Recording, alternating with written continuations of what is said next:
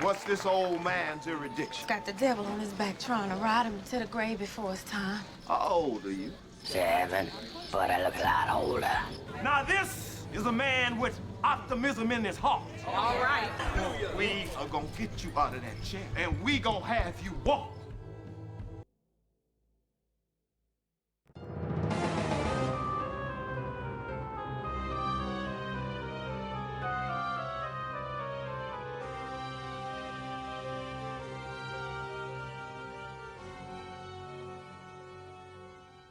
Book 1.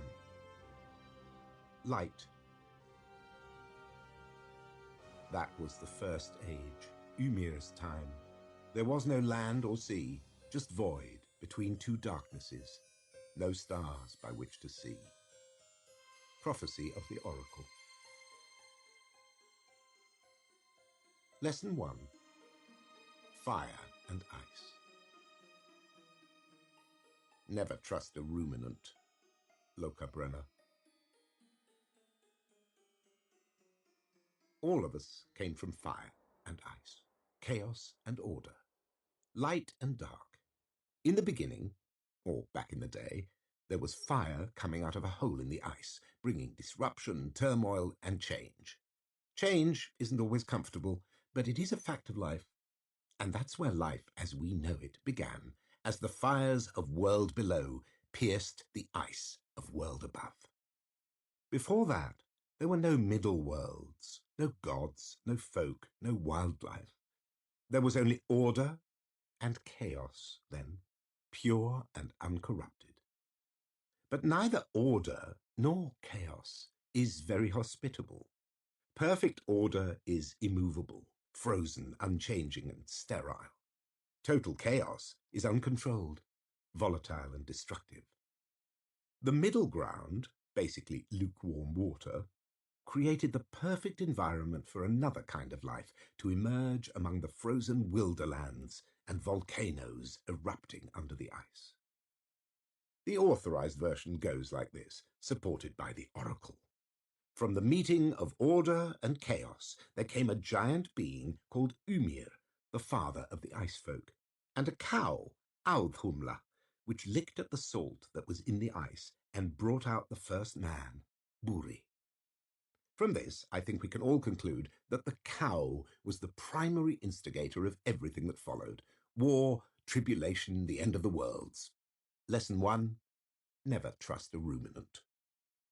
Now, the sons of Buri and those of Ymir hated each other from the start, and it didn't take long for them to go to war. Buri's 3 grandsons, the sons of Bor, their names were Odin, Vili, and Ve, finally killed old Ymir and made the middle worlds from what was left of him, the rocks from his bones, the earth from his flesh, the rivers from his steaming blood. His skull became the firmament, his brains the clouds, his eyebrows the division between inland and the outlands. Of course, there's no way of proving this, let's face it, rather unlikely hypothesis. All of the possible witnesses have disappeared, except for Odin, the old man, the only survivor of that war, architect and chronicler of what we now call the Elder Age, and as it happens, the only one, except for me, to have heard the fateful prophecy delivered to him by Mimir's head when the worlds were fresh and new. Call me cynical if you like, but it all sounds a bit too convenient.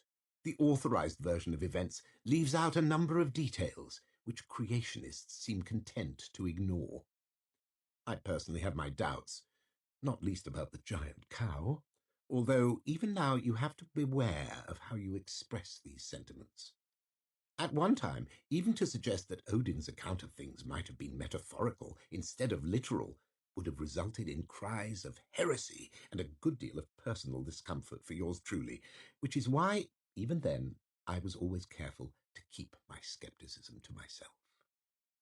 But that's how religions and histories make their way into the world, not through battles and conquests, but through poems and kennings and songs, passed through generations and written down by scholars and scribes.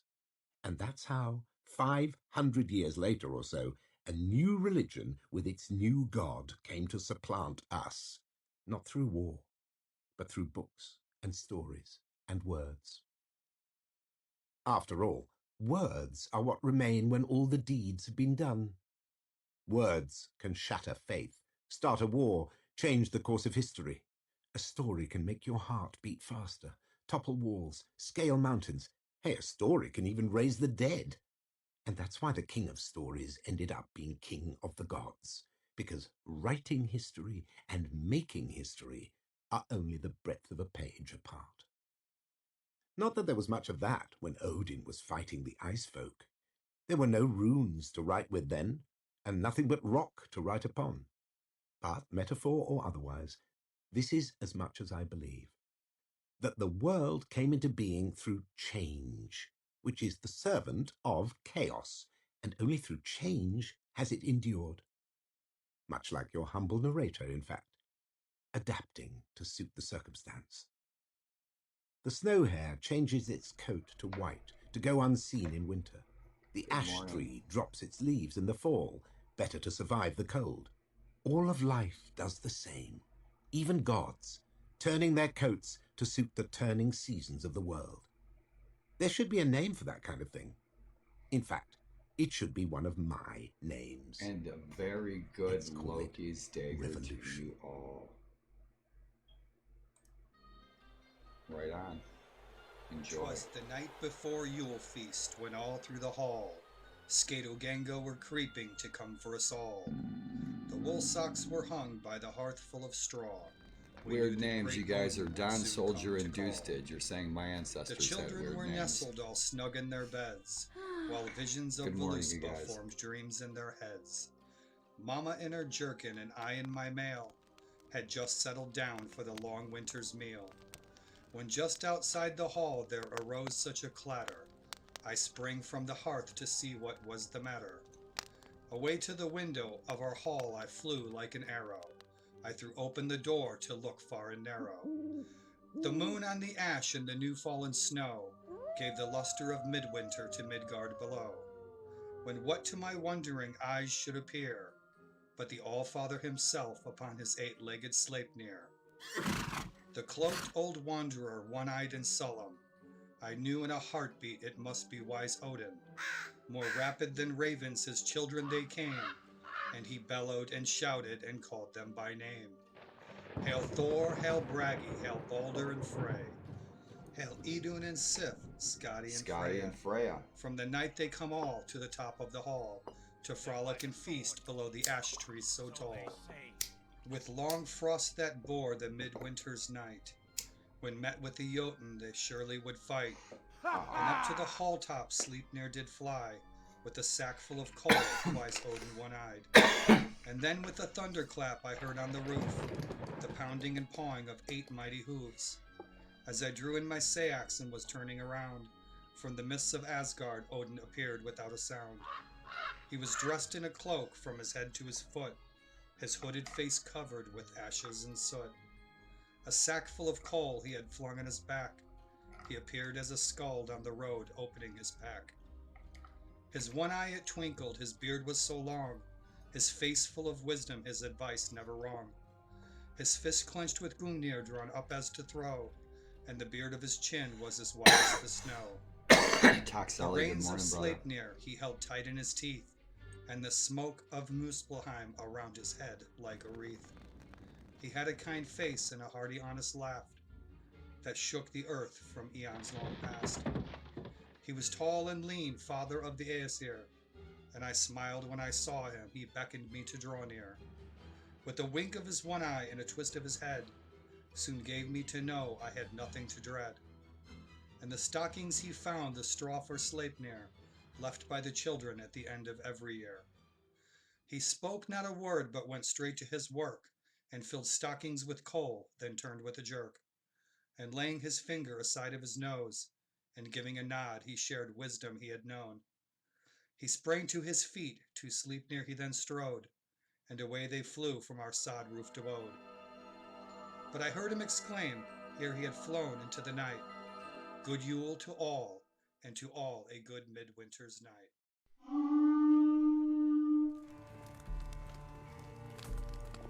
Awesome. Good morning, you guys. What's up? Look who's talking. Dusted, Don Soldier, Taxale. You all have such weird names. You all must surely be gods. Welcome, my gods. Oh, dude, Popeye's great. Are you kidding me? Popeye the movie, the film with Robin Williams? It's fucking awesome. You guys will knock your socks off. You can actually go there. When you see the film, Popeye, right? I saw it in the movie theater with Robin Williams. It's the sets and everything. It's a trip. That's actually a place you can visit. They turned it into a great big like Hollywood resort. I think it's in the Mediterranean. I think it's a little island off Malta. You can actually go visit that Popeye village. It's trippy. Wait till you see it.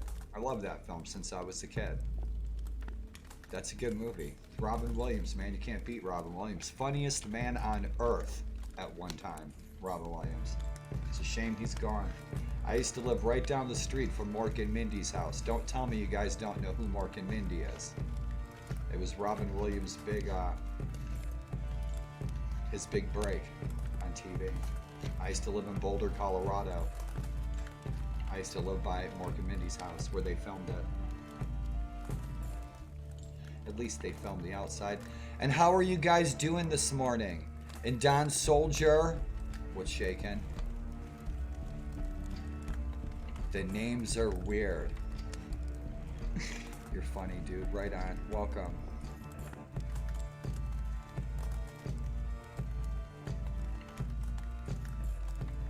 You see, we don't use the word mythology in relationship to our history or our gods or our beliefs, because saying that that is mythology, saying that Odin is mythology, is making the claim that he doesn't exist.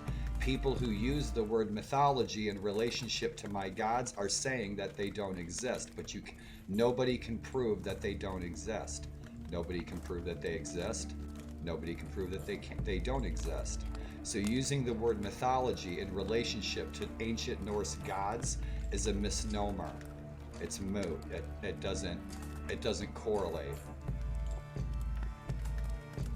And so unfortunately, for probably the past 120 years, people have been using that word. A mythology does not mean a group or an illustration of different things into one category. Mythology literally means myth, something that isn't true. And so using the word mythology in relationship to, say, Thor is making the claim that Thor doesn't exist. But nobody can prove that he doesn't exist. That's like saying King Arthur is mythology, but people cannot prove that King Arthur didn't exist. I wrote an essay, a dissertation, a thesis. I wrote a paper on it in college about how those things are not mythology, given the definition of the word. And so unless you can prove that my gods don't exist, my gods are not myths. And see, that's what my grandmother taught me. So my grandmother taught me all this stuff when I was a little kid. Now Popeye truly is Odin. Now that I cannot prove. I hope that clarified the way that I see things. That's the way I see the world. And if that's the way that you've always seen the world since the day you were born, that's all you were ever told, that's what you would believe. If you were only ever told that poop is chocolate, that's what you would believe. And so we all come from different places and different walks of life, and we believe a lot of different things, and we should share and relish in all of those different things about one another, and use those things as strengths to propel each other forward into success and a brighter future. How about that?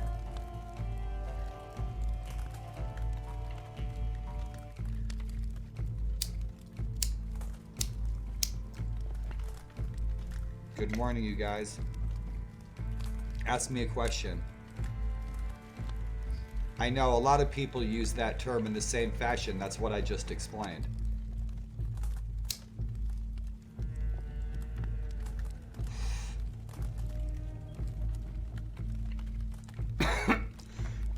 I think that more students would have understood even more. I disagree with your assessment completely. My professors would disagree with that too.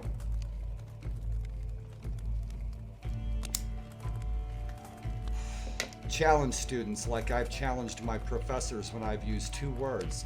Prove it or prove me wrong. You see what I'm saying? You learn from that. You don't learn from just going along with something. Oh, I'll just go ahead and go along with that usage of the word and continue to be ignorant like everybody else who's using it, rather than educating someone for the better so that they start properly addressing what they're trying to assess.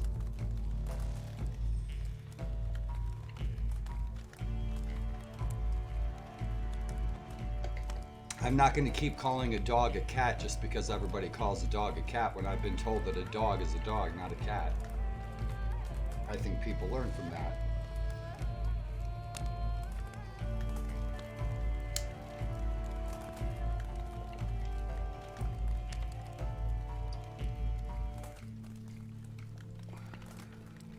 That's too bad. The problem is the lack of time for your teacher to use the proper terminology and try to teach you something.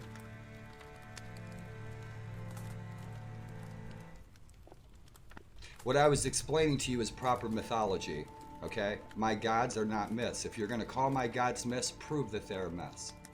That's my challenge to you.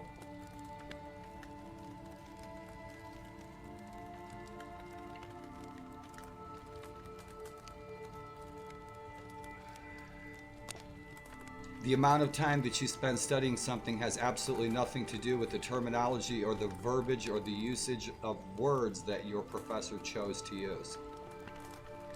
Mythology. It took me a split second to say that word. In any event, unless you can prove that my gods are myths, my gods are not myths and they are not mythology. Ask for a refund. Exactly.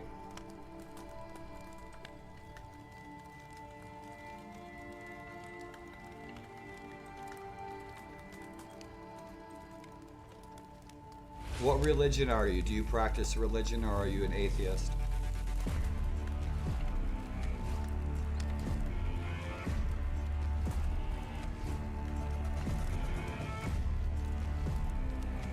I don't know that God. What's your favorite god?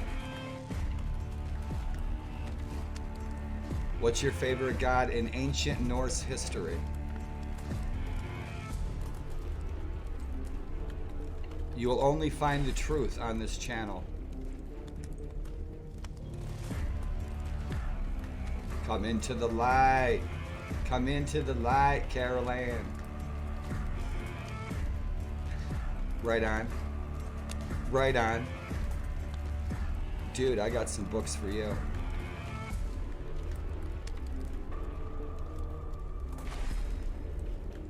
I didn't have any problem understanding that when I was 5 years old. Right on, cool. Most of the people where I'm from were Lutherans or Protestants. That was explained to me when I was a little boy, over and over again. So that's too bad they couldn't understand that. So, let's expand our kingdom. Who's got a question? Who's got a question? Give me a question and tell me, Don Soldier, do you have a favorite icon or god, person that was worshipped as a god? Because it's ancestor worship is what it is. A favorite god. Rock and roll. In Norse history, all of you guys. Taksale, do you have a favorite god from ancient Norse history?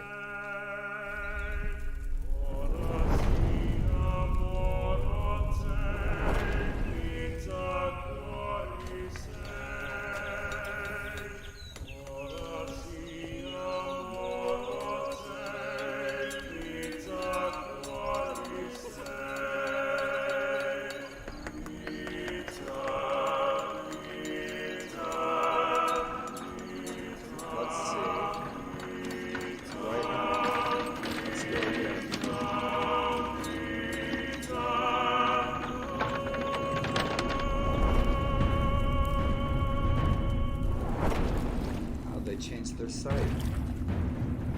Right on, you guys.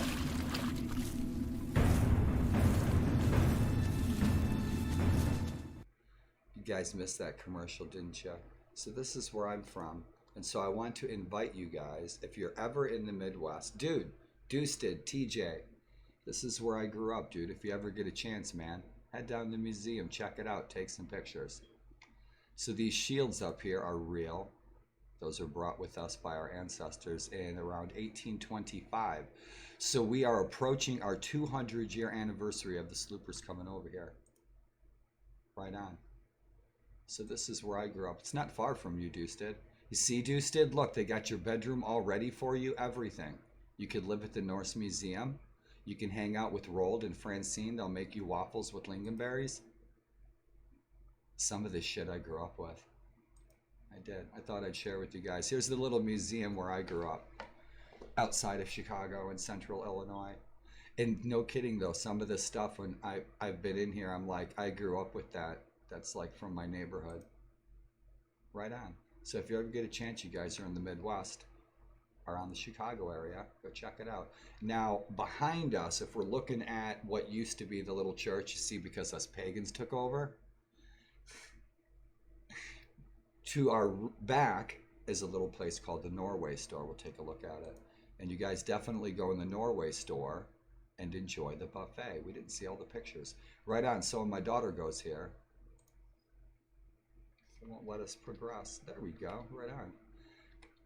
There's, yeah, we have a little Viking ship sculpture. Right on. Cool beans. Back in the cornfields. So when my daughter goes and we visit, my daughter wears traditional clothing like this. My daughter usually wears Sami clothing. Right on. Oh, the yummies. Ooh. Goodies. Awesome. Yep. Welcome to Scandinavia, America. So little Norway, when we first arrived here, it was called Stavanger, and then it was changed to Norway. And so you see towns out there are so small, there's no post office, there's no police station, there's no fire station. Thought I'd share. Thanks for looking, guys. Go to Starved Rock. We'll have to take a tour of Starved Rock. Now when you go into the little Norway store, all right, there's a buffet, and it's all good Scandinavian food.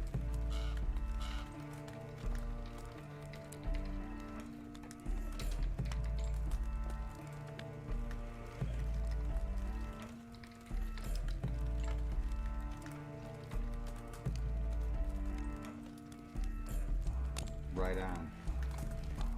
There we go. Yeah, buddy. You're getting hungry, aren't you? Yeah, you are. So, dude, you'll find stuff here in the Norway store you won't find anywhere else. I can't get this stuff here in Pennsylvania. So, give me the menu. I don't want your cookies. So, go to the buffet. It's not like that. That's some freaking picture. Let's see. Fresh fruits. What do you guys? They changed their website. Yeah, they changed their website. But on the buffet, on the weekends, let's see if they are advertising it. They'll advertise it on their Facebook, right? But on the weekends, you have a traditional Scandinavian buffet, and it's good. Now, a couple miles away, there is the Fox River Resort. If that's your thing, there's a resort nearby with golf courses, and it's on the river and everything. There's a lot of boating here, right? Starved Rock State Lodge. Master Raw, good morning. Dude, I know they changed their website, though. They used to show all the yummies. This is the Norway store back home, right? This is the Norway store back home, but they're not showing pictures of the buffet. The weekend buffet has like all the Scandinavian goodies, you know, but they have all kinds of crazy meats and stuff here. Right on. Yeah, they've upgraded and kind of modernized the website. They're not showing us the buffet, man. It's on their Facebook page though. Right on. Master Raw, good morning. Dude. Yeah, it's where I grew up, you guys. Right on. In the little museum. Let's see, Starved Rock. Show you guys Starved Rock. Deuced, I'm gonna show you what is right outside the city, pal.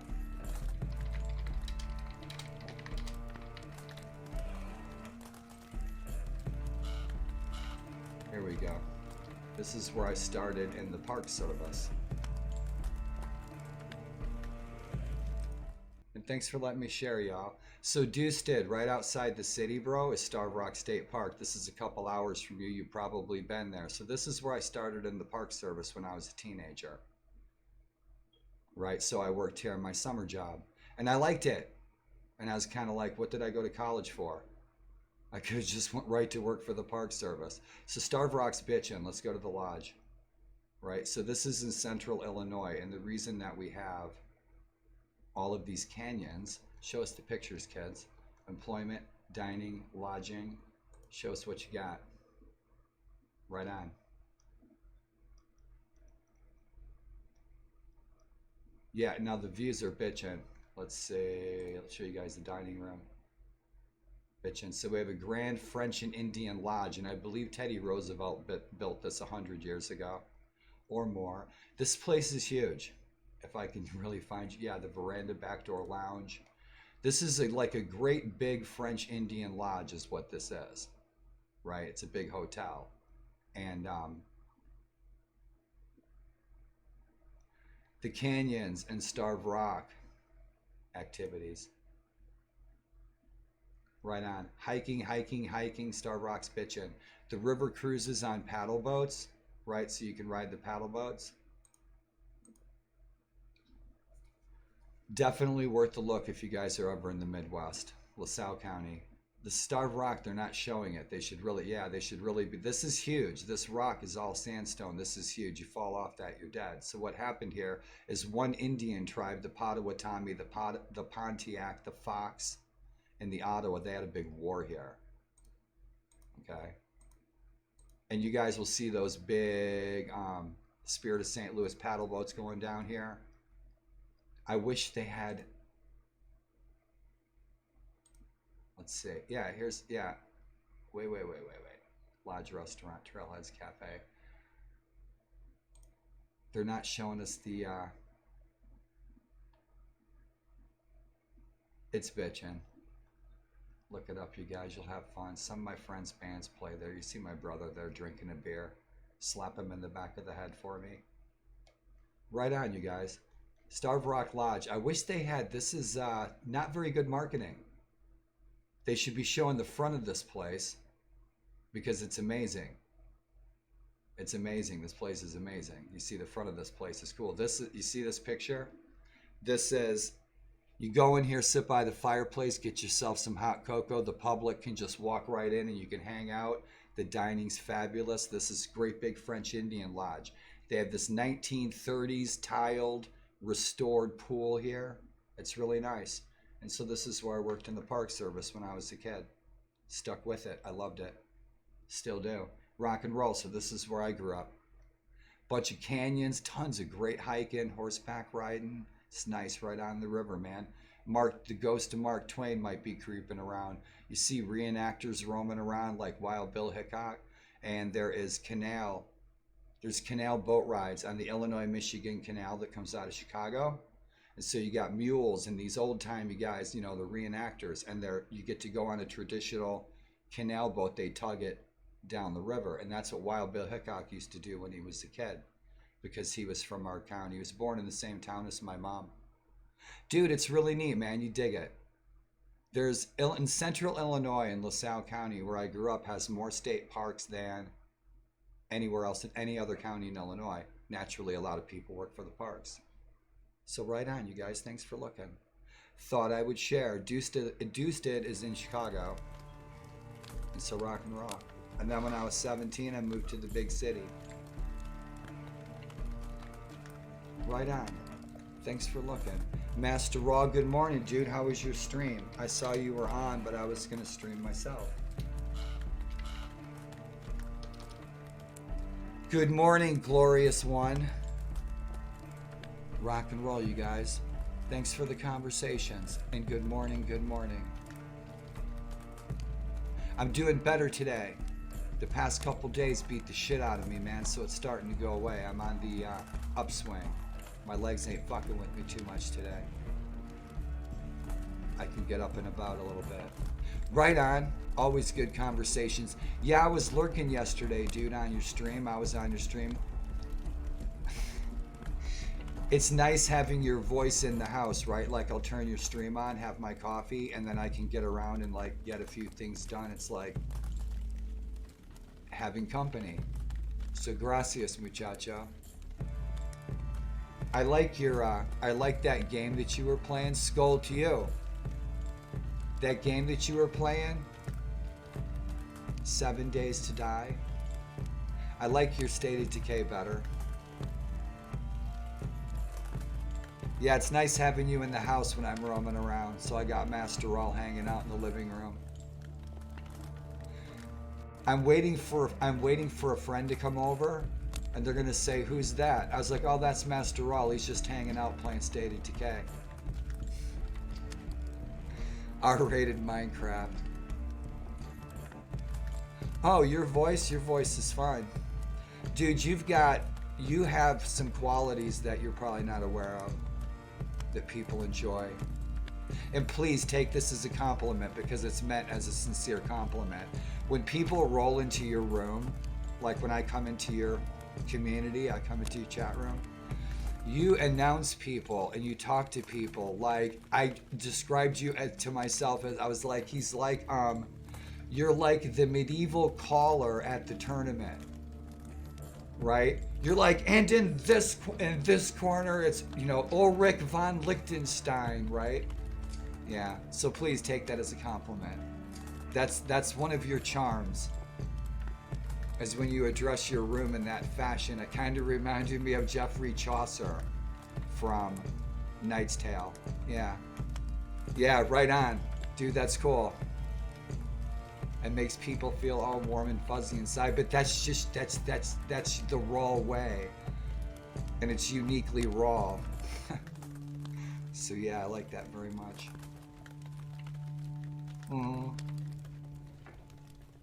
That's what you're like. That's why I said he's probably unaware that he does that, but that's pretty cool. So, yeah. Pat on the back.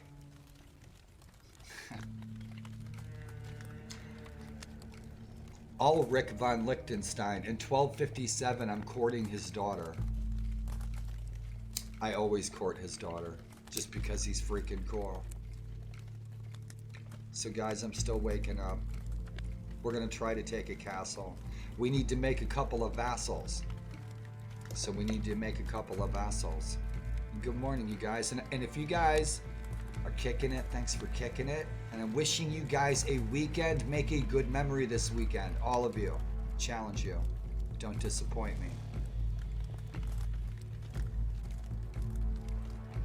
I'm gonna get my ass in my wheelchair and I'm gonna go outside. Maybe I'll be able to get my cam outside. News reader in age.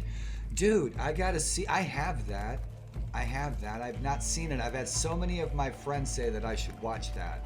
They say that it's so good. I'll have to see his face. Oh yeah, bro, I made my own kingdom. Right on, we'll take a look. My friends all say that. People my age, my friends and you guys. Huh, that's too bad. So many freaking good shows get canceled, man. Deadwood was one of them. They did like 2 seasons and then canceled Deadwood, and it was great. But I have been compelled to watch that, and I'm just, you know, I don't know. I'm always look at you, dude. You tired of me chatting? You guys want me to stop chatting? I'll shut up now. We'll play. I did. I saw that and I liked it. Dude, did I ever tell you the very first place that I ever mowed for the park service, I think I was like 16, 17, was Wild Bill Hickok's birthplace. And it's just a little square quarter of a block. with the wrought iron fence. You can see it. It's, I don't know, it's just a patch of grass with trees with the wrought iron fence, but it was cool. I never even knew. I didn't know that Wild Bill Hickok was born in Sandwich, Illinois. That's where my mom was born. And I grew up there, and it's like, why didn't they teach us this local history in school? You know, so that was pretty neat. We rolled up, me and this guy, and this little patch of grass, and I was like, oh, wow.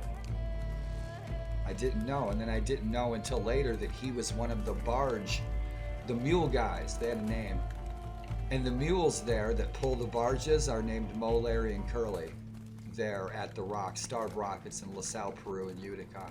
But yeah, one of the guys will portray Wild Bill Hickok as a young man before he became, you know, an infamous gunfighter.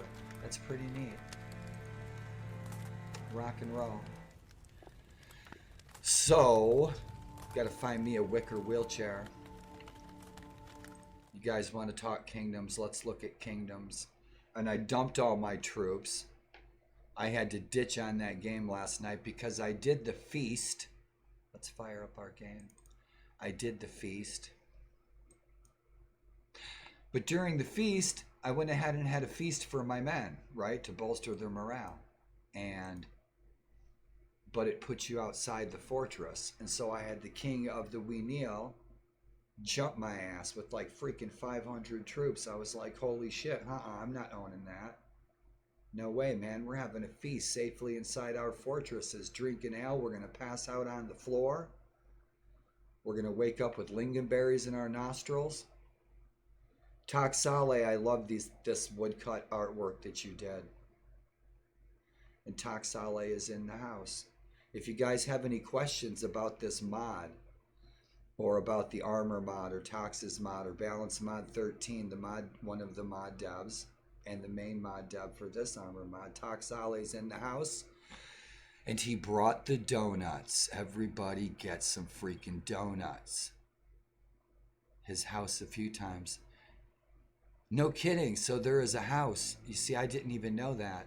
I didn't even know that, man. I've been to John Deere's house, like they have his forge and stuff there. I didn't even know there was a house there. I mowed like a patch of grass. I didn't even know that. They didn't even teach us that in school in the same damn county. There's so much history there that we were never taught in school. Yeah, right? We had a full-size Scandinavian stave church in our county. And it's been there since the 1820s, right? Our ancestors brought it over. One of those huge Scandinavian churches, right? With the dragons and shit. We had that in our county. And they gave it back. They donated it back to the little town. Sorry if the music's loud, you guys.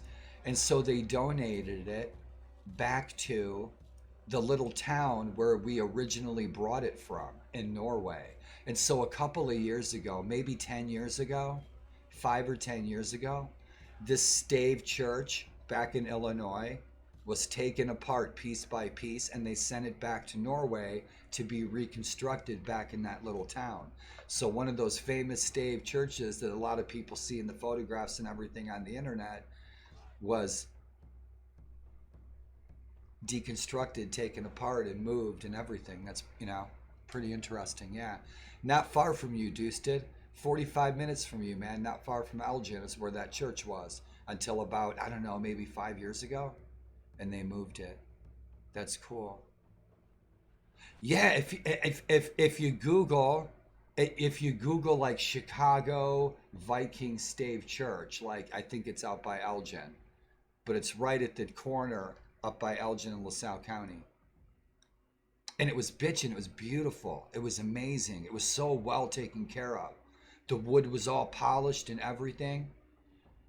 And I'm just kind of like, that's kind of cool that they took it back, but gee whiz, that was such a cool cultural museum. If you look for that, you'll see it on Google. And there's still some pretty recent pictures too. The pictures look like they were taken yesterday. It's, if you search for, I can't remember the name, I'm sorry. I think today's Saturday, right? I didn't know what day it was today when I woke up.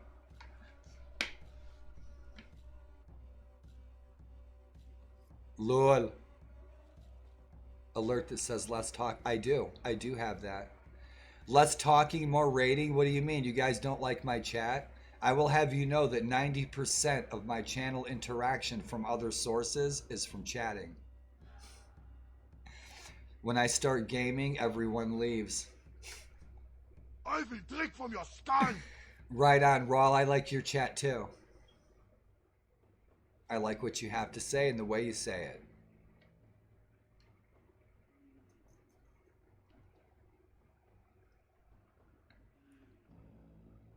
Because the thing is, Rawl, is that you're sincere. And that sets streamers apart. And so right on. High five. We do. I had a bunch, but when I play a different mod, I'll add different sound. I could probably turn those sounds on if I jump out of here real quick, you guys. I have all those sounds in there. Yeah. Absolutely. Absolutely. Absolutely, Master Raw. You know, I asked my daughter that one time. It was really interesting. We were going to the Ren Fair. It was years ago. I used to live right by the Pennsylvania Ren Fair, about 5 miles away, Mount Gretna in Pennsylvania, right here. And so I asked my daughter, I said, when we go to the Ren Fair this weekend, what character are you going to portray? Who are you going to be? And she said, I'm going to be me. She goes, I'm Sage, I'm going to be me.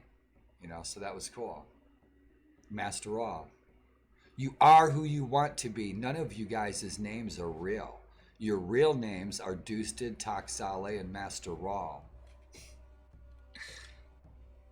Right on, you guys. So shit, where we at? How we looking? 300. The music sounds loud to me, guys. Please let me know if the music is too loud or too soft, because I can't hear it. And thank you if you do. Shit. So what's the big plan this weekend? Let's get some troops. I'm going to get about 100 of my toughest troops. We're going to go sell these prisoners. I dumped all my troops in there and I bailed because that king was going to wipe me out. And I went to my hideout. So now I can have a feast. My morale should be kicking. It is kicking, but we got to go get rid of these prisoners, Hagalam. Elchu has to go.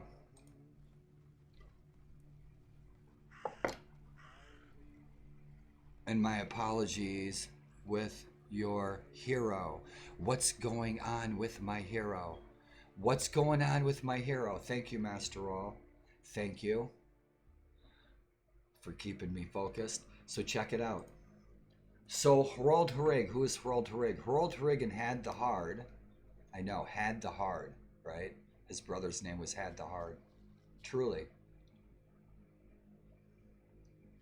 These guys were rebels. They told King Harold Fairhair to kiss their asses.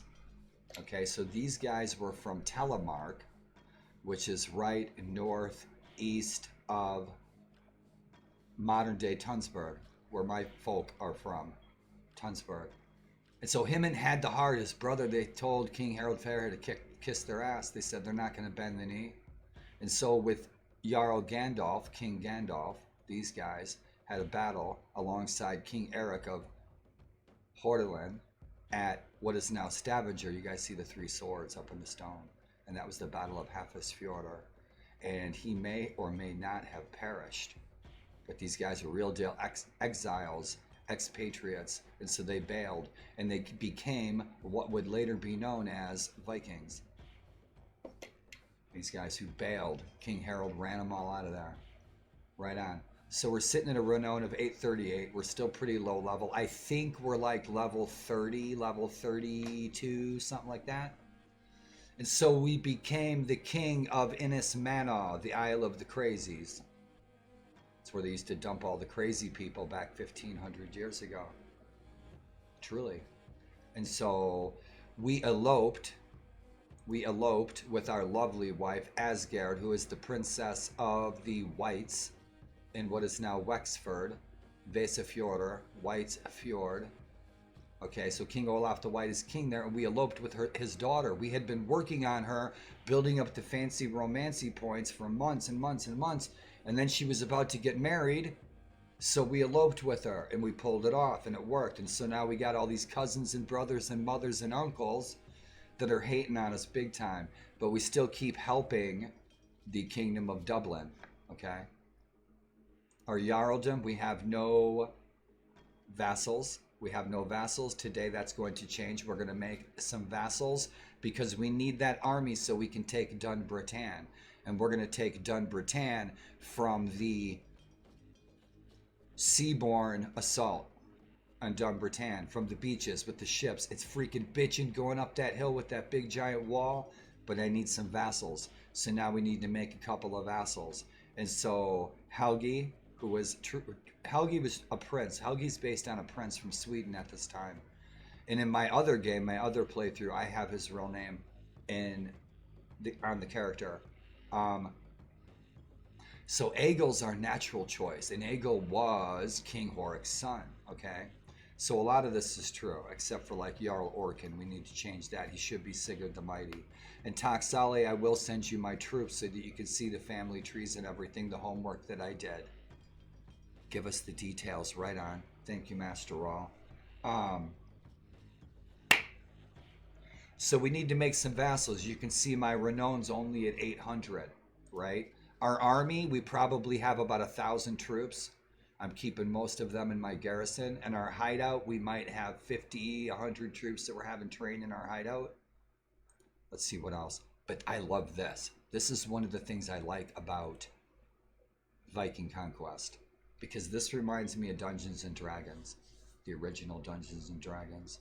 So right on, Peter Chronicle, our story and our quests, we just have that. Oh, that's right. Somebody tried to murder us. So we need to track down the killer. Our attributes, we're sitting at level 35. That's cool. Right on. I thought we were like level 34, so we must have leveled up. Bitchin'. We're doing all right. We're kind of... Yeah, we don't know how to read. Let's check out our character. Our reputation, we did the full Viking bad guy trip, right? We got like the negative 100 honor. And then I spent months rescuing lords and friends from dungeons, and that helped me build my honor back up. Helping villages, you guys get the trip. And so we went down the path of darkness, and then we embraced the light side of the force. Right on. And so I did that whole trip because I knew it would make the game last longer. Do the whole Viking Raider goal, right? So we did the Viking Raider goal. Yeah, we're going to be strong king. So we did all these. We worked our way up. So we went all the way down in honor and then had to build it back up. And I never have ever in Warband, in anything I've ever played, I've never even considered these points. I've never really looked at them. I don't know. These points doesn't mean anything to me. The adventure means everything to me. And so we can't read yet. We're obviously pagan. We got a shit ton of coin. Our troops are costing us less than 10,000. If my troops are costing me less than 10,000, I'm pretty happy. We got a decent right to rule. We married into royalty. We married into the Kingdom of the Whites, and we are helping Dublin take the peninsula of Lagan. Right on. So where we sit in 69 health, rock and roll. We got the strong trait. We do not have another trait. So we're going to try to shoot for the wine connoisseur trait so that we can kick down the wine to our buddies in the field. I'd love to change that to ale. Tox ale, right? Change that to ale than wine. We got a bunch of wino Vikings running around, as much as I like wine. Right? Some nice freaking grog in the tankard, man. Right? Trade that shit out. Right on. And change that freaking peningas and dinars to Danegeld. Hell yeah. Scars? None. I thought we had a wound. Shit. I've killed 10 of my own men. I'm freaking horrible. Shit. How's our budget looking? Terrible. Our budget's terrible. We're not losing too much. We have a few companions. We're going to grab about 100 of our really good troops. We'll grab like 100 of our really good troops. We got an awesome right to rule. We have to get rid of our Christians. They're causing too much of a morale issue. Our Christians are being pissy with all the pagans. So unfortunately, I'm going to have to get rid of the Christians. Now, what am I going to do with them? What am I going to do with them? Hey, what's happening? The scores. Yeah, I don't ever look at the score, bro. I love the adventure, man. I hope we lose our kingdom so we can take it back. You know what I mean?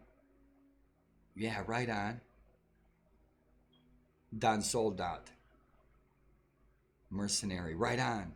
Yeah, right on. Yeah, right on, man. Yeah, Don. Because I love experiencing all those different cultures and all those different cities and fighting alongside all those different cool armies. You know? Yeah, absolutely. Right on. Thank you, Tox. Thank you. Take it away, Tox. Rock and roll. So who's our buddies? King Gudrid the Red. Jarl Rondvald Estensen, son of Eystein Glumra. Eystein the Loud. Eystein was somebody who was very obnoxious, very loud, very outspoken. You guys get the idea. Eystein the Loud. Olaf Gudridsson. Olaf the White. He was the White because he was Norse. Gudrid the Red was Gudrid the Red because he was Dane. Helgi. Jarl Uva Lothbroksen. And don't believe that horse shit you read on the internet that Uva wasn't Ragnar's son or something. That's a lot. Yeah, I don't. One little obscure line in a vast volume of sagas. One little line written by who knows who. Somebody took that out of context and, you know, makes a little claim on the internet that Uva is not the son of Ragnar. Give me a break. You know, right on. King Eric. I'd love to see King Eric. I would love to figure out a way to get King Eric to start a civil war against King Harold Fairhair, right? When we start out the game, Toxale, when you start the game, at the beginning of the game, Princess Gita should already be married to King Harold Fairhair. She should not be up for grabs. Or he would not be king. If he was king, he would already be married to her. If he's not married to her, he'd only be a lord. Jarl Orkan should be Sigurd Eysteinsson. Sigurd Eysteinsson. Sigurd the Mighty. Right on. Oh! Ivar. Ivar could walk. Ivar was tall. Ivar was skinny. Ivar was strong. Ivar was kind of ugly. And Ivar was buried in a churchyard surrounded by at least a dozen female warriors. We now know that through modern carbon dating. We didn't have those tests 50 years ago when that grave was found. So we know he could walk. Michael Hirsch knew he could walk. All those documentaries knew that he could walk. So, but I like his chariot. If you guys find Ivar's chariot for sale on eBay or something, let me know. Rock and roll. So we're already married. What else we need to look at? What else we need to look at? Our companions. Who's pissed off? Come on, these guys gotta be pissed off. Beta, you gotta go. Maybe I can send him on a diplomatic mission. Or what I'm going to do is Beta, I think Beta is one of those companions that will, Toxale can answer my question, and thank you if you do. When I kick Beta out of my party, is he going to become a lord in his own right, or is he going to continue to hang out in the taverns? Because the last several playthroughs that I've done, Beta just hangs out in the tavern, where some of the other lords, like Aelchu, he'll become a lord in his own right. Most of these guys will become a lord in their own right. Reginald should be Rorik of Dorstad. Brunhild is Brunhild. Egil is who Egil says he is. Solveig, Lagertha of Sealand. Lagertha of Sealand. Because Beta, if he does not become a lord in his own right, looking for a lord to bend the knee to, I'm going to make him a lord of Wessex. Yeah. Will he? Thank you. I'll find out. Now, Taxale, the body slider, the auxiliary character option, is that only for sieges? That's only for sieges, right?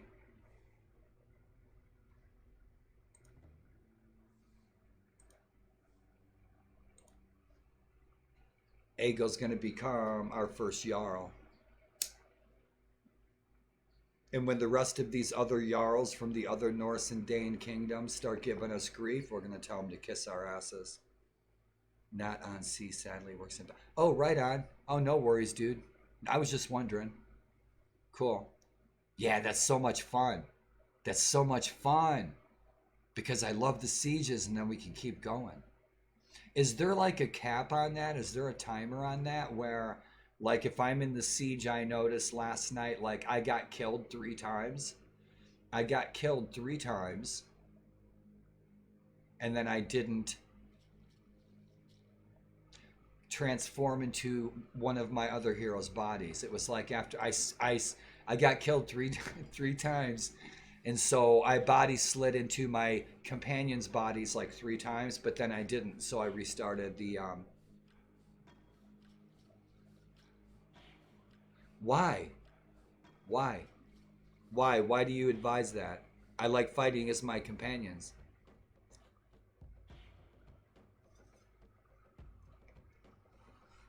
Tell me why. Because the warriors are better? My companions are pretty tough. Some of them are level 30.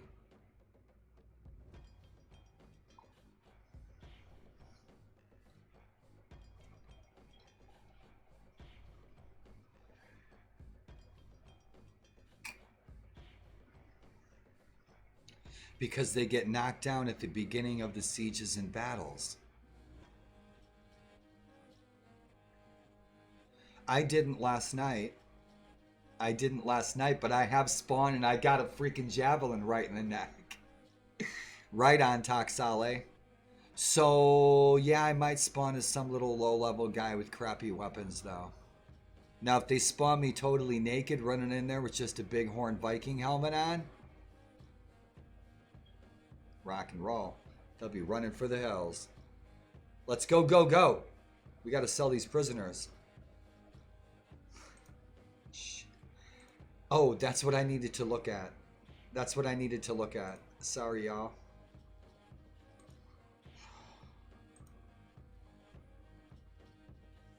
$128 troops. How's our morale sitting? Should be excellent. Right on.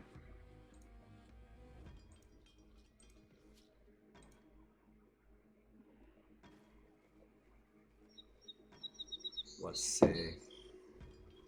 I don't think we have anything to do. Let's take a walk. Love taking a look around first thing in the morning. Dude, the skies look awesome. The skies look awesome. The dark trees up on the hills and the sky up there all dark, man. Looks like the Appalachians. It looks awesome. Let's take a walk around. Nice. Right on. Nice and overcast. Bitchin'. It's not too bright. Awesome, awesome. Good morning from Manx. Who wants to go to the Isle of Man? I won't even make you push me around too much, man. We'll go to the Isle of Man Grand Prix. Not too scenic, huh? Not too scenic. Shit. We need a field of tulips out there. It's tulip time, man. It's spring. Color, color, color, color, color everywhere in the world. Awesome. Here in region, I believe we're in region 6, A and B, the transition zone. Rock and roll, looks good, awesome. Hell yeah.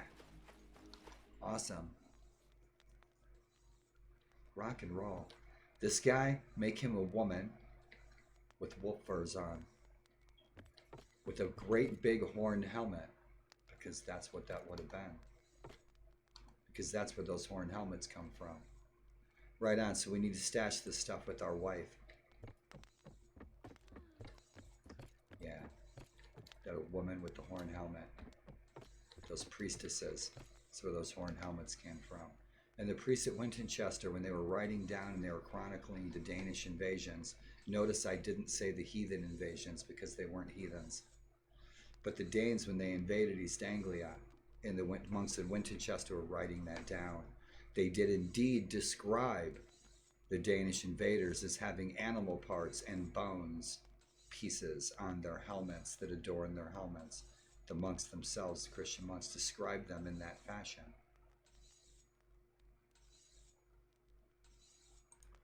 Yep, we're stashing all of our war trophies. That pig's done. Kick ass, let's get out of here.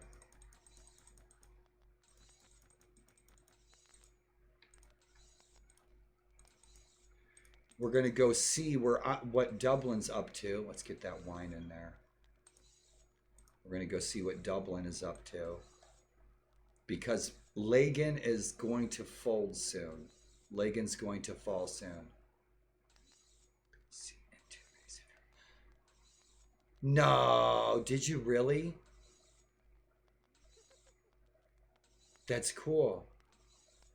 Oh, that's cool. Right on, dude. I got to take a look. I can't wait. Awesome. I like, oh man, those Scottish fortresses up there in Alba are so cool. Yeah, Hedeby's awesome. Hedeby has a lot of really good music there today. Hedeby's a nice little rock and roll freaking scene. You got a lot of good music coming out of Hedeby in Denmark. That would be super, dude. You'd be a superhero.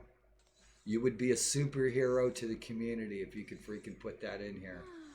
I don't know how many people are even playing Viking Conquest, but man, it's my choice. I love Viking Conquest. DLC. I love the DLCs that come out of Warband, Napoleonic Wars in this. I think I'm going to fire up Fire and Sword too. I have Fire and Sword. It never really tripped my trigger too much though.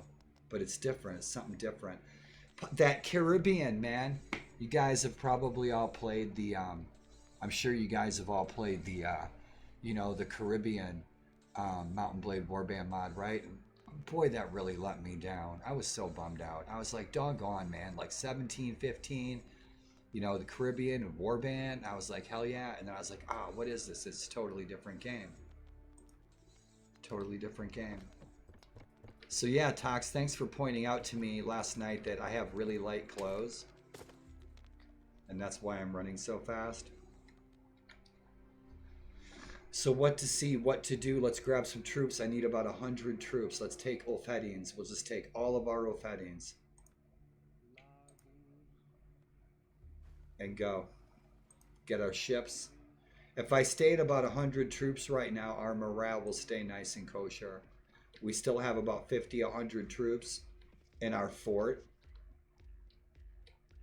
But we need to sell these prisoners. We need to go help Dublin. We could take Dunseaburg today. But the problem I have with Dunseaburg is if I give Dunseaburg to a vassal, they're going to have every port that they land on is going to be an enemy port. So every time my vassal tries to go to his fief, he's going to get attacked by an overwhelming force because he's landing in an enemy port. And so it simply doesn't work. And if I take one of these fortresses,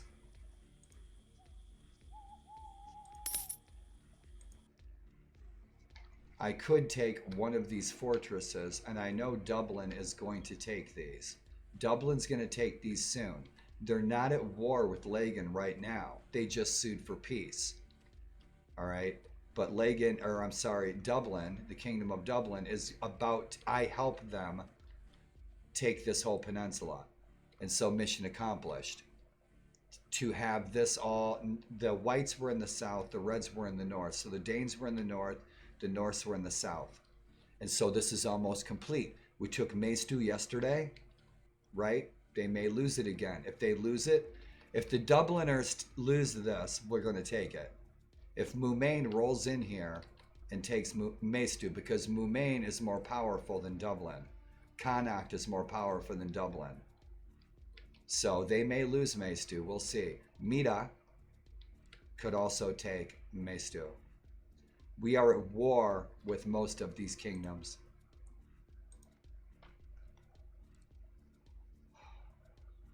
Yeah, we're at war with a lot of kingdoms. Gwynedd, Alt-Clut. We need to go to Alt-Clut. We need to make these vassals so that we can attack Dun Britannia. We need to do that immediately. I need to give these guys fiefs. We need to take a castle. So we waged war on Connacht. The Danelaw just took Dunavert. The Weenil, if the Weenil fall, that northern city of Aileach would be a super perfect port. Yep, to raid Alba. We're also at war with Alba. And there is a fortress on their coast, but I don't know if we can hang on to it. That would be a bit tough. And so are we having a tournament? Love the tournaments. I need to keep drinking this coffee. And so I talk, less talking, more raiding, wearing myself out. Let's go talk to the Lord, see if we get our mugging. We didn't get our mugging. What's up with that, Tox? No mugging. I'm supposed to get a mugging with every freaking Viking donut. And dude, thank you so much for the work that you did on the models. The models have never looked better. The models are freaking fantastic. The shoulders are just superb. It's such a great big relief to see those shoulders like a normal human being.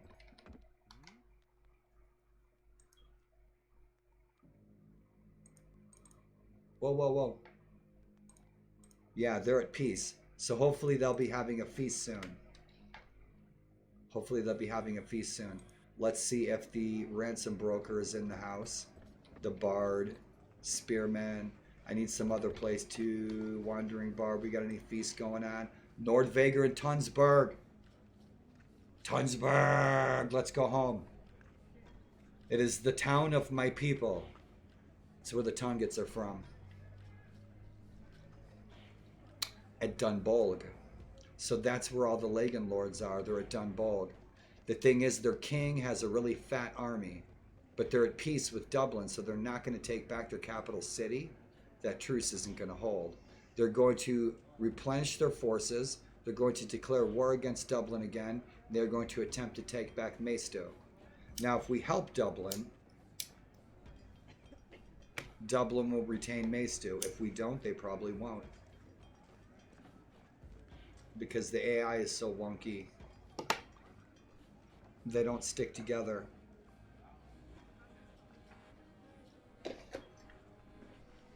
What's for breakfast?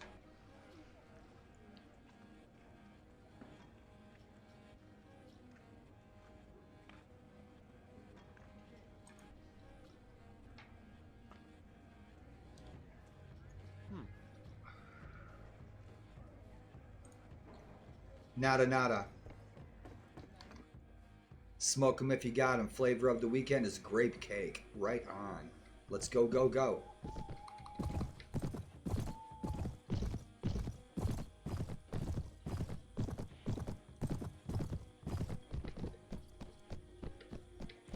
I'm kind of sitting here wondering, how can I get up on a horse these days?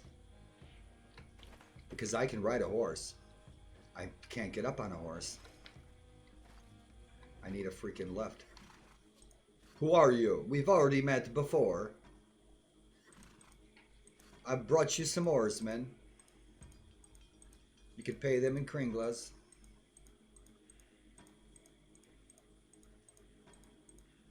So hey, Dusted, if you ever go to the Norway store in Illinois,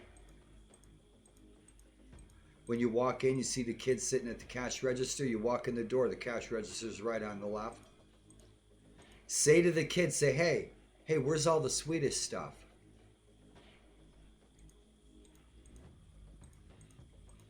What are you guys, racist against Swedes? Why you Norse always got problems with the Swedes, man? This kid looks at me, this redheaded kid, he turns and he looks at me, this teenager, and he goes, those are our redheaded cousins that we don't talk about.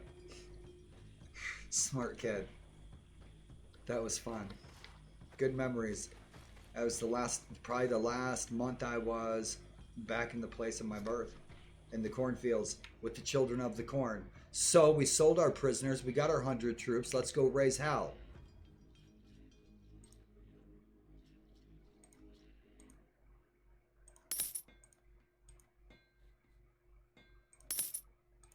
Yeah, I think we have some carvies to sell. We'll sell that. We don't need it.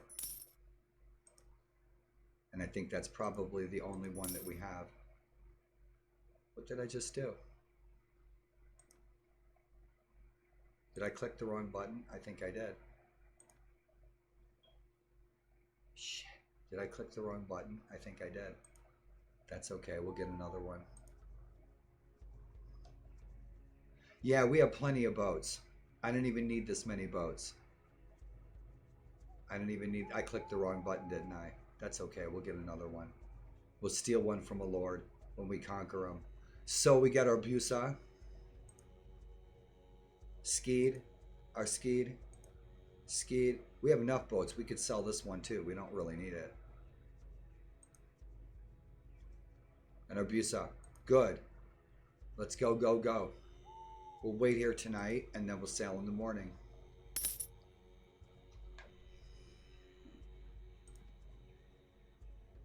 We'll even go grab a few more troops.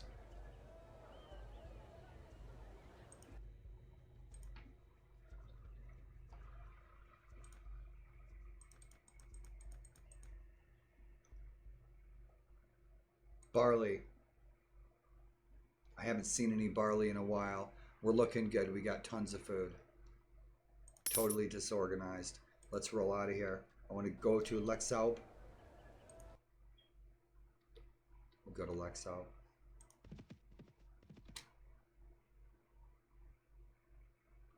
Yeah, he's not liking on me. Morgant. He has not found has he found a lord yet? I don't think he has. So, wait a second. I clicked the wrong. Let's see who he's fighting for. He was one of our companions. He has no lord. We got rid of him. He was pissing off all the pagans.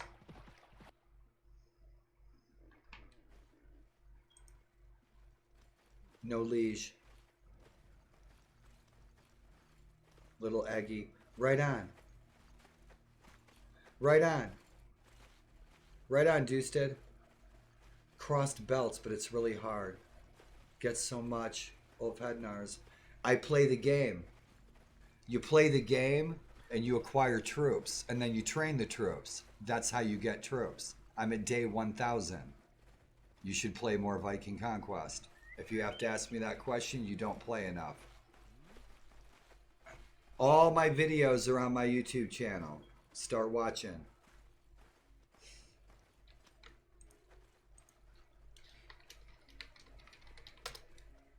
I actually had to make videos to show people. I had to do clips to show people this is how you make money. This is how you build up troops.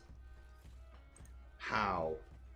Are you saying that I'm cheating? Then you start watching my videos. Learn how to play.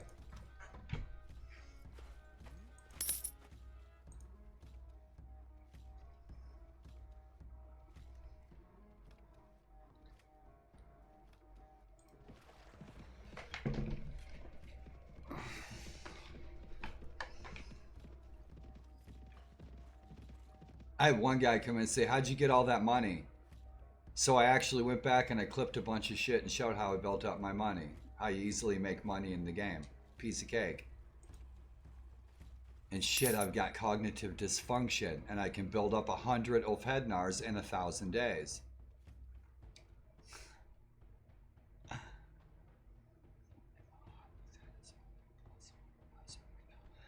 Oh no, I may have changed the troop trees. Let's see. I make my troops more accessible too. Let's take a look.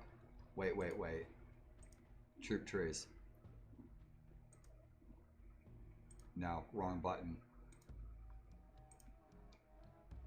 Right on. Let's see. I can't see those. They're so small. I can get Ulfhednars all the way down this troop tree. Right there. Boom. I can get Berserkers in the troop tree. Ship captains. It's very small. Master archers. I can have access to all troops. I don't get specific troops in specific places. I can have access to all of them. And so I don't know if you did that to the troop tree or I did, but that would answer your question. How do you get 100 Ulfhednars?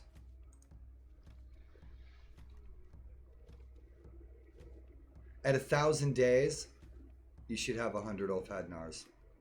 You should have hundreds of berserkers. I don't know. You tell me. You're the mod dev. And bring some donuts.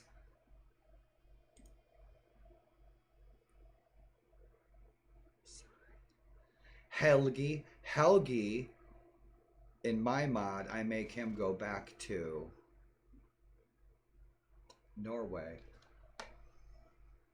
His father at this time,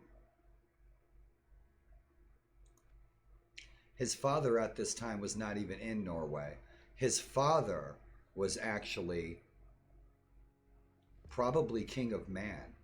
People heralded him as the king of the Southern Sea. They heralded him as a king, even though he never claimed that title. Kettle Bjornsson. He never claimed the title of king, but people heralded him and they called him a king. They talked of him as a king. They engaged him as a king. And he owned a lot of property, land in the Hebrides and the Irish Sea. And so at this time, he wasn't even in Norway at all. Ronvald Estensen would be the Lord of Rogaland.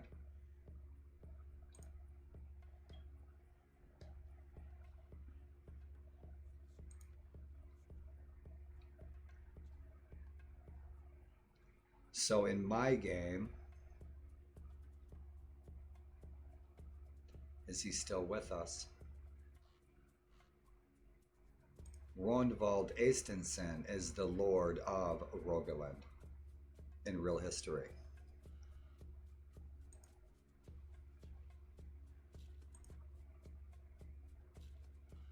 Tungataigen, real history. Let's see. Right on. Rogaland, I put Ronvald Estensen there, and then I move Kettle to the Irish Sea in the Kingdom of Dublin. There should be two factions. These should be two separate factions. This faction here should be distinct from this faction, but this faction is actually a client faction of Norway. This faction is not a client faction of the Kingdom of Dublin at all. And these are actually two factions. Dublin, these guys are Danes, these guys are Norse. These guys up here are all Norse, attached to King Harold in real history. And that battle that decided that was here. And it must be one of the reasons that there is a Hof here. You should put 3 big swords, Taxale, sticking out of here. I know it's not, they weren't there at the time, but they were hundreds of years later. Oh, I know. Oh, I know. Yeah, I know. I'm not saying to do that. I'm just saying that's what it was in real history. Right on. Now, I have split the factions before, and what I did is they lost Vasafjordur, as usual, early in the game. Early in the game, man, it was a couple of months into the game. I just started the game, and you know what happens at the beginning of the game. Dublin gets freaking steamrolled, right? And so they lost Vasafjordur like within the first few months, and I built up a bunch of not so tough troops, but this wasn't garrisoned for shit.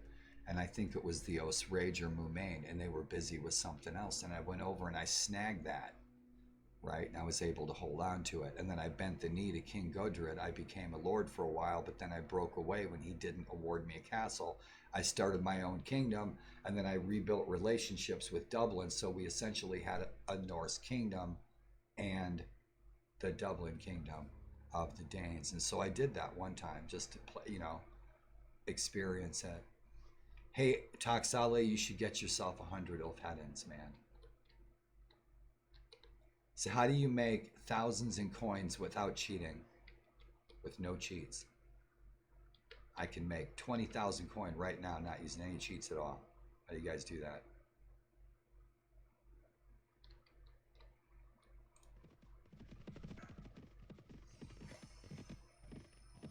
I showed Smutty Pickle one time. He said, how'd you do that? I said, if you ever need money, that's what you do. There's no cheats turned on at all. You guys all do it. Who's this? Alt Clute, you're in trouble. Give us your dough.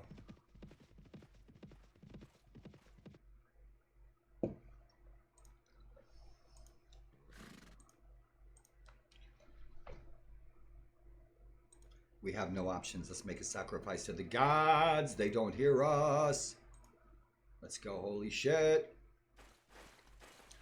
Looks good. Let's go. Let's go. Let's go.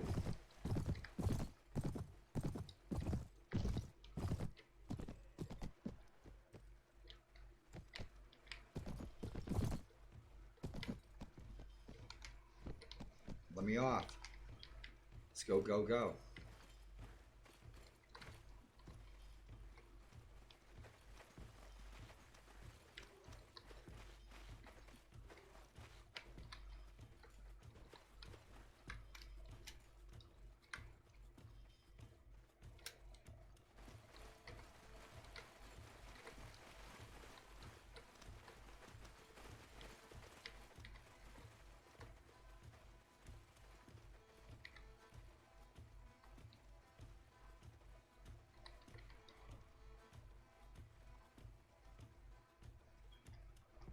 Are these guys smoking crack or what? Oh, they're all skirmishers. I've got all Ufed in, I forgot. Right, shit! Let's go, let's go.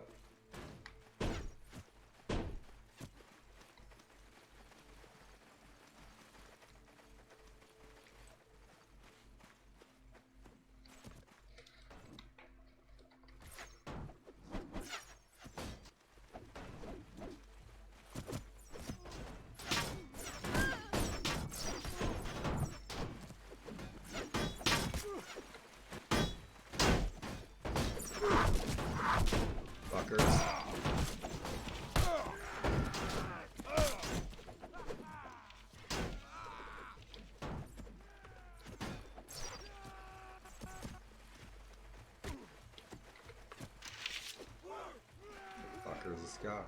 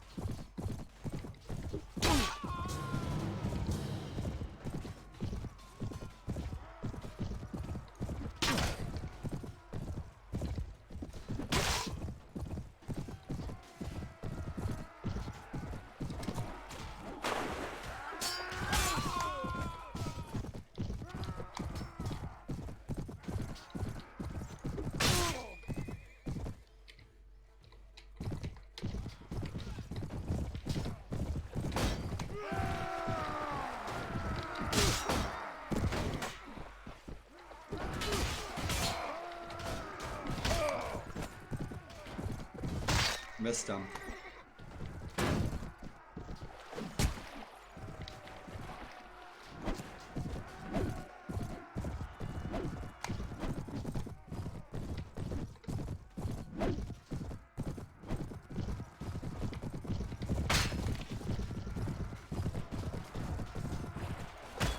Fucker.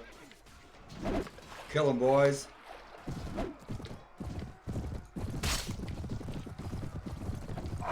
Oh! Right in the noggin.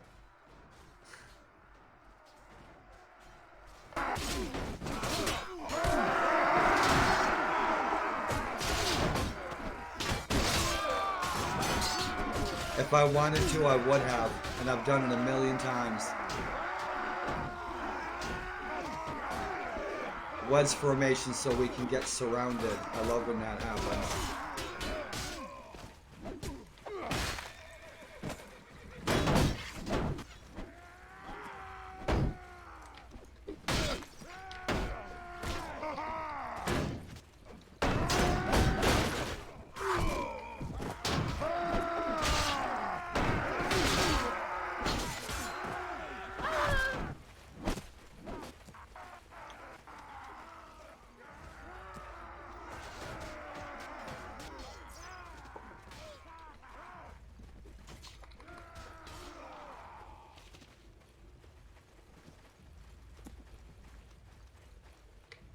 Oh, hey man, if you don't like the way I'm playing, enjoy your day. This is the way I play. I'm successful at the way I play. Okay, I always have my troops follow me because I lead my troops. I lead my troops in battle. This isn't my first time playing Viking Conquest, and you are backseating my gameplay. If you think you play better, I salute you. But you keep making suggestions that I've done a million times, and I disagree with your assessment. I have my troops follow me into battle. That's what a leader does, and I'm successful at how I do it, obviously. You keep backseating me. Try the wedge formation. You won't lose as many troops. Bullshit, I disagree. Don't have follow into your troops. You won't lose as many troops. You're assuming that I'm losing a lot of troops. That's what you're assuming, that I'm losing a lot of troops. So show me the numbers. You're backseating me. Okay, I'm not losing a lot of troops. I'm not losing more troops by playing the way I'm playing. I still have 1,000 troops. You're asking me how I got so many troops.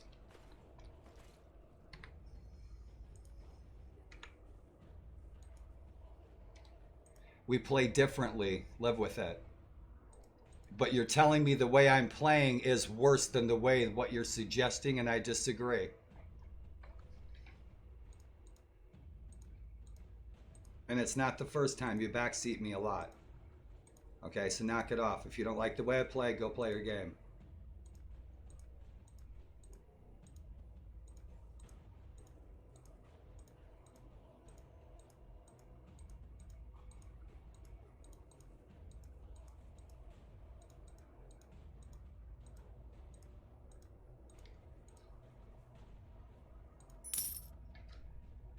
Should I leave the loot for all my men, or should I keep it for myself?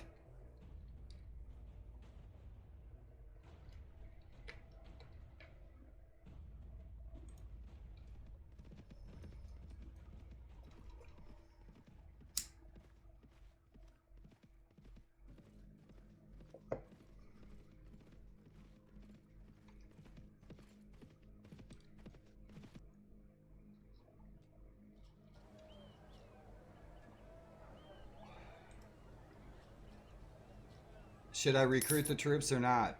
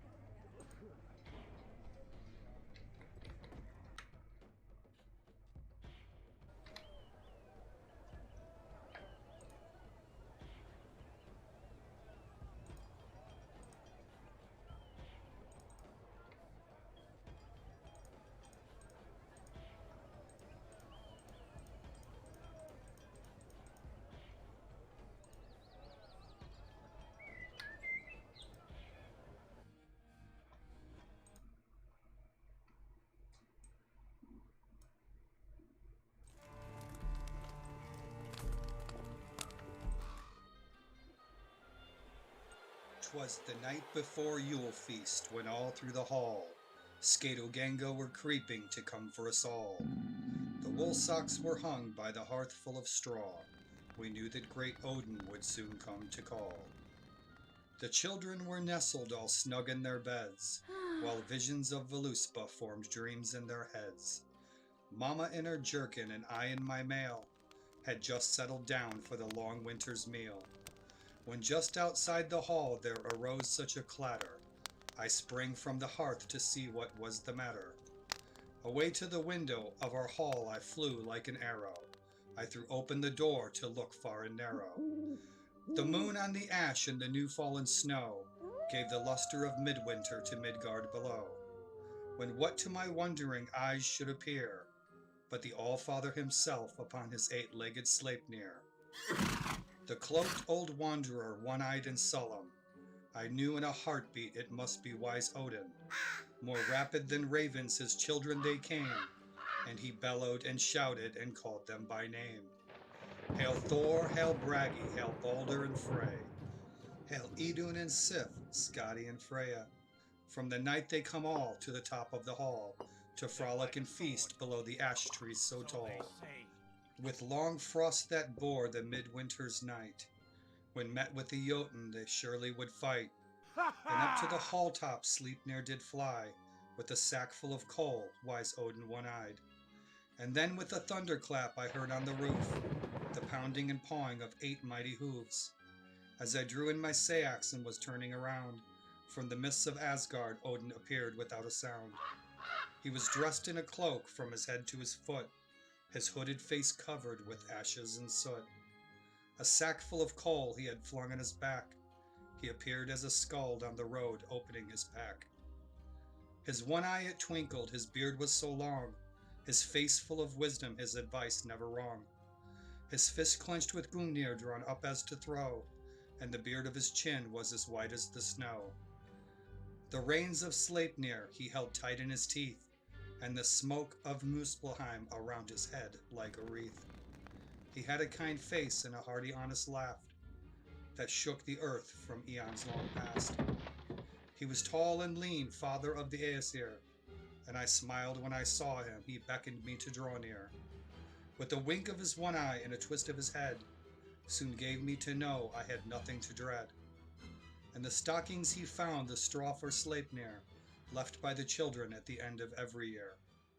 He spoke not a word, but went straight to his work, and filled stockings with coal, then turned with a jerk. And laying his finger aside of his nose, and giving a nod, he shared wisdom he had known. He sprang to his feet, to Sleipnir he then strode, and away they flew from our sod-roofed abode. But I heard him exclaim, ere he had flown into the night, Good Yule to all, and to all a good midwinter's night.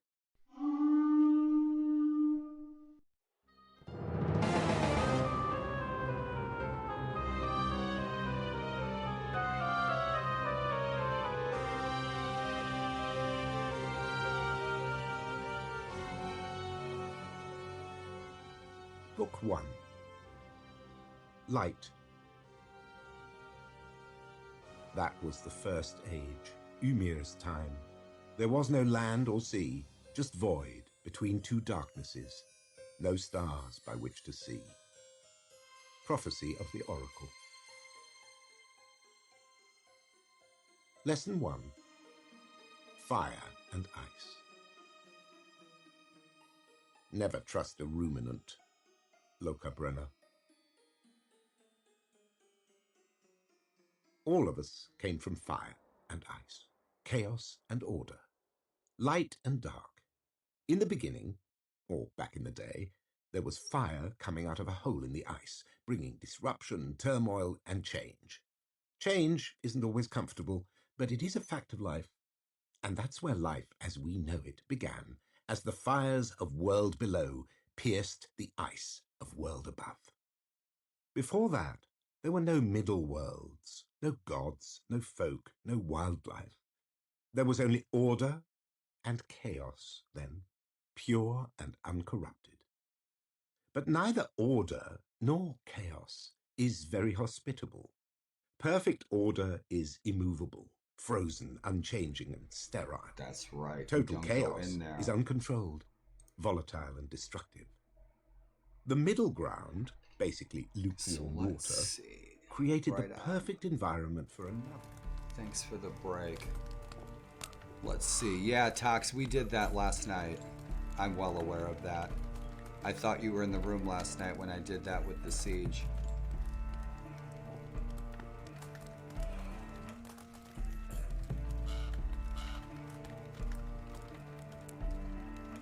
Depends upon what year. There were at least 4 or 5 kings of the Isles in the late 9th century. Let me check. I'm trying to move this window. Sorry. So I can see. I'm trying to resize this.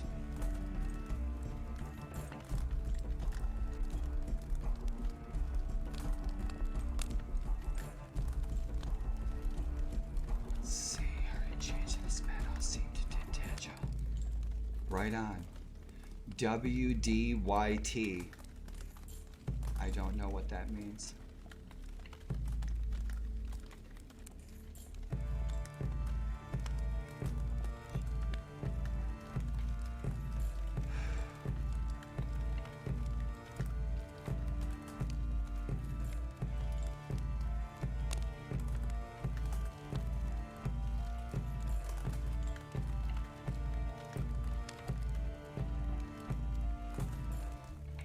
You see, some of this chat doesn't pop up sometimes until 5 minutes later. I'll go back and I'll look at my stream later, and you guys were saying things that I didn't see in the chat and never appeared in my chat box. Oh, Toxale, when I'm commenting on like this kingdom and that kingdom, I'm not saying, oh, you should do this, you should do that, you should make it like this. I'm just pointing out. What I'm doing is I'm sharing with you guys what was really going on there. But for gameplay's sake, you're absolutely right. You can't do that to those kingdoms because they won't even last a week. But not, when I'm cruising around the map like that, Sudrear Kingdom, you could try splitting Laithlet into Sudrear. That's not what I'm suggesting. I'm not saying you should do that in your mod at all. I'm just pointing out to the guys, people hanging out, viewing that this is what was going on here in the world. That this is who these people were. And now in my mod that I was working on before I met you, I had those people in place. Like I didn't have Kettle in Norway. I had Ronvald in Norway. But yeah. Wedge doesn't work for me. You get surrounded. Yeah, we did that last night. I go into one of my heroes, and I know that the troops will continue to follow me. And if I don't want them to follow me, I will tell them not to follow me. I don't think that's a bug at all.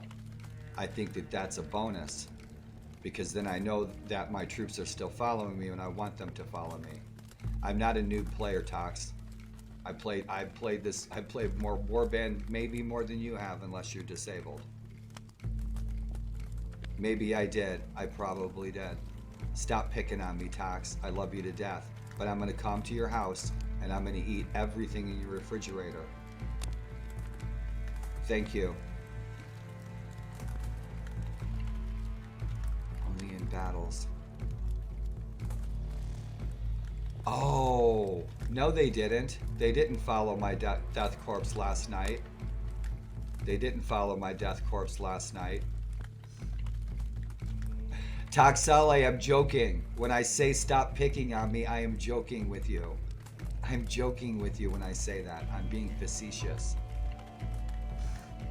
No, you phrase it fine. I'm only joking. I'm only teasing you. When I say that, I'm only joking. When I say stop picking on me, I'm only kidding. I'm kidding, man. I punch you in the arm.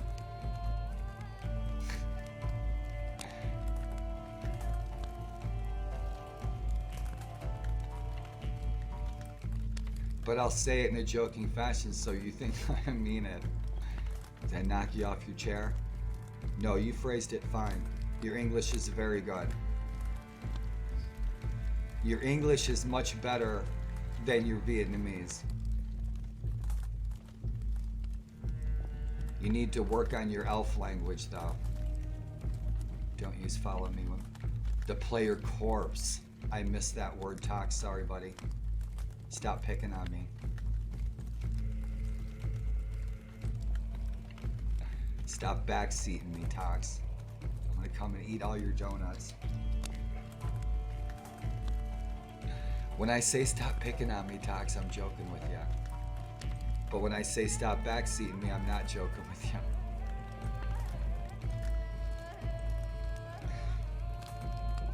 High five, Tox. Have some donuts. Let's die proper.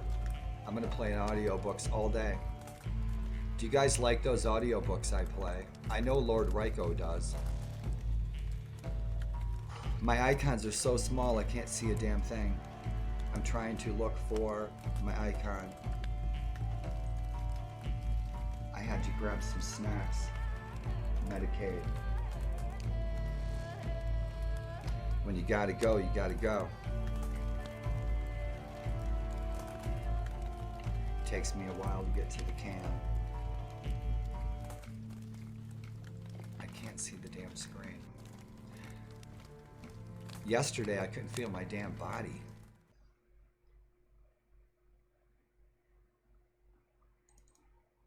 And I'm still kicking ass. You guys want to go outside? Who wants to stream outside? Hello out there in TV land.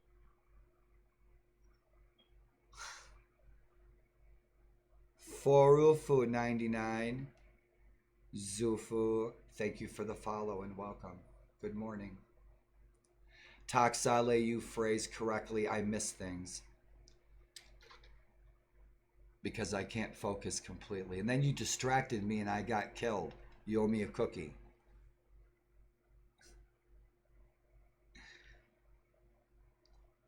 Welcome. And thank you for the follow. Welcome to the Shieldwall.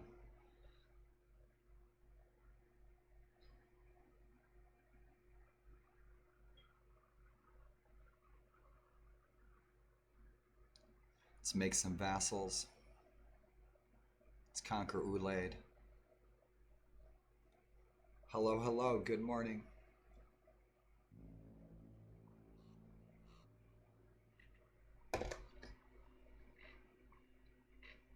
Good morning to the freaking chilly, sunny, cold Gettysburg battlefield. No shit.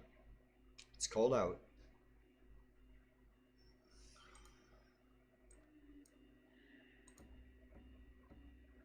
Should we bust those battles up, Tox? Make them bigger, right? Should we go for 400?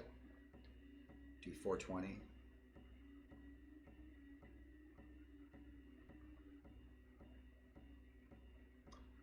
Shit.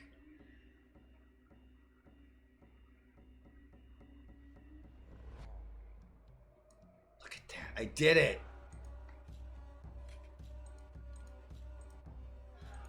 We're going to bust day 1000 today. Let's get past day 1000 today.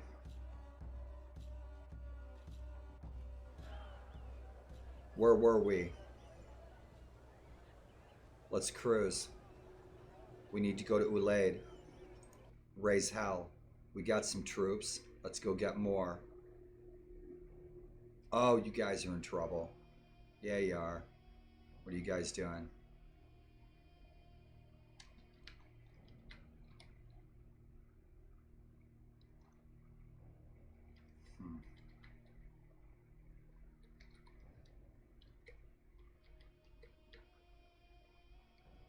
Lagan has these 2 fortresses left and that's it. These guys are done. And they could get rolled by Osrage or Mumain. So, I had my eyes set on Dunseaburg. But I am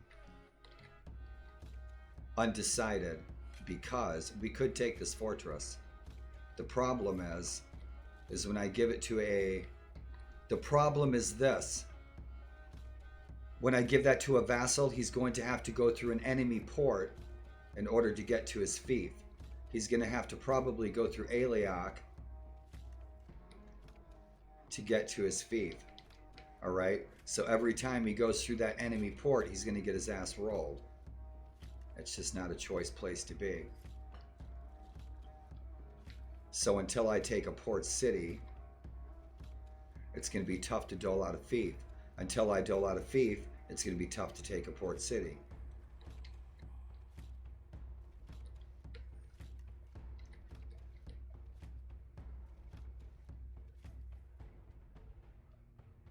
But that would work. Why would Dunavert work? Because that would give us a staging grounds for the invasion of Dumbarton. Right?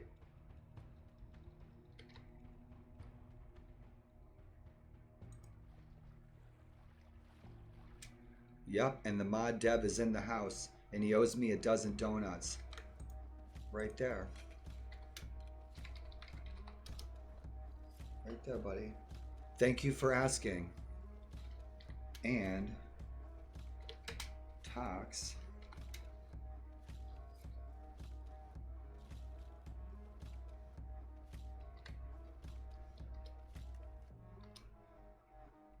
Is the mod dev.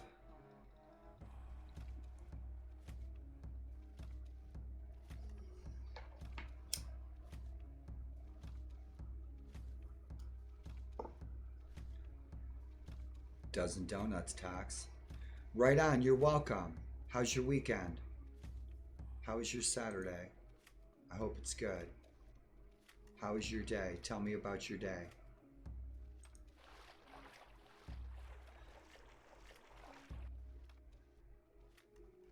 $13,000.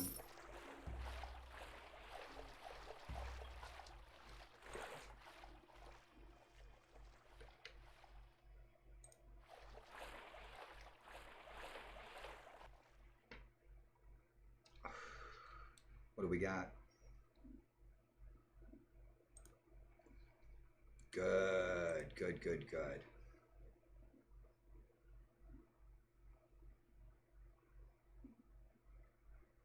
Take them. Did I grab them? I didn't. There we go. Maybe my fingers will work today. We still got to kick ass morale. We can't sell these. I didn't sell those prisoners. I got more prisoners. Let's go sell these prisoners. I need a way to add the dialogue. I usually add the dialogue to the captain of my fort, where I can sell prisoners to the captain, and I can also recruit low-level starting tier Vikings. Yeah. I can get... Oh, you bastards! They raided my freaking village again. I'm not dumping these prisoners. I want to get rid of them. I'm hoping that Gwynedd takes back Innis Mom, because I want to take Innis Mom. We only lost 7,000.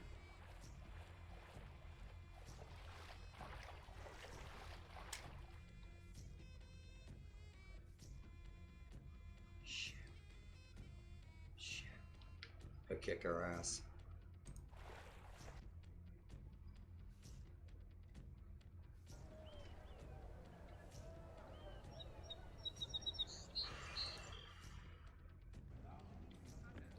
Nobody's home.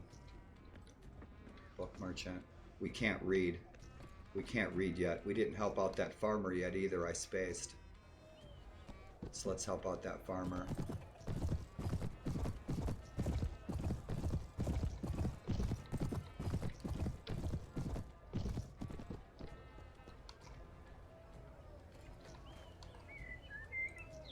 We have already met. And then let's go kick this guy's ass. We need to take some real estate. We need to make some vassals. Helgi.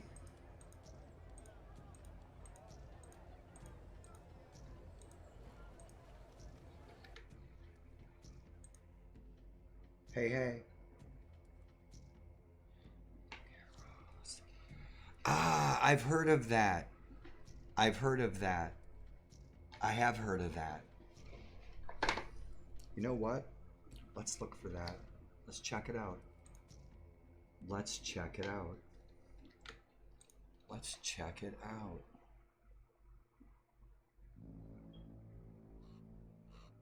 Squawk, squawk. Let's check it out. Let's check out Tox's page. Right there.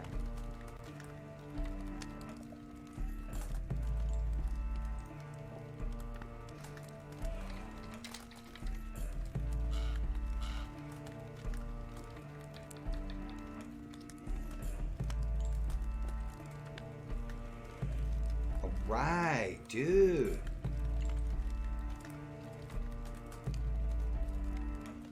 First of all, look at that. Rock and roll. Our friend Tox, check it out, right? Yes. Complete module containing all pre-existing mods by the community on top of Balance Mod 13 and the overhaul on the armor, weapons, shields, animations, music, and ambience area. So this is Toxale's mod. Toxale is in the room. If you have any questions about the mod, please ask Toxale over 1,000 questions. That's our goal today, is to ask Toxale over 1,000 questions about his mod. That should keep him busy.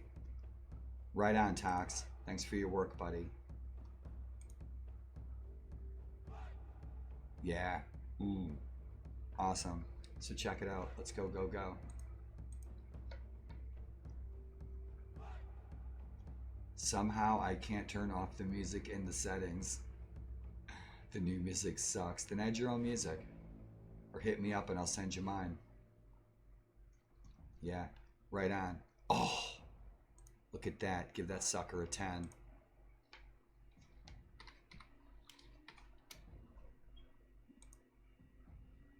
Awesome.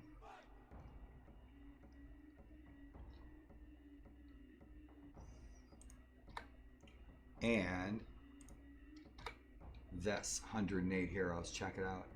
Right on. This mod is based on Water Margin, one of the 4 great classical novels in Chinese literature. How about that? Awesome. The mod was born in 2008, released in a warband in 2018. Look at that. Pretty cool, you guys. Who's played this? Have you guys played this? Look at this, you guys. Oh my gosh, this is going to be awesome. Look at this, you guys. This is bitchin'. Look at this.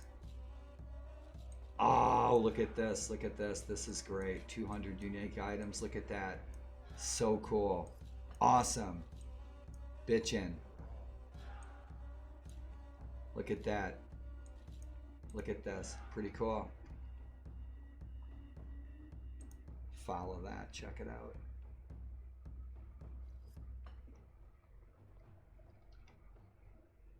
Right on.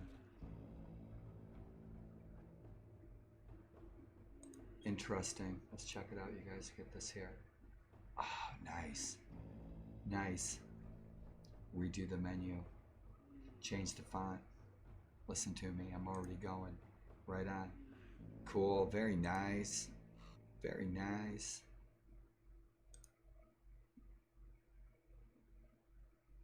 Oh, full screen. Full screen.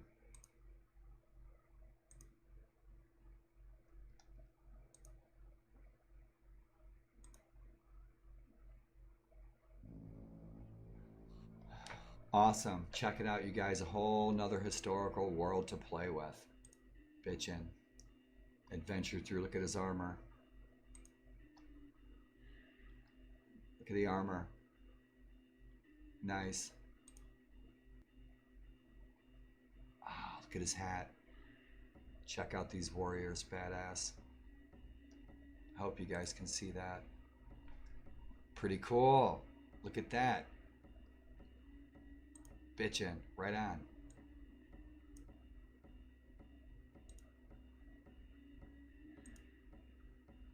Low res textures. For anybody with the low end system, they got 512 by 512s. I've done that to a bunch of mods years ago when I had a really low end system years ago for a spell. Made them a little smaller. It was Brittenwald, I think. Right on. Very cool, man. Thanks for sharing. Thanks for sharing. How big is this download?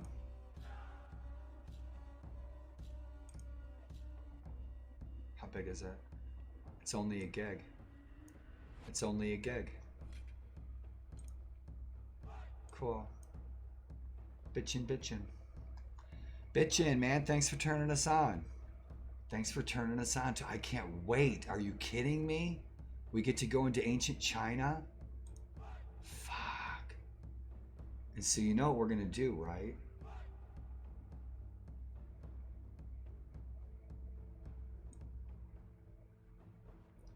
Is we should play that audiobook, nicely dramatized and narrated, right? When we play this mod. Yeah, we'll play the story that it's based on. We'll listen to that. That'll be fantastic. And so we'll have to do a first look, first peek on this sucker, man. We'll play this on the stream. That'll be so much fun. Holy shit, I don't know what to expect, but it's history, and we get to take a time machine back to ancient China. Are you kidding me? That's going to be awesome. Very cool. Gracias, muchacho. Thank you, all you guys who turned me on to new mods, man.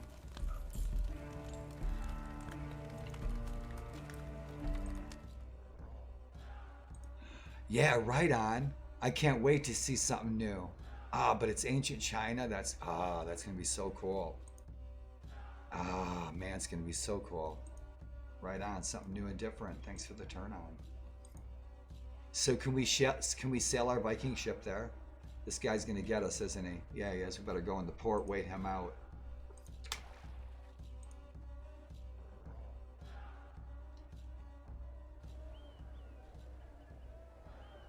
And Tox, I love what you did with the ground textures. This guy's outnumbers us 2-1. He'll beat us down. Let's scoot. Let's get some troops. Let's go take some territory. Because Dunavert looks like it's being besieged, and once it's besieged again, we'll take it, we'll keep it. So let's see what's happening once we get home. I got rid of those prisoners, so now we're ready to troop up, we're ready to fight, we're ready to siege. Ready to make some vassals. We should make a vassal first. We have nothing to give them. You can join us in battle. Right? That's what I'm thinking. But then we're going to have to wait a day. And then he's going to have to build up troops. That's going to take him at least a week or two for a new vassal to build up his army. We don't have that long. I don't want to wait.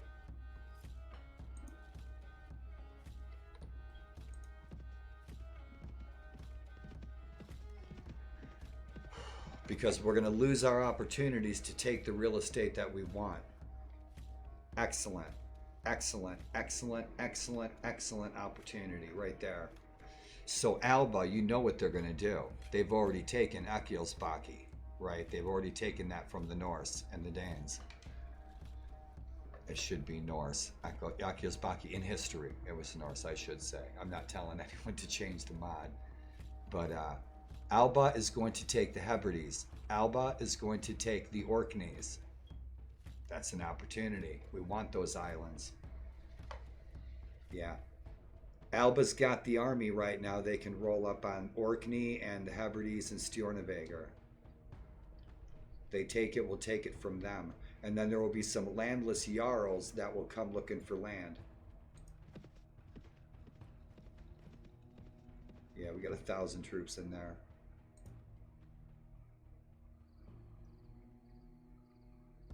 Hey, thanks for stopping in. Have an awesome weekend. Please be safe.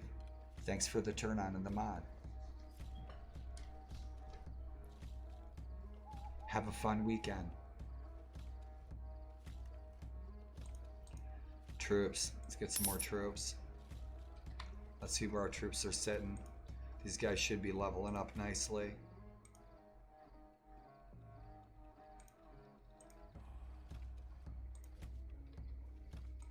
Alchu, you gotta go.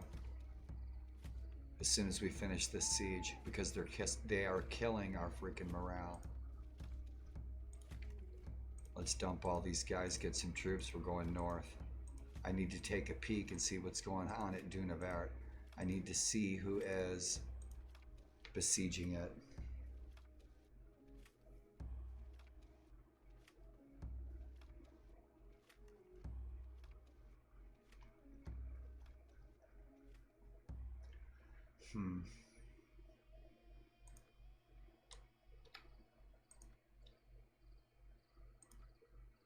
Huh. Can't talk to him in the castle. I have to leave.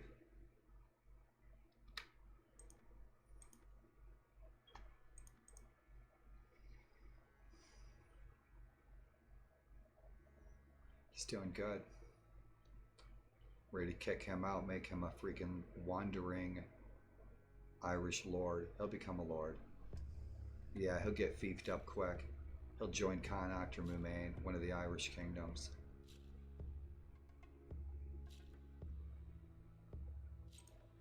Give him that intelligence, send him on his way.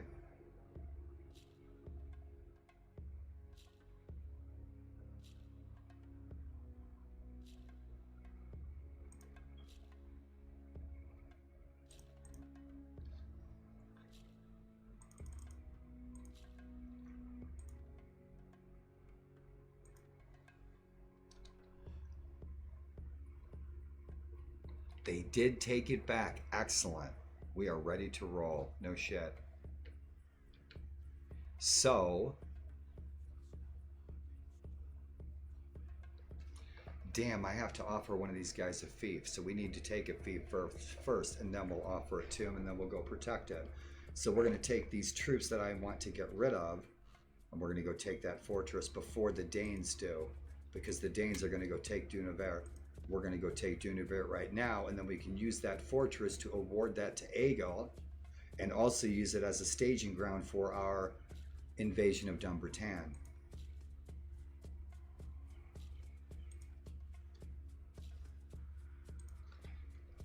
You're going to Dunavert. You're going to Dunavert. This is why I kept all of these troops, these Picts and these Irishmen, is to dump them in a garrison other than my own fodder. That looks like all of them. We'll take those captains, throw them in there.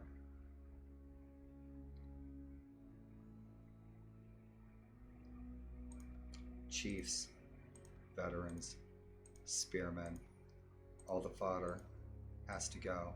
You guys are going to a siege. You guys are going to take your new home.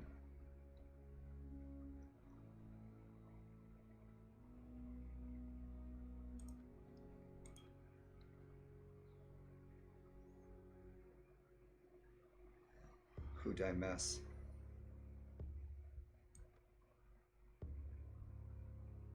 We should be able to take this place really easily.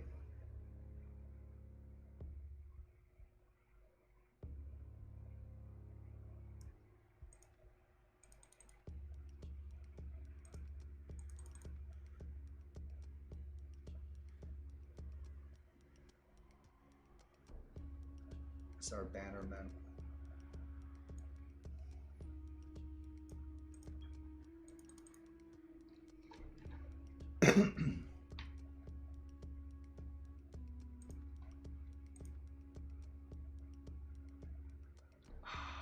That's right. That works. I give them all Danes, right?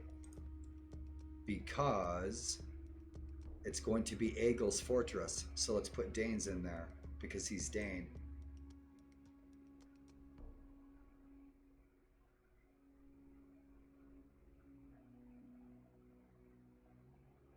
And I'll give him the Ulfhadin. Yeah, I'll give him the Ulfhadin. That works.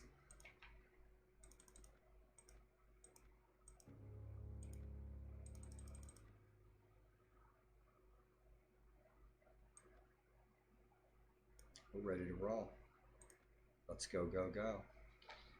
Are we sitting very high?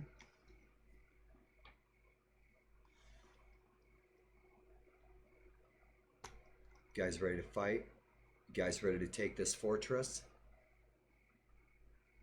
Spill some blood and drink some ale?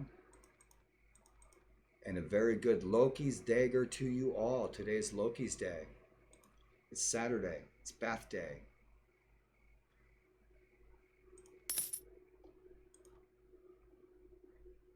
Today's the day we take a bath. Once a week. Why? Why do we take a bath on Saturday? What's that got to do with Loki?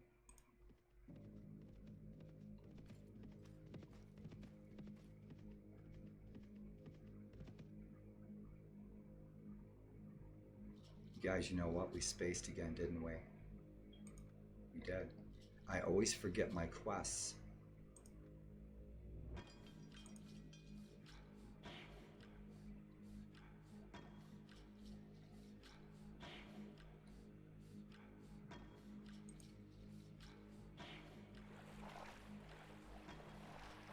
I always space on my quests. And a good Loki's Day to you all. So we will play some chapters from the Gospel of Loki, one of my favorite books by Joanne Harris.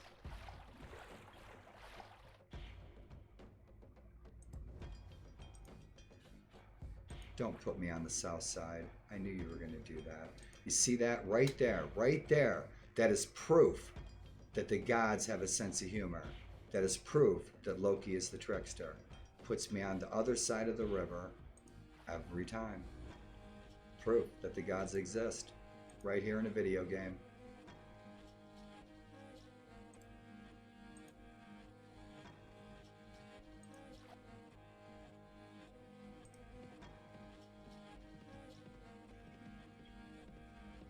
We're just gonna roll in and murder them. They don't stand a chance.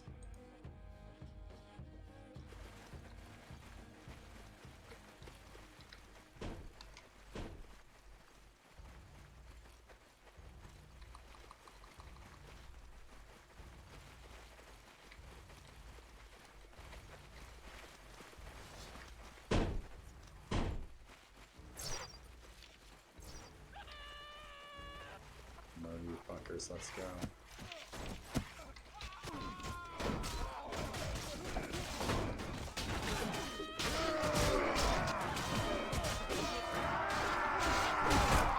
Right in the face. Oh shit. Alright, time for the assholes to die.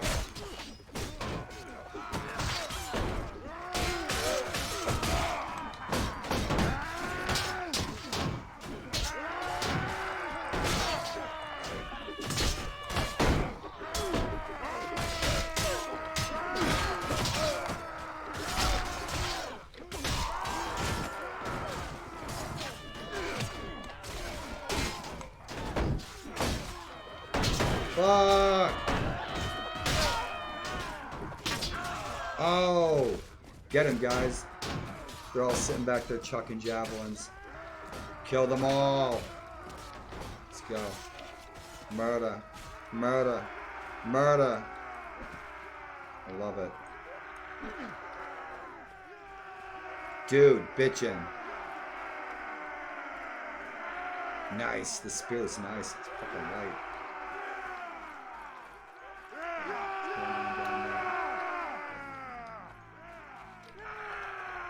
Champions. Yeah, look at that. Dude, I can't wait to start that freaking Irish campaign, man. Playing as Finan the Agile. You probably already did it. Taxale, tell us about your Viking Conquest campaign, your favorite adventure or playthrough or campaign. What did you play? You probably shared it before. And Taxale still holds the cattle record. I think Taxale said he had 1,000 cattle that he freaking pilfered. So what does Taxale play? I know you shared it with us before. If you're still hanging out in chat, I don't know who's here. If nobody's here, if nobody's in chat, I just wanted you to know that you are perfect. If nobody is in chat, nobody is perfect. That's right. Nobody's perfect. You are nobody. I am nobody. We are perfect because nobody's perfect. And everybody's nobody. Shit. What can I do with this cheese? Right on. There is your super duper OCD moment of the day.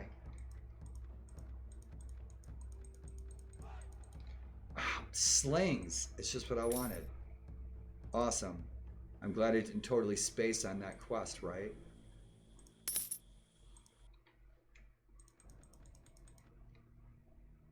That's a lot for that ale.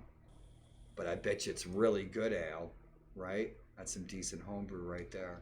So how many troops do we need? We can still take 2 more. Let's go to Holford. Come on, let's go.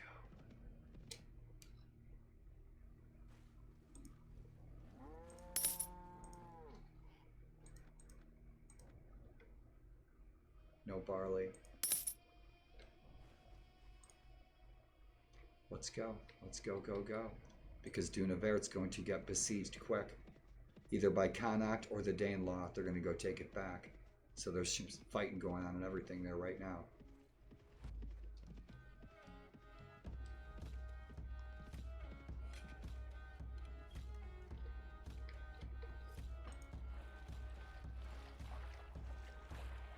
Toxali, stop picking on me.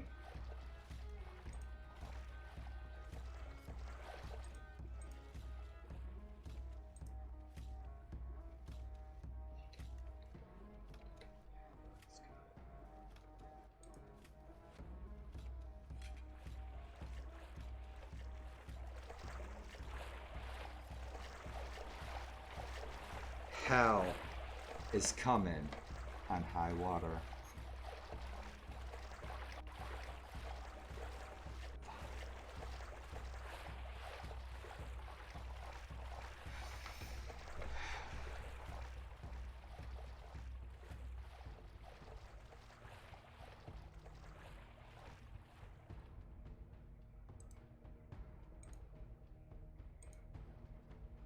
Good morning.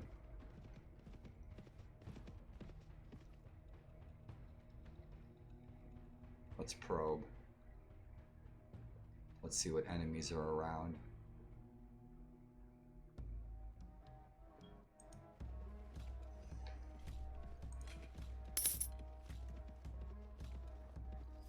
Let's see who's going to come to Dunavert's aid. Let's see if Alt Clute is distracted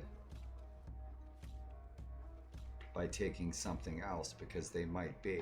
Scotland, Alba, the Scoti, they may be coming for, and the Gales, there's Norse Gales up there, there's everything up there right now, Picts, you name it. Bunch of Irish tribes up north. They may be rolling down to take down Britain. We need to see if Alba is at war with Alt Clute. You guys at war with? You're not at war with Alt Clute. So my competition for this real estate is just the Danelaw and Connacht.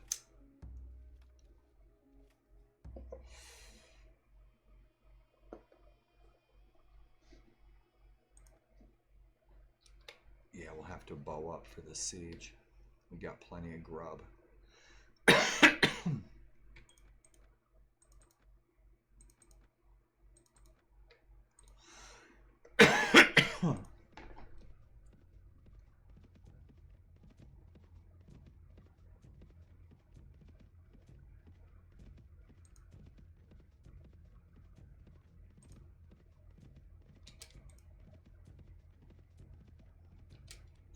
No one's around. Who's defending the sucker? So that's what we're looking at.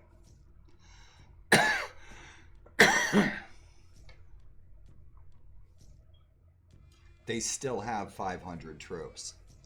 They still have 500 troops to come to the aid of Dunavert. Kardak Riwal has over 200 troops. He's the only heavy hitter. I draw, and then there is, of course, the king. The king has 100 troops. So they could muster 300 mediocre troops against me. They're having a feast. They're about to lose this castle. And we're about to gain a vassal or two. Or three. I'll be making Solveig, Helgi, and Aego vassals. 23,000, right on. You guys are getting seeds, suckers. I don't think I need a bow. I'll stick with my spear and my jabs.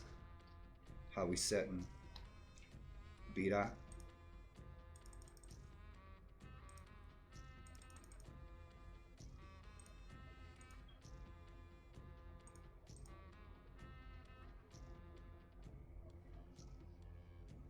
He's gonna be taking the high road soon.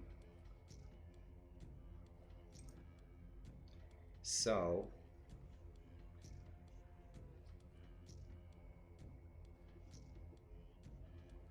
he needs a little bit of everything. He's only level 19.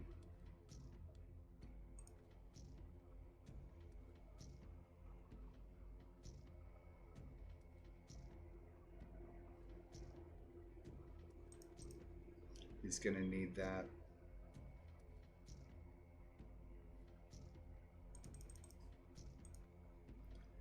He's going to be moseying on down the yellow brick road pretty soon. We're going to be sending him on his way. We're going to be sending him to Wessex, where he belongs.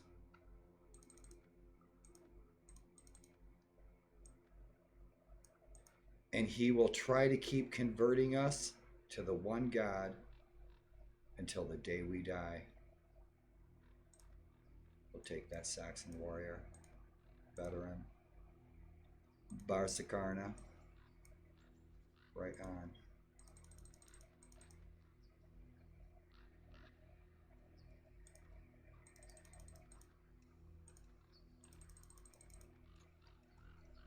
Ready to rock and roll. They've got 66 troops in there. They're dead meat.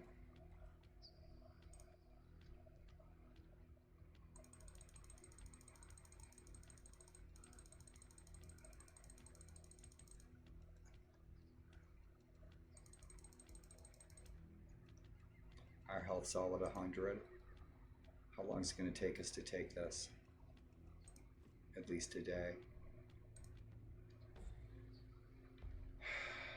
How quick can we run in there without doing everything that we're supposed to do?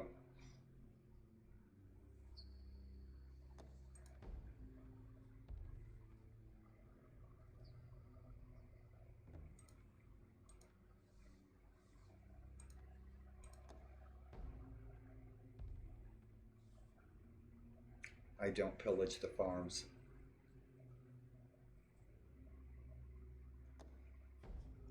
Don't need that.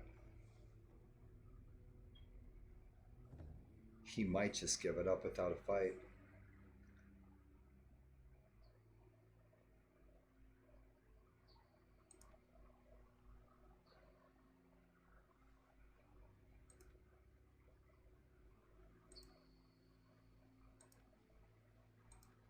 See what he has to say. Ha! He's going to give it up without a fight.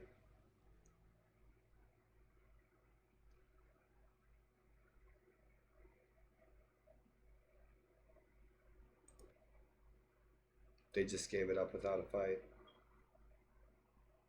Bitchin'.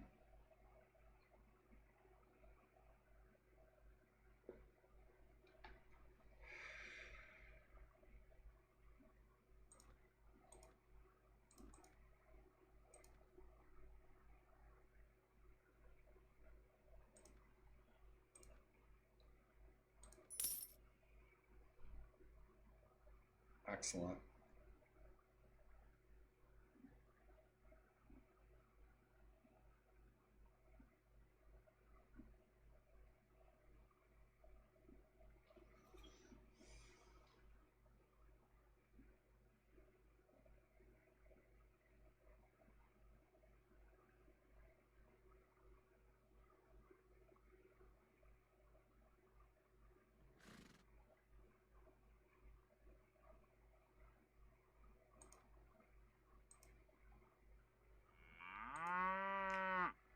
Perfectamundo, Fonzarelli. I love the victory moo from the cow.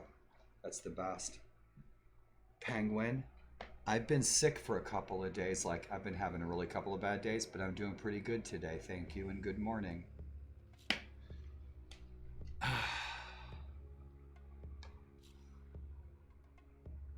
I'm okay. I'm doing better today, Penguin. My legs have been going through freaking intense pain, but I'm doing much better today. Thank you. Right on. Good to see you, Penguin. Good morning. You gonna be streaming this weekend? I haven't seen you streaming. Are you gonna be streaming this weekend? I'd like to try to catch you and hang out with you and see your battles.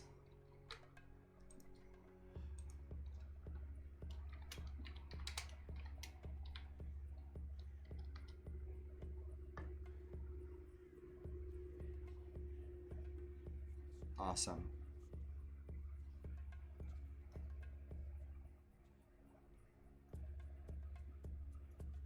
Yeah, let me know when you're thinking about streaming, but if you're random, I'll just keep my eyes open. Right on, cool. Awesome. I'm hoping to be streaming outside soon. Warms up. It's still chilly up here. It's still chilly. It's cold. Windows closed. Right on, man. I'm glad you're home safe.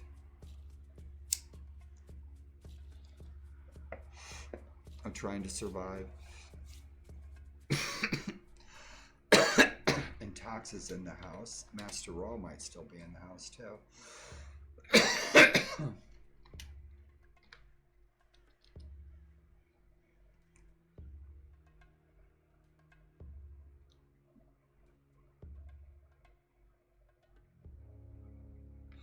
Right on, the all clear. Yeah, I know the all clear. Well, yeah, when I was your age and in college, like moving around to different relatives' house, and I ended up at my uncle's. Yeah, my uncle's was the best place for me to hang out. It was posh, really. A frame on the river with a deck, and we had a teepee. So that was my summer when I was your age, staying with my all clear at my uncle's.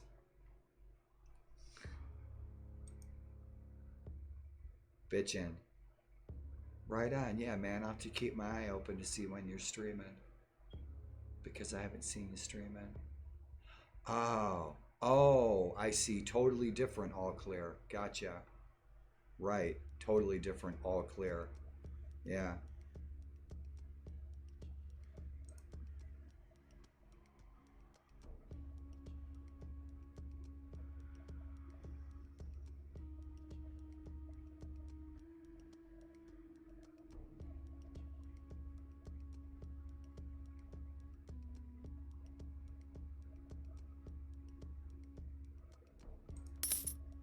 That's what we would have done, yeah.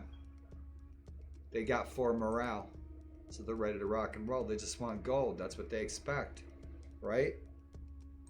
We are the Halaford. We are the loaf bearer. We are the gold giver. We are the Lord. We are Halaford, right? That's right, dudes. Ha! So now we're gonna put Agil in here right off the bat.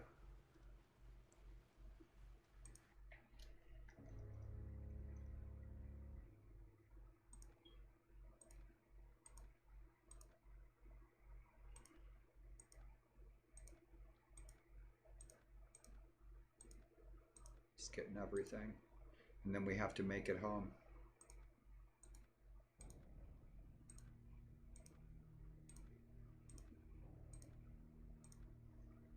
And then we have to reinforce it. Yeah, Penguin. Shout outs, dude. If you have, because sometimes I think you stream just when you feel like streaming, and sometimes I think you might have a plan, like you're gonna stream this night or that night. But if you know when you're gonna be streaming, man, let me know in the chat, because I miss hanging out with you. I haven't been on your stream in a while. That ship's captain. All these guys are going in there.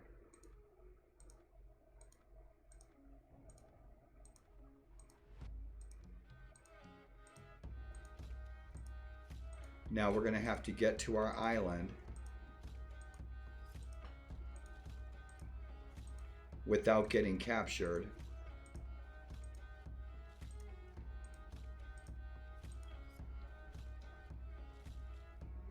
And get back to reinforce this. That's going to be the trick. So I should take those Danes with me. Take the Danes with me.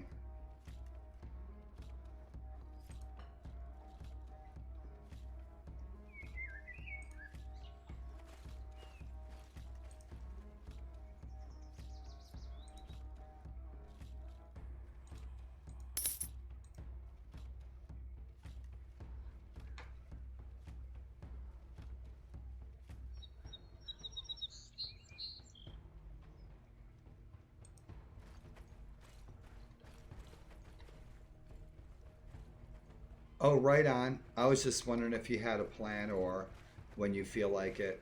I usually think you're just like, yeah, man, I feel like playing Total War, and so you just turn on your stream. Right on. I'm always glad to catch you, dude. Right on, dude. This is flying. And Toxale, thanks for the mod. I told Toxale earlier, Penguin. I said, Toxale, stop picking on me. Toxale, stop picking on me.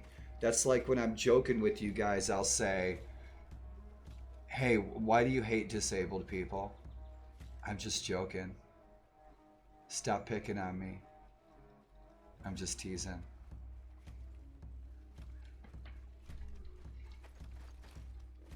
Ah, the looks on people's faces when I say, why do you hate disabled people? I do that shit. Oh, they just freeze like Medusa, right? They're like, I'm like, why do you hate disabled people? To random friends, you get used to me because I'll do it stone cold, and I'm just, that's my way of joking of it. Why do you hate disabled people? It's all serious. And then you crack a smile, right? So I wanted to have a look around our new digs, and now we're gonna stick Eagle in here. Look at these guys, are so bitchin', man. I love these guys. Look at that. He needs some kind of leather, furry looking boots. Yeah, they all look awesome. I love this world. I love Viking Conquest. It's a dream. For me, this is the game. This is the dream. This is the Warband historical DLC that I waited for. You know, Viking Conquest, this age. As far as all the history mods, of all the history mods out there, this is my choice mod. Absolutely. Fantasy worlds, Paris knows my choice. History, though, this is my favorite period. You know, even more so than the Civil War. I love the Viking Age, the age of the Norsemen, the Danish invasions more than the Civil War. I love the Civil War. I love history. All you guys are history freaks. You guys are what I call history hobos. Just like me. History hobos because you wander through worlds of history. Right on like a hobo, picking up this and that here and there on your adventures through history. You bunch of history hobos. You guys will hear me say that in my YouTube videos. History hoboing around, picking up this or that in the places we roam. I love it. Look at this. Look at this. Don't ever say I never took you guys anywhere. All right. So, what we're gonna do, check it out. Right on. This is one of my favorite little hauls.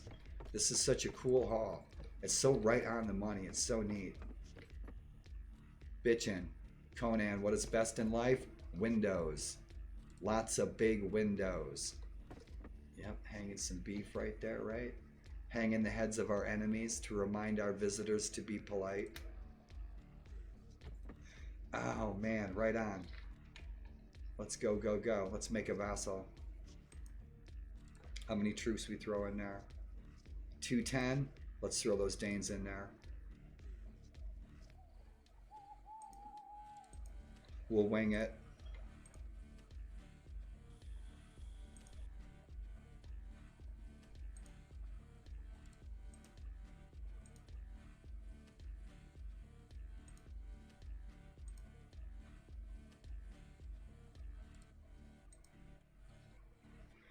A vassal is born, Lord Aegle. We're going to have to change your name to Jarl Aegle. Dunavert as a fief? Well, I've always thought in terms of mead and women, not in terms of governing anything. But now that you mention it, I bet I could make that place turn a fair bit of revenue. I thank you, my lord. This is a very kind turn that you have done me. Don't thank me. Defend it. Make it grow. Make it prosper. Build your ships. Fell the timber. Build the walls. Dig the moat.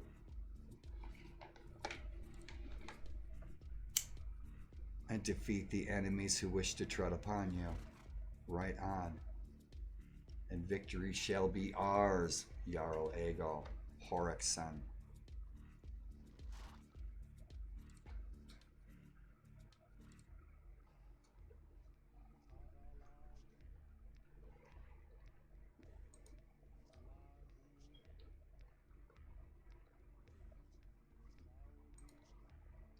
All right. So, kick ass. They gave him a badass banner. I love it. See the Taxale god? Taxale's he's the map god, right? All the Norse know this. It's written in the ancient sagas.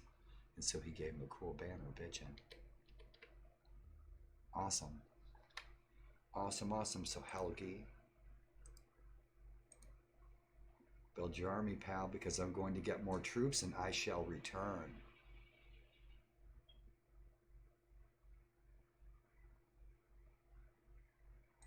I'm wondering, we still have Ken Mudeas, and I was thinking I'm going to give that to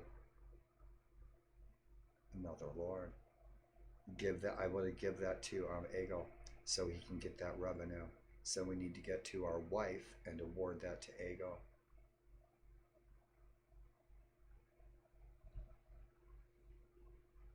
Yep.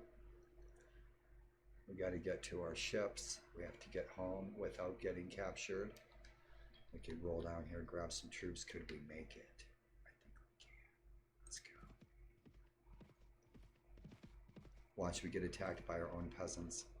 Rock and roll. So he's got 251 troops in there. He should be there in what, a day? If he's not already there, he'll be there in a day.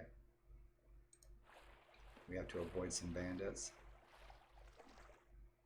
We're going to roll up here. We're going to grab some troops.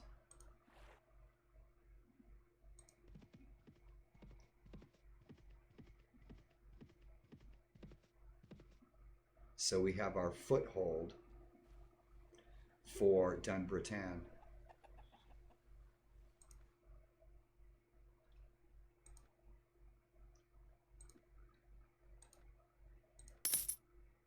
Temple to Odin, right off the bat.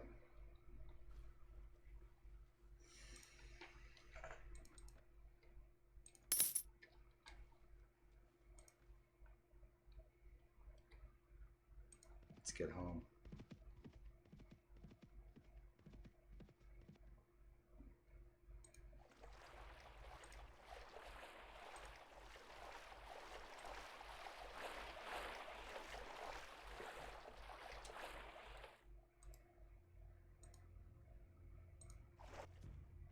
These people should still like us.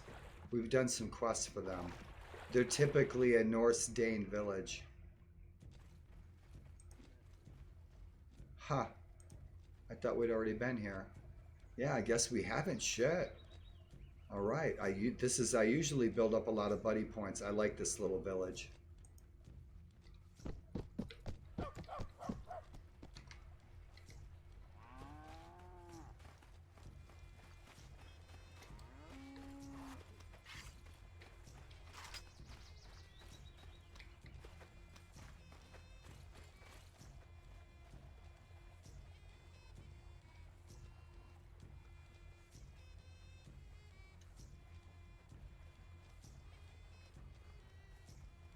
Bitchin', huh?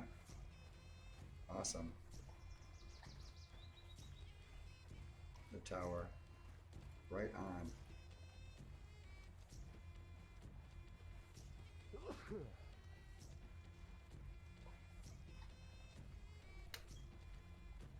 Yep, some kid photo bombs me. Yep, look at that right there. Perfect. Roll a wheelchair right in there. Excellent. Right on. Check it out. Ah, I love it. So cool. Right on. Somebody let that dog out. I think Toxale was saying it was a couple of weeks ago we were playing, and somebody was talking about, yeah, there's always an invisible dog in every Warband mod.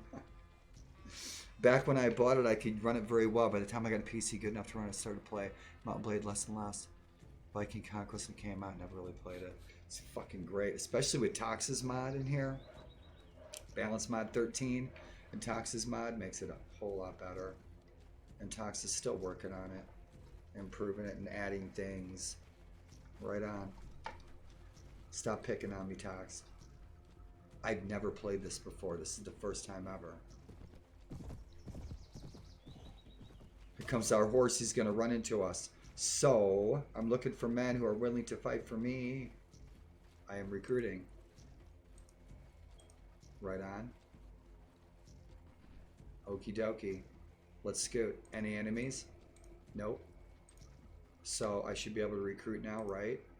Yep, I'll take that hunter. Good deal. Let's scoot. I was hoping for more troops. We'll take what we can get. Oh, you guys are looking for me, aren't you? Yeah, you are. Now the Danelaw now owns this real estate. Even though most of these villages hate our guts because we've raided their monastery a few times.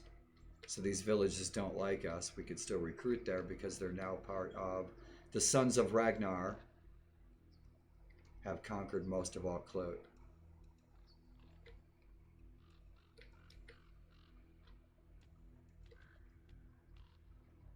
So we can recruit here. Now somebody's going to mosey along and want to take this. Eventually, if they declare war on us, we're going to take some of this real estate from Ivar. We'll have a fight with Ivar the Boneless.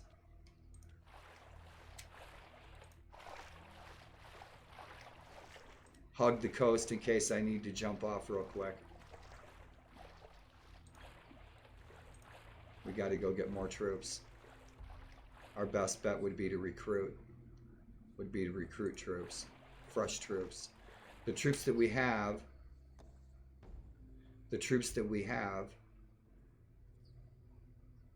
in our fort on the Isle of Man, on Manx, we need to leave them there. We've got about 700 troops in our fortress. I would feel safer if I had 1,000. So I don't want to dwindle my troops in my fort at Manx. Right? So we should go over to Northumbria, Jorvik, and Dublin and recruit more troops, replenish our troops. We should have some really good buddy points with all these villages. Arkalag, we got good buddy points with them. All these Danish villages, we got good buddy points with them. Our village will give us a ton of troops. Yeah. So we need some fresh troops and let them get trained up. I think these guys want to fight. Yep, you're going to fight.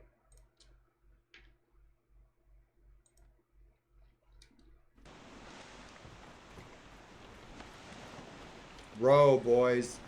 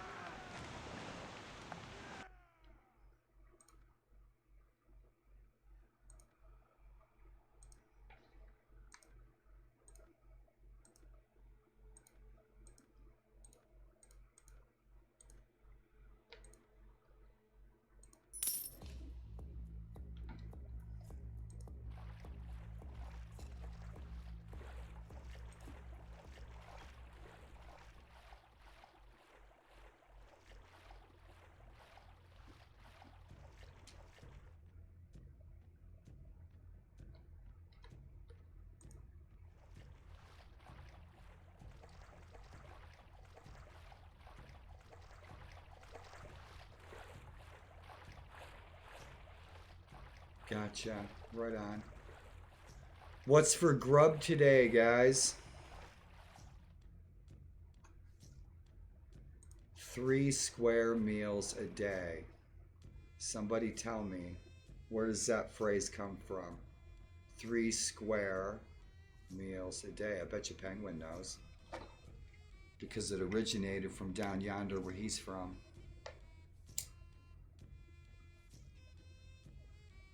On the shippity ships. And welcome to, it's 10:30, man, it's second breakfast. Shieldwall Saturday. Let's see what we got.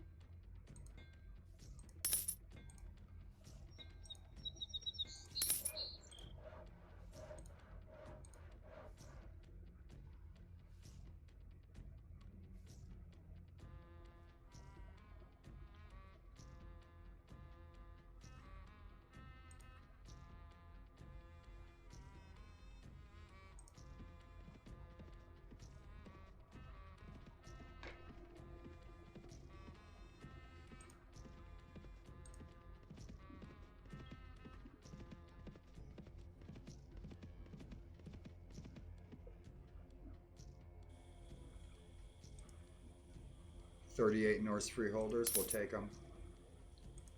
Let's buy everything. Keep our village rolling economically. I think we've built everything in Haramsa.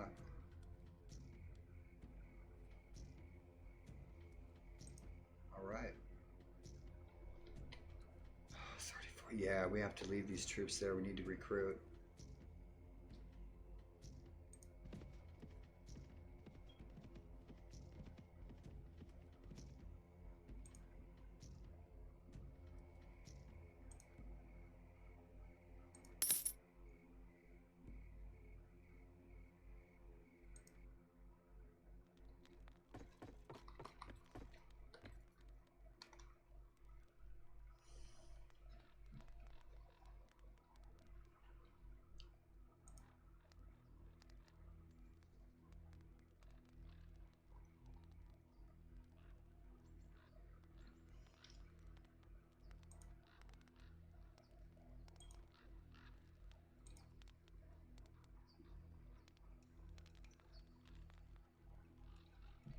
We'll give Aegal his adjoining village so he has more coin.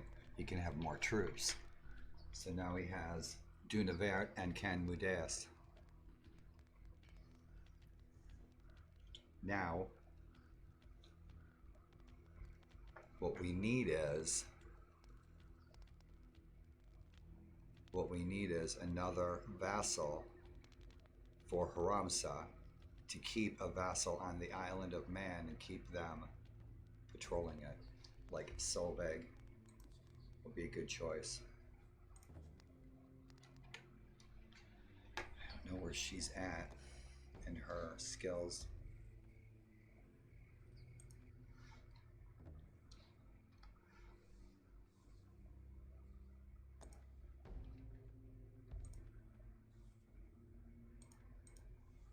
She's only level 23.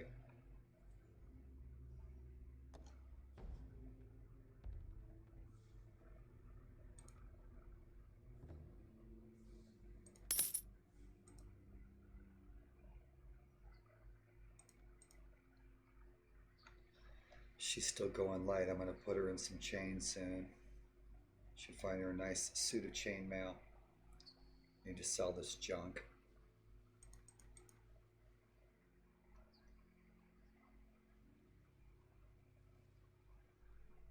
She's got good stuff. Get her in some chain. We'll find her a decent suit of chain. I favor the Frisian stuff. I love that Frisian armor. And Taxale, you improved that Frisian armor 100%. I don't know if you watched my videos on YouTube or if you were tuning into the stream and I was commenting on it. The Frisian armors look so much better. They were hard to look at. Playing vanilla Viking Conquest. They look terrible. They look terrible. And I love that faction. The Frisians are so awesome. They're so interesting. How's our pony? It's not lame. We're doing good here on stuff. Let's go get some more troops. Boy, I'd like to make her a vassal, but she's, I don't know. She's only level 23. I want her to be at least level 30. It's just I want somebody taking care of Haramsa. So I'm not always having to go back here. It keeps getting raided. Let's give her Haramsa.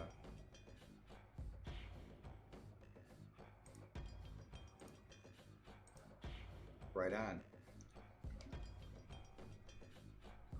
She's low level, should be hanging around our castle, around our fortress, should be guarding Haramsa. She's got a good, fat, wealthy fief.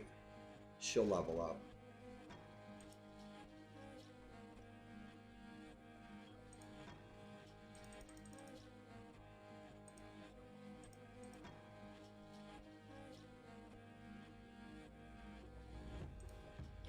Let's skim some off the top. Shit, we don't have much to skim.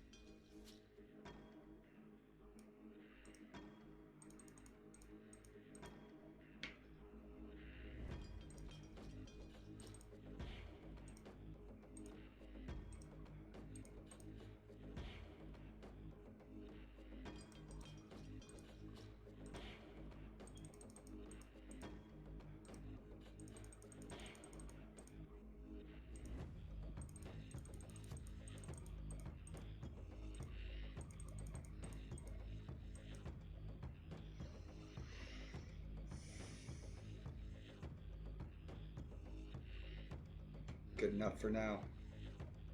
Let's get some more.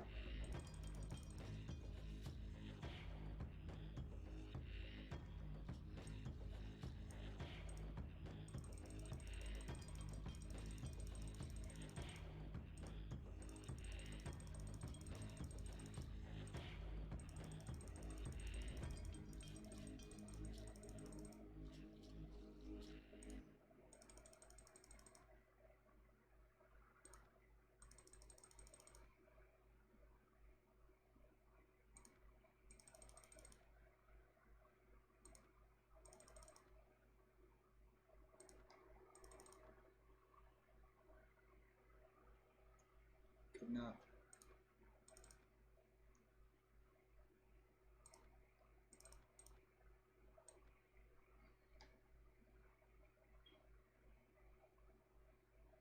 Let's get some more.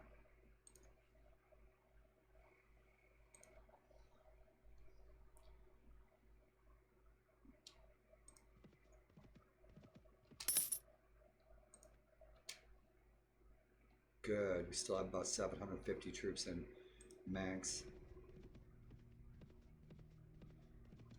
We got Solveig. Let's check it out. Our kingdom. No political issues. 0% disgruntled lords. 0% restless lords.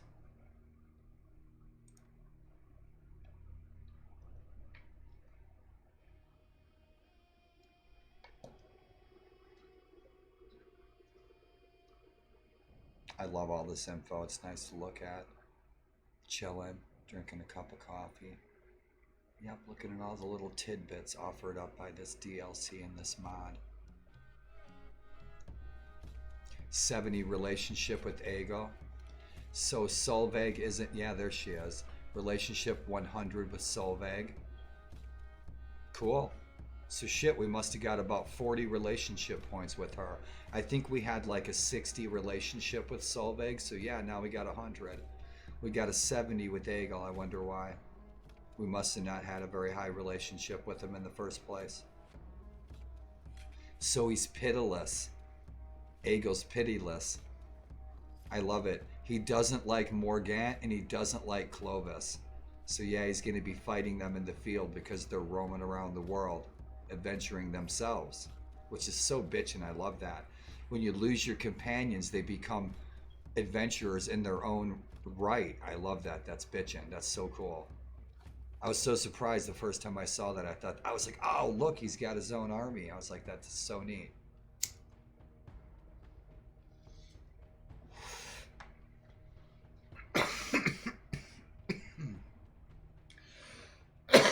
She has no rivals. So what do we take next? Bede, you gotta go. Let's see if we can send him on a mission to spread the good word of our 15th coming.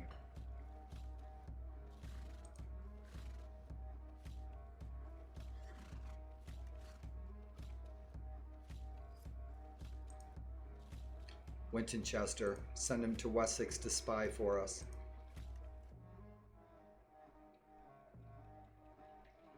Alchu, we're gonna send you on your way.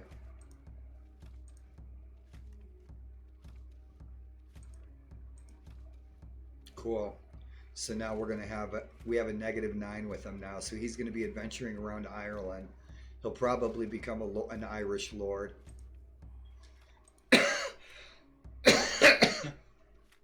And I can't remember.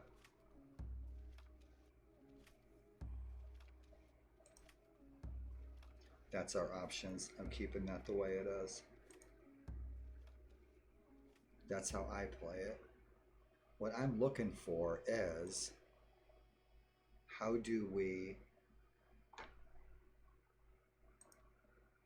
our kingdom, where is our option of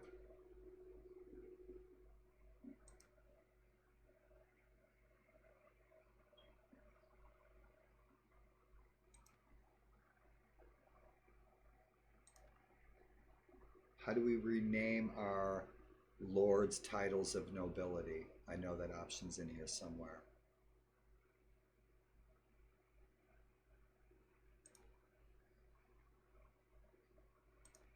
If not, I can mod it. I can change it. It should be somewhere where I can change that. I can't remember where.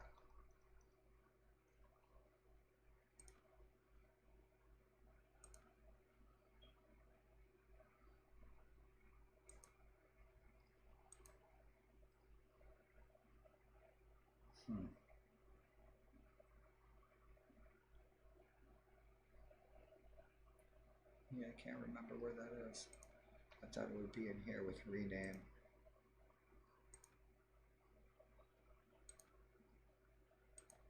I remember it used to be in the camp menu.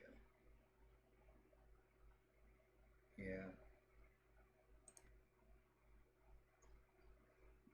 We'll address it later.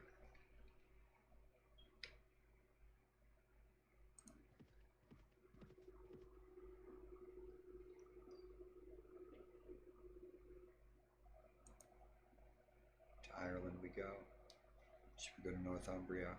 We can recruit from 2 villages here, and that'll work. See what Dublin's up to, and then we need to go take some real estate. Let's go. Go, go, go.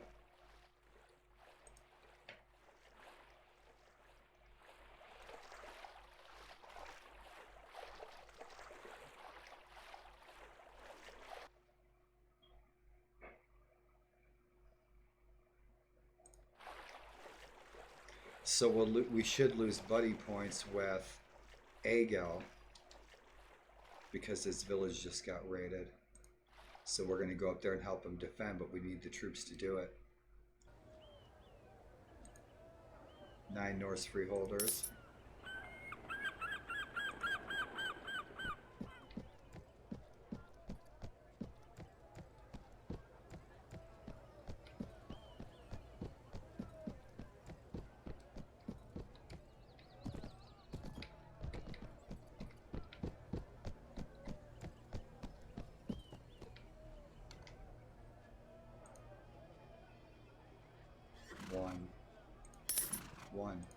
only got one.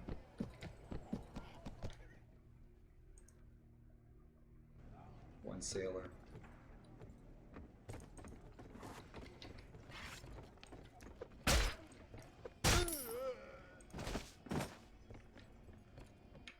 Try that again. Man, I just came in for a drink.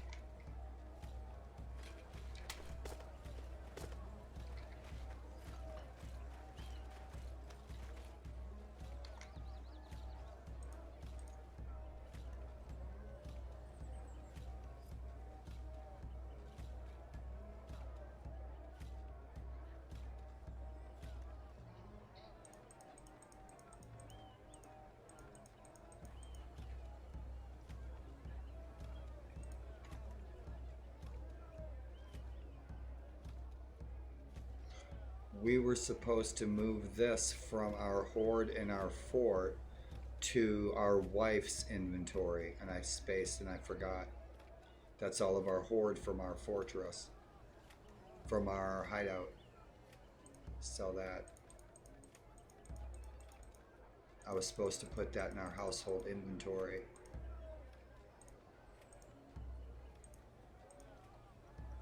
So we're gonna have to go do that. We need to get rid of that. Yeah, I wasn't selling that. I was keeping that.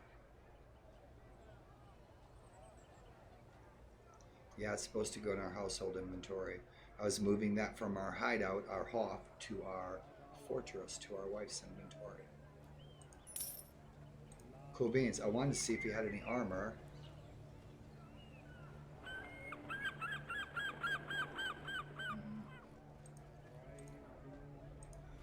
He doesn't sell fancy special armor. So we'll find somebody who does. We may be able to access...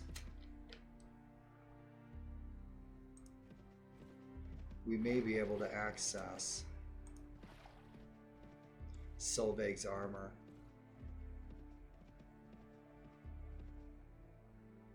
And gift her, and give her a gift of some new nice armor.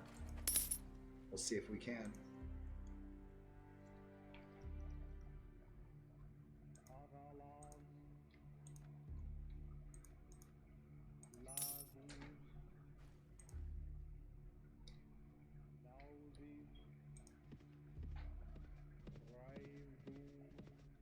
We're sitting at almost 200 troops trying to replenish our army.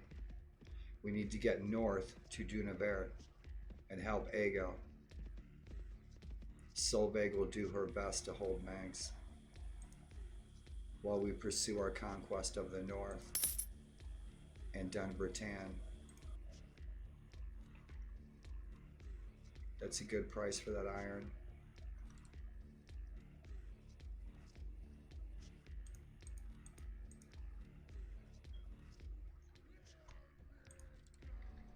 Good deal. How many troops we got? We're almost there.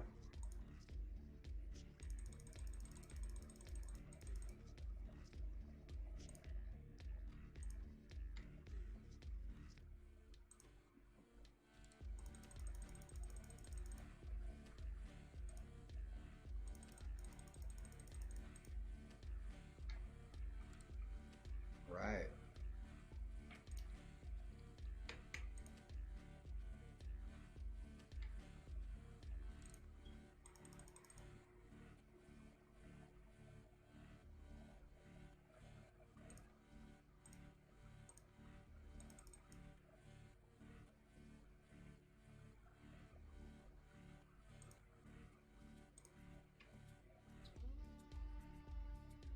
We're getting there. We need 40 more troops. We'll get them. Get some Danes from Cumberland and Reggit, Northumbria. Let's head north, young man.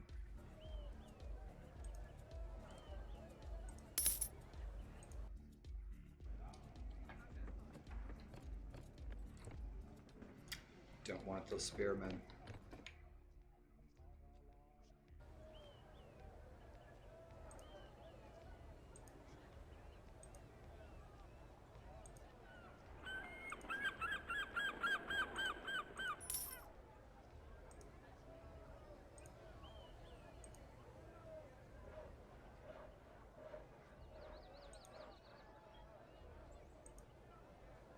All right. Good deal.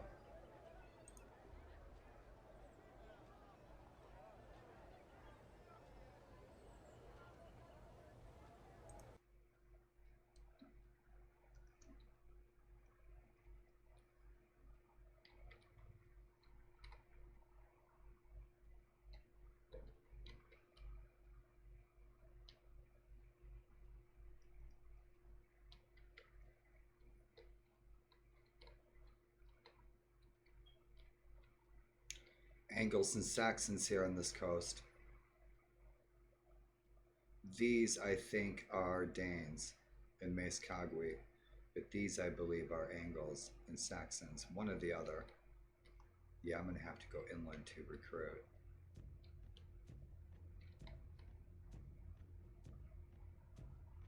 So we make our way north and we go from there.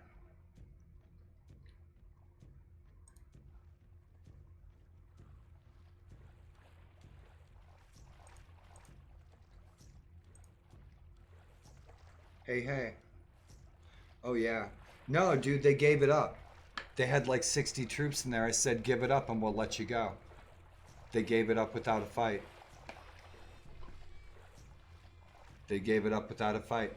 So if you were lurking and you weren't here, I was commenting on the excellent improvements. I don't know if you missed it in my videos on YouTube or on my stream. That major improvement that you did on the Frisian armors, because the Frisian armors sucked. And I loved the Frisians, and their armors could be so cool, and you made them cool. Now they look great. The Frisian armors look so much better. Now it makes you be proud to wear that Frisian armor because it looks so much better. That was always a sore spot for me in Viking Conquest, is that the Frisian armor, the tunics look great, but the Frisian armor itself looked horrible in the vanilla Viking Conquest. It always bugged me because I want to play Frisians, man. I like the Frisians. But their armor was terrible. It looked horrible back in the beginning. Viking Conquest came out. Shit, we can't get any troops.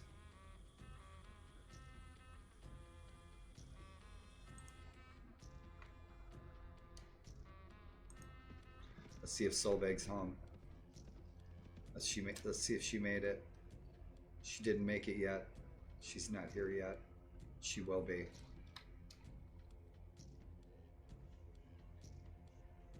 Right. And then we get another castle, and we'll set Helgi up. So let's head north to reinforce Dunavert. Yeah. Yeah, but it worked. And it looks good. It looks good, though. I mean, the actual armors themselves. What I meant was the actual textures were an eyesore. And you made the textures, whatever you did, you made them look, they look great now. The Frisian armors look really super. Or before, gosh, they were like, I don't know, man. They were like a mirror. It's like a reflection.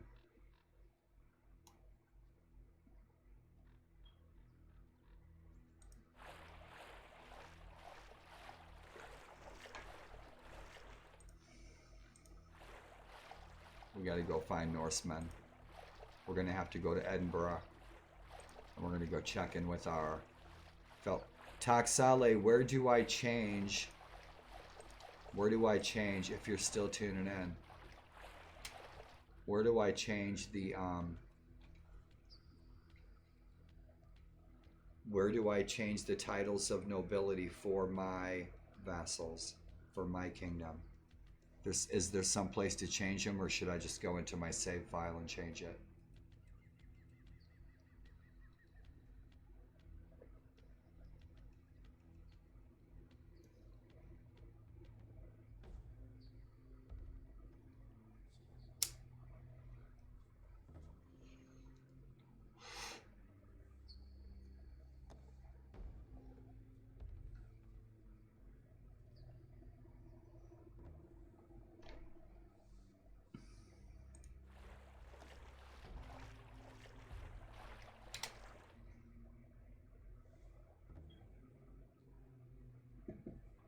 This punk just raided this village, and now he's in trouble.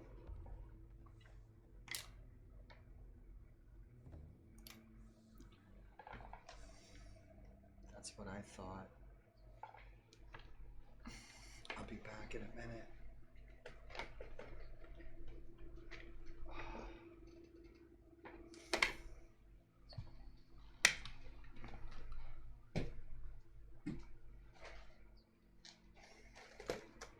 Cool. Nice. Break sound.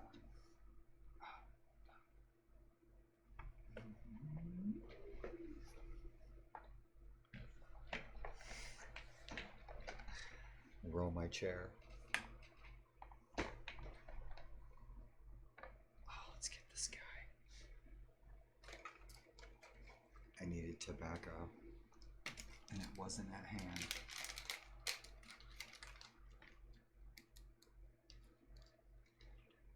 Just change it. Edited mode. Edited mode. Enabled edited mode.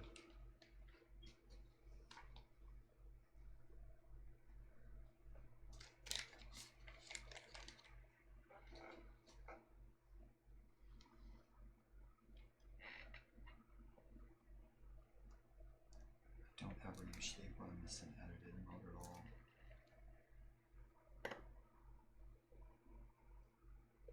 I was wondering where, because there should be a place. I thought there was.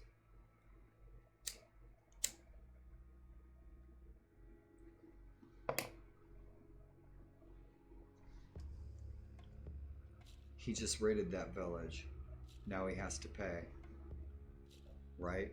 Is on the launcher options. I have to go into edited mode in order to change. I can do that from there, huh?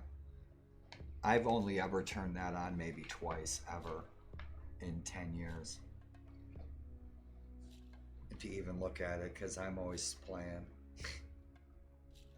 You know, he just raided that village. So is he he's a prince, I think.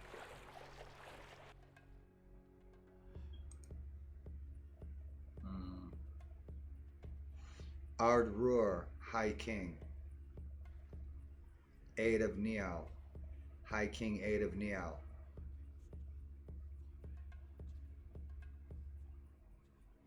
Son of Nial.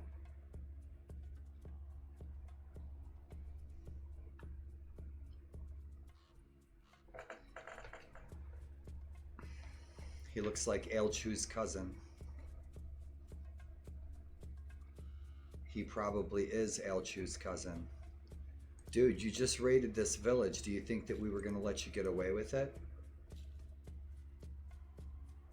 Oh, you're going to die.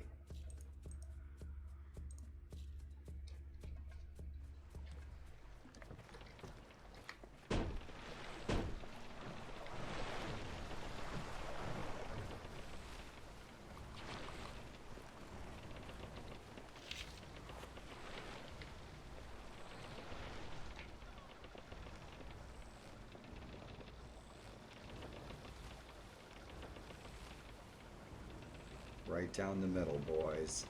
Right down the middle.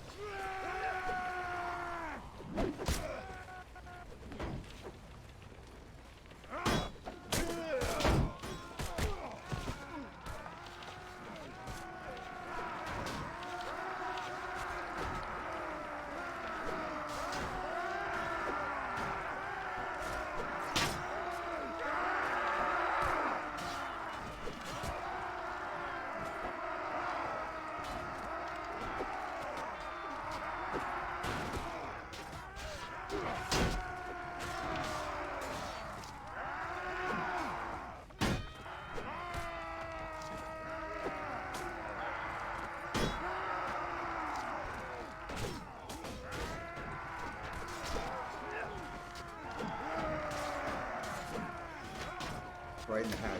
Let's kill him.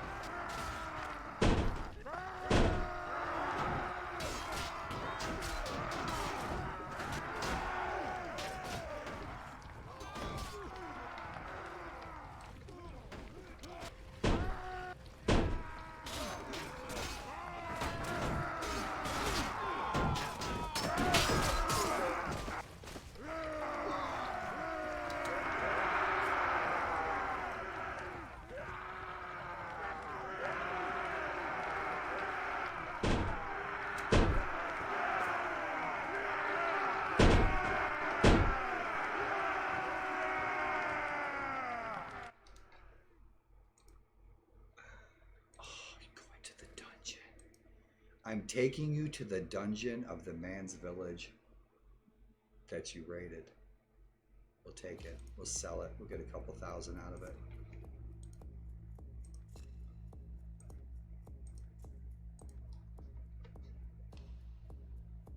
Thanks, Tox. I'll look. I'll see if I can figure it out. Because I know I've seen it before. I thought it was right in here. We can change that. That would be a nice addition. To add that into the kingdom menu on the character screen. How we doing on archers? We don't have a lot of archers.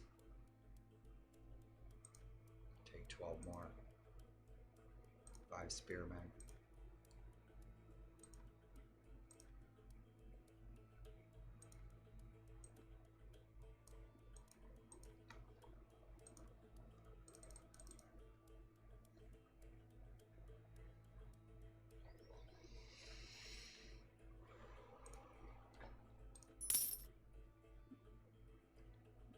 Right.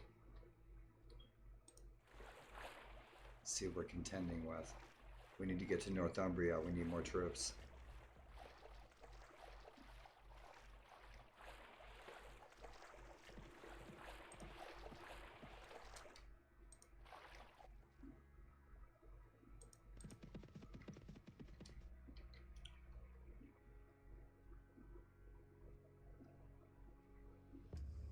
I didn't see you guys there.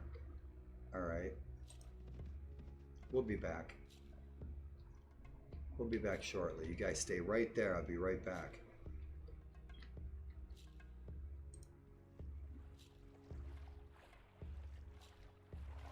He's like, dude, they just rode away.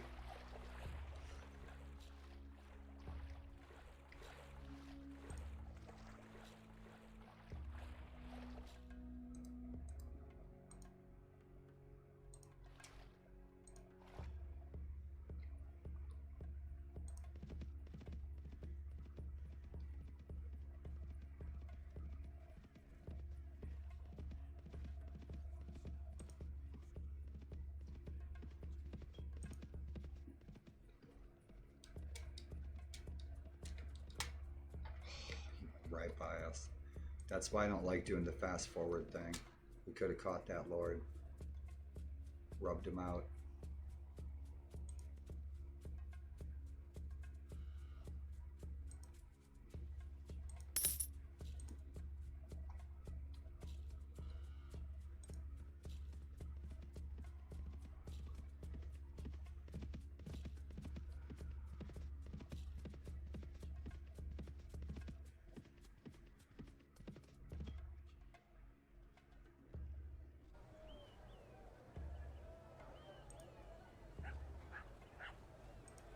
Figures.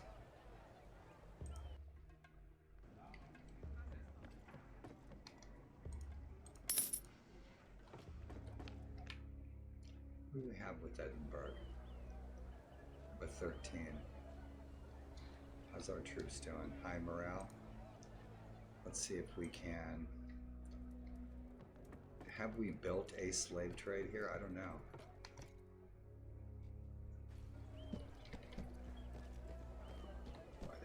Look good.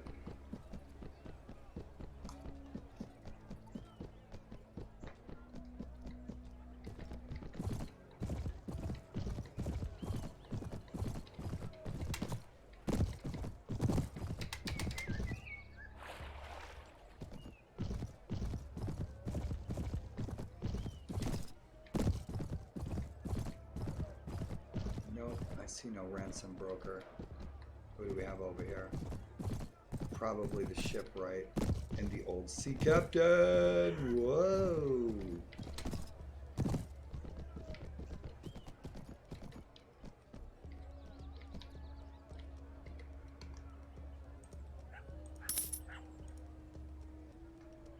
Yeah, shipwright. So I haven't built a slave trade enterprise here yet.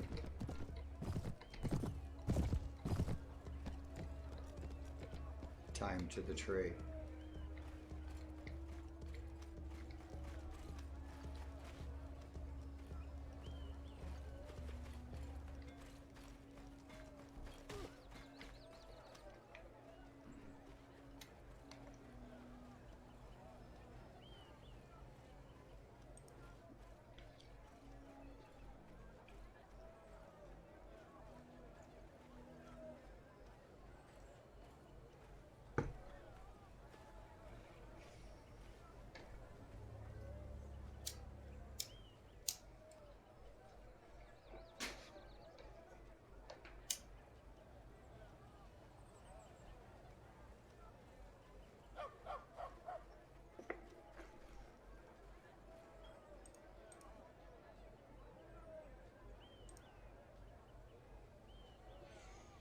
That's super right there.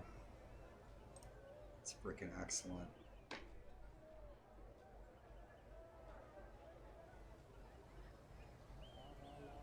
Yeah, look at that. Looks good. Looks so much better.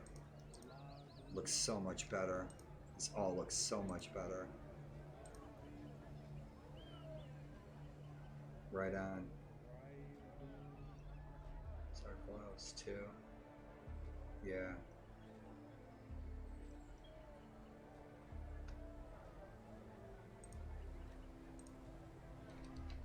Just wonder what armor he had.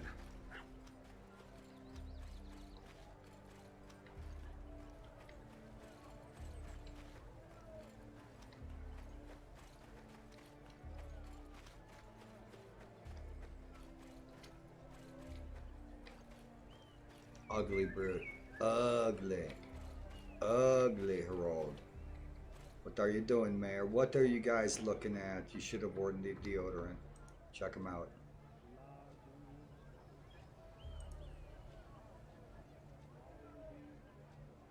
Wealthiest town is Cirencester. Richer than 10.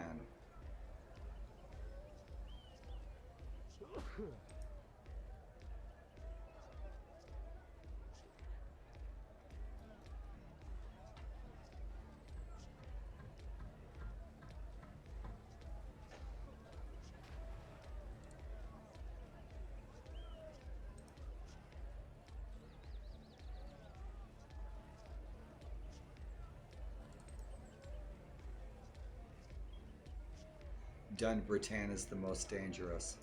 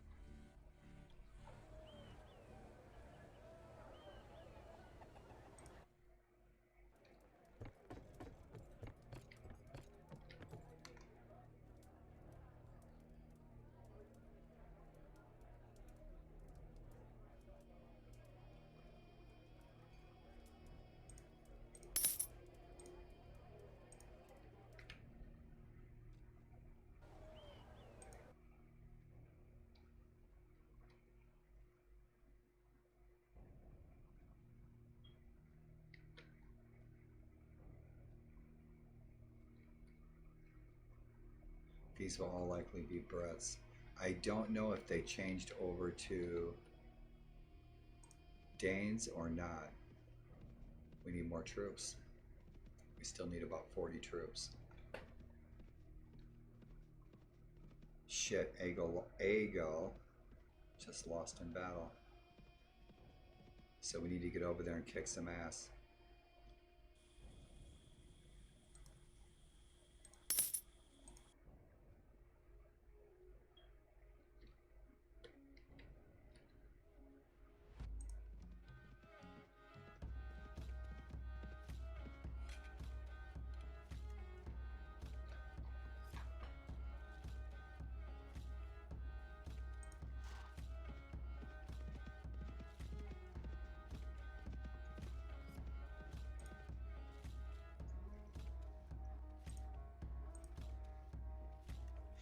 Hasta la vista, Bede, and good luck on your path to sainthood. We'll help you get there soon. What are we doing with them? 79.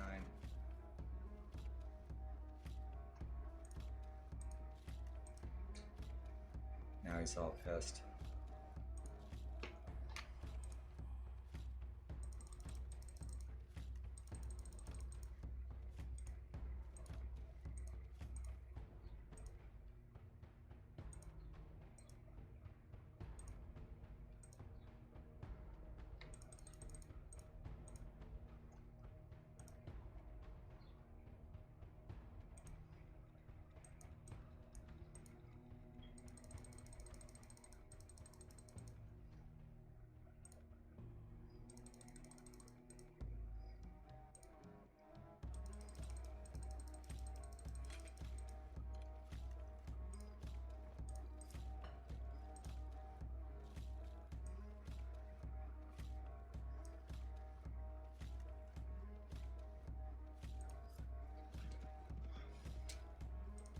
Need to find a ransom broker.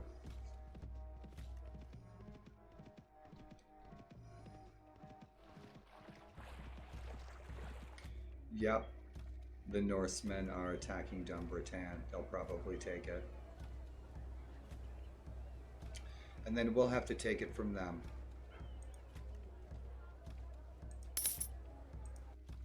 Did any ransom brokers show up? Nope.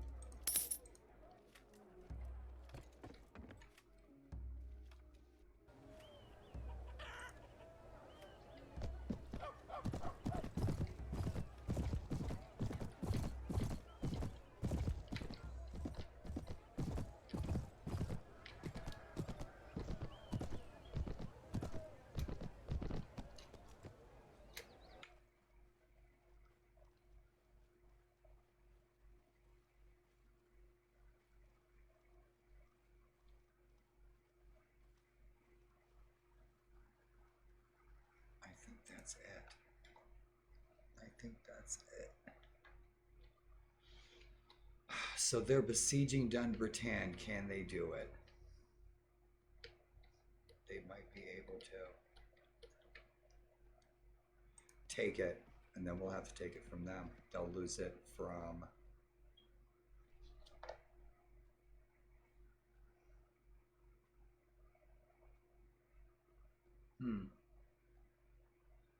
So what we need to do is we need to aid Dublin in battle.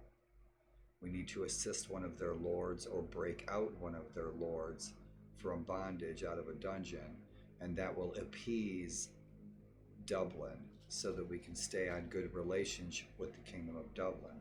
So we need to do them a solid.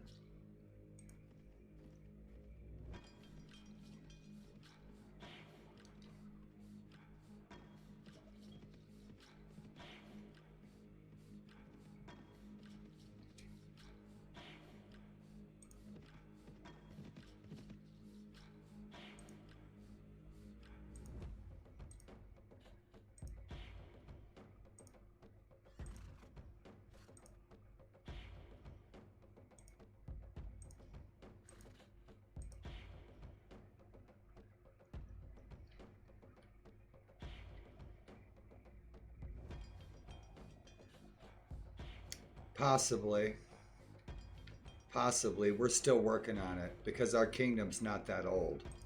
So we're still working on that relation path. But I'll see if I can. 45,000, that'll keep us fed for a while. So it looks like they decided against the siege.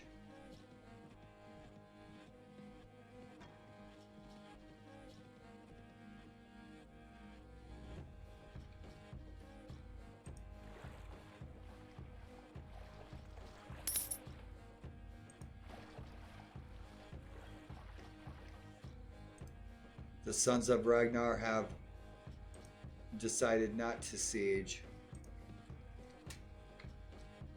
Dunbarton.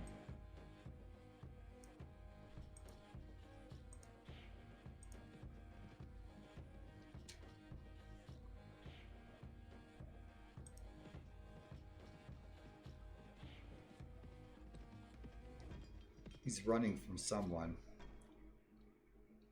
Oh, you bastard. Let's go help Solveig. Let's go help Solveig protect Ramsa.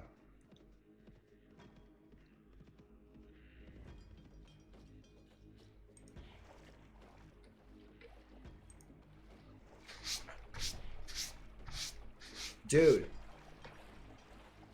Oh yeah, all my companions, I have, I send each one of my companions, I send them out on the diplomatic mission to spread the good word before I cut them loose to become their own adventurers.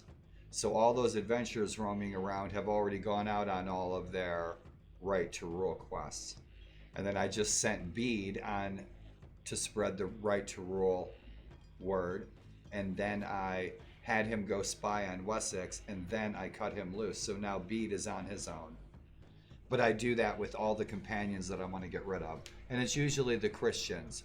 And so I'll have a bare bones crew of pagans, where Solveig is now the Lady of Haramsa on Manx. So she's our shield maiden guarding Manx. And we have Aegil up in Alba on Dunaver. And now our next goal is we will take a fortress so that we can award that to Helgi.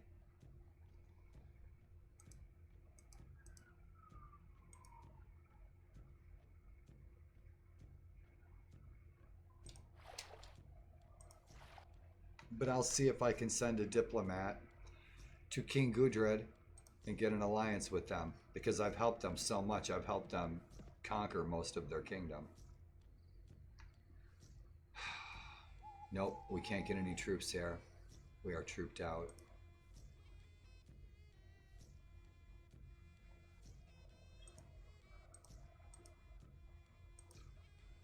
Let's get to Haramsa and help Solveig against this lord who is attacking her village.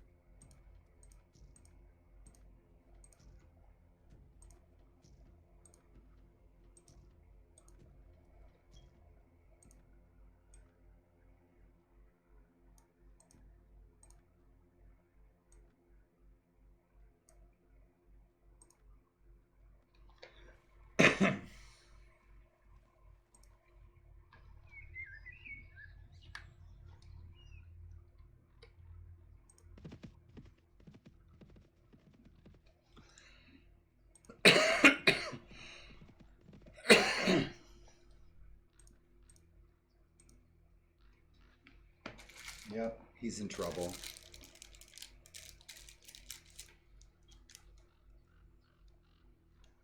Because I have an Almond Joy.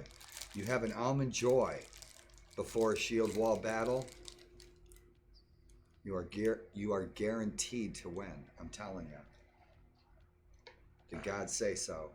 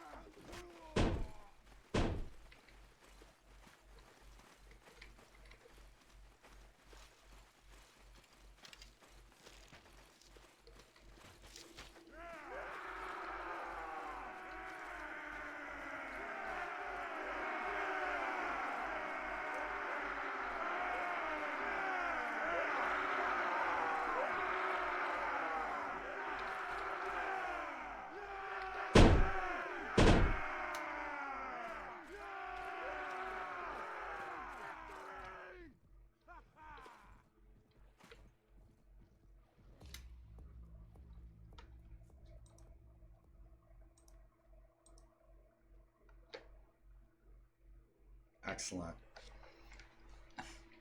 Armor with the cross, man. She became a nun. Mother Soloveg. It's getting bright out.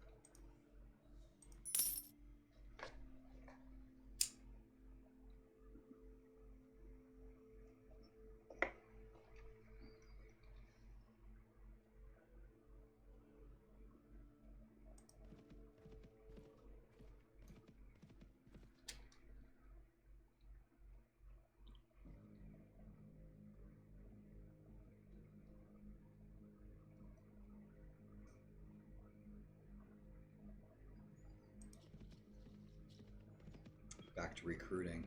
Sell these prisoners. Diplomatic mission. We'll see what we can do.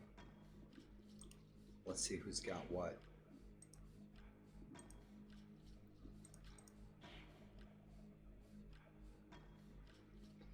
Asbjorn has a persuasion of 3. He's not noble.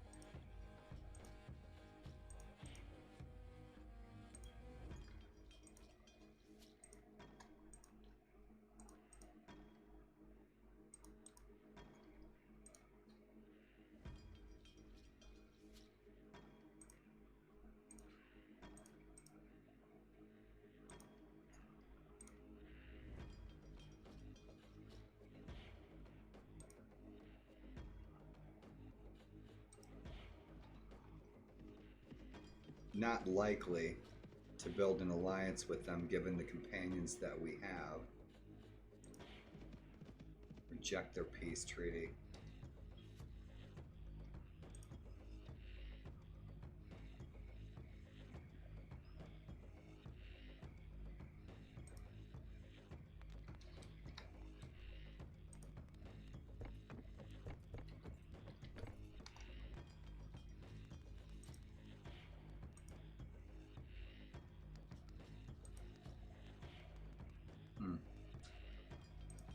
We're still there.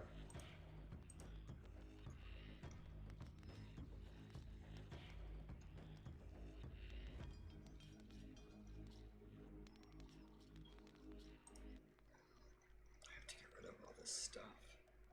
Do we have room? We do. This is where this is supposed to go. Our horde from our hideout.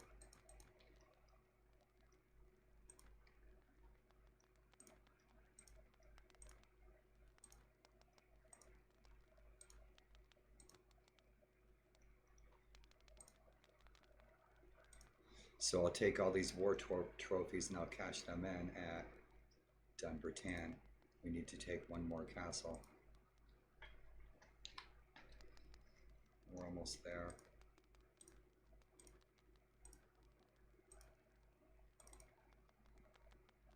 As soon as our lords troop up, and they have full armies, at least 100 apiece, then we can roll on that fortress. Let's take out their kings, let's take out their lords.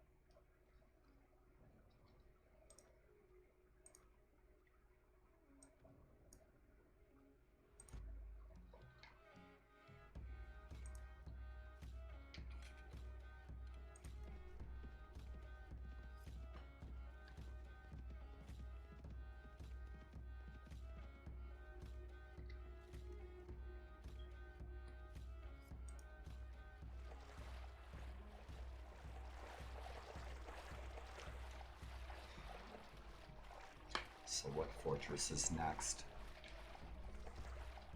Maybe one in Alba.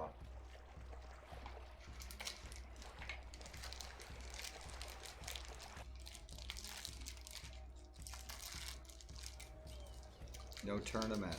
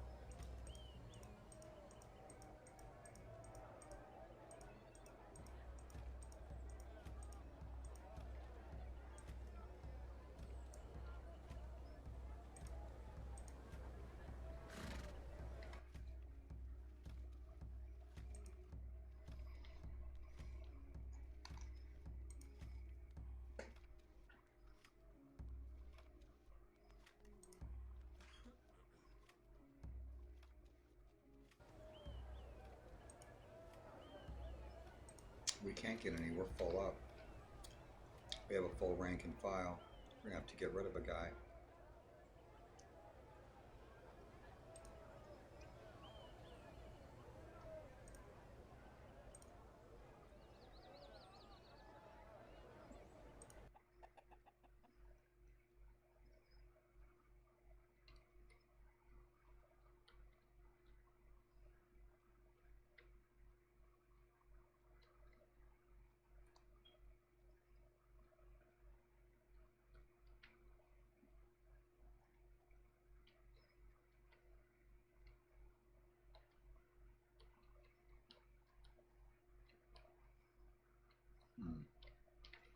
If I took Ardicata back, I wonder where our vassal would make port. Rathcalter or Dublin. What's this attached to?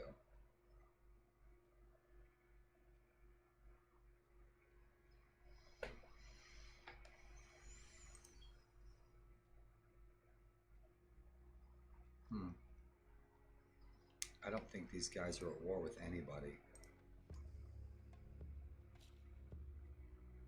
They were at war with Alba. So what's Alba doing? Are they attacking the Hebrides and Orkney? Not yet. But they will. Yeah, they'll attack Sudrara, they'll attack the Orkneys. Alba will. Oh! They've already taken back Akilspaki. The Kingdom of Dublin have taken that back. Awesome. Wow. So we can help them fight Alba. I'd like to take Dunseaburg, but I think our vassal would have a really hard time getting back and forth from there. Yeah.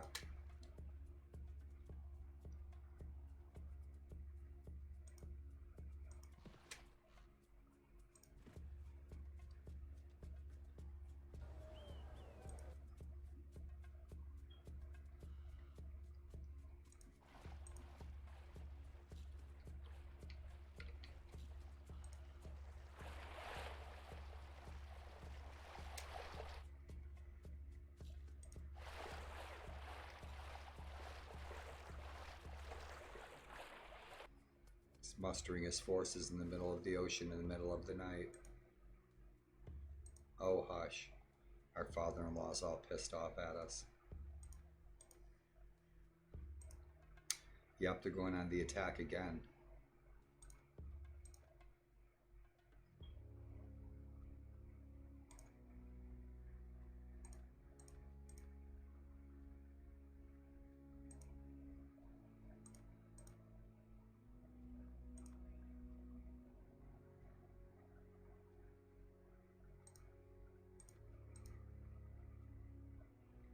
Yeah, they're going to siege. They're on the attack.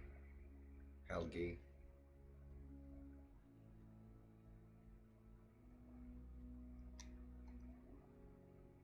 Aston. Yep.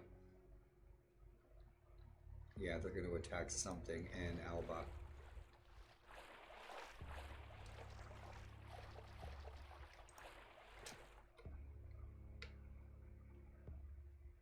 Shit. Oh, it's Bjorn. It's Bjorn with 500 troops.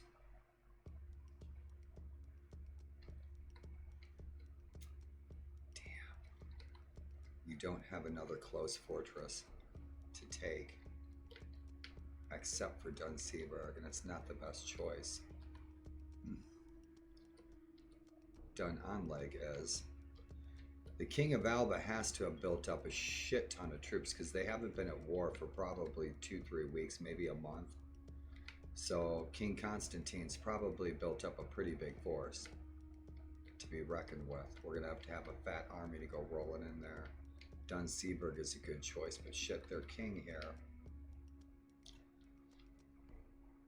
has how many troops in Rathkelter? I do not know. Bjorn's kicking it.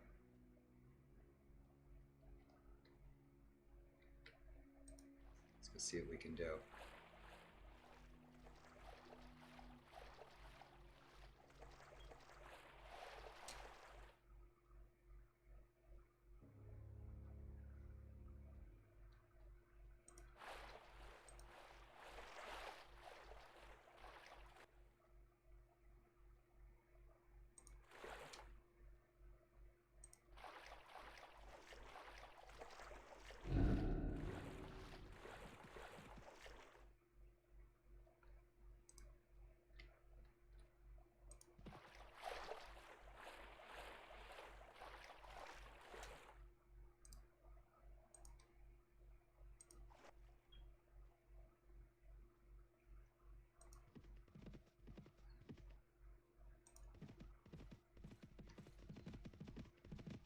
No way, come on.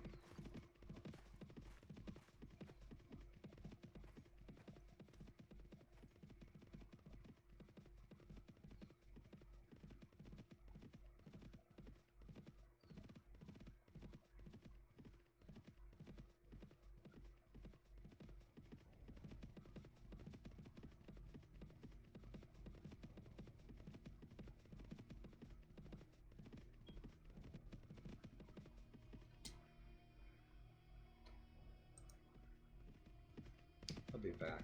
Wait for him to pass by the fortress again, then we'll go back and get him.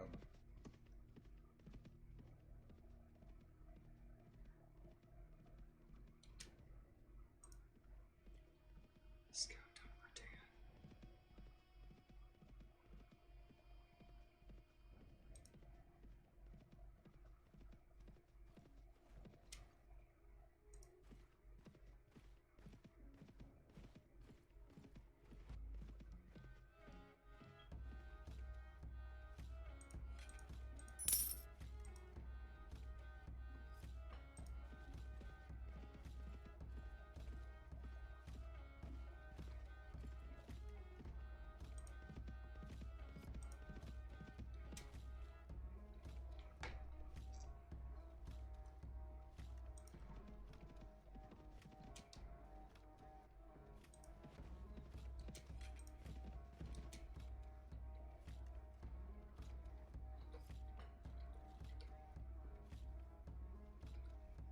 He's got 310 troops sitting right there.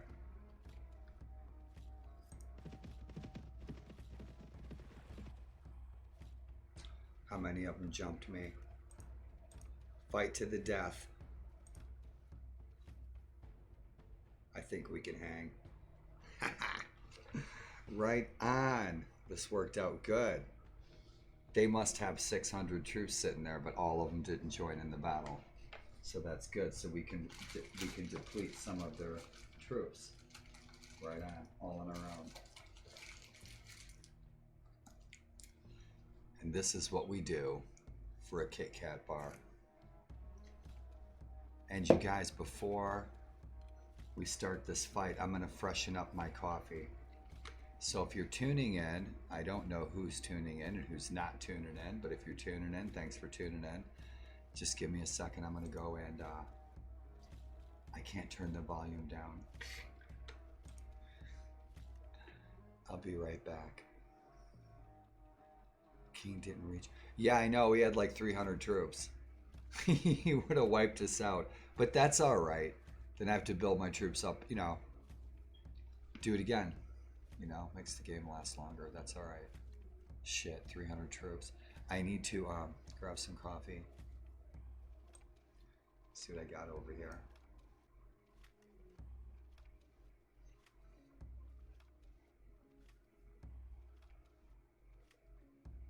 Enjoy. I'll be right back, you guys.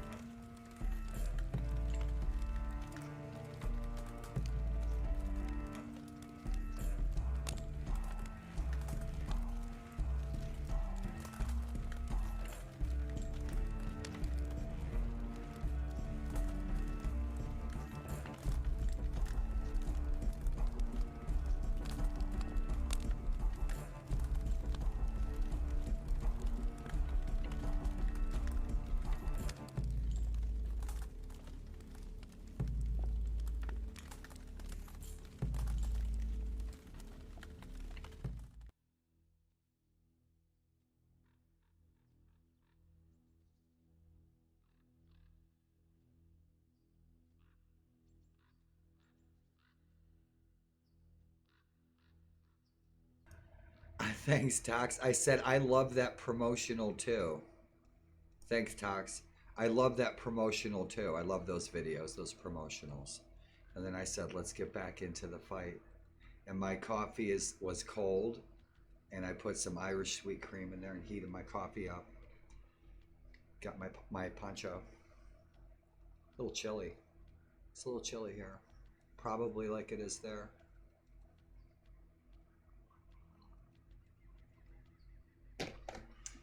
I'm not mute, I'm deaf. Oh, man.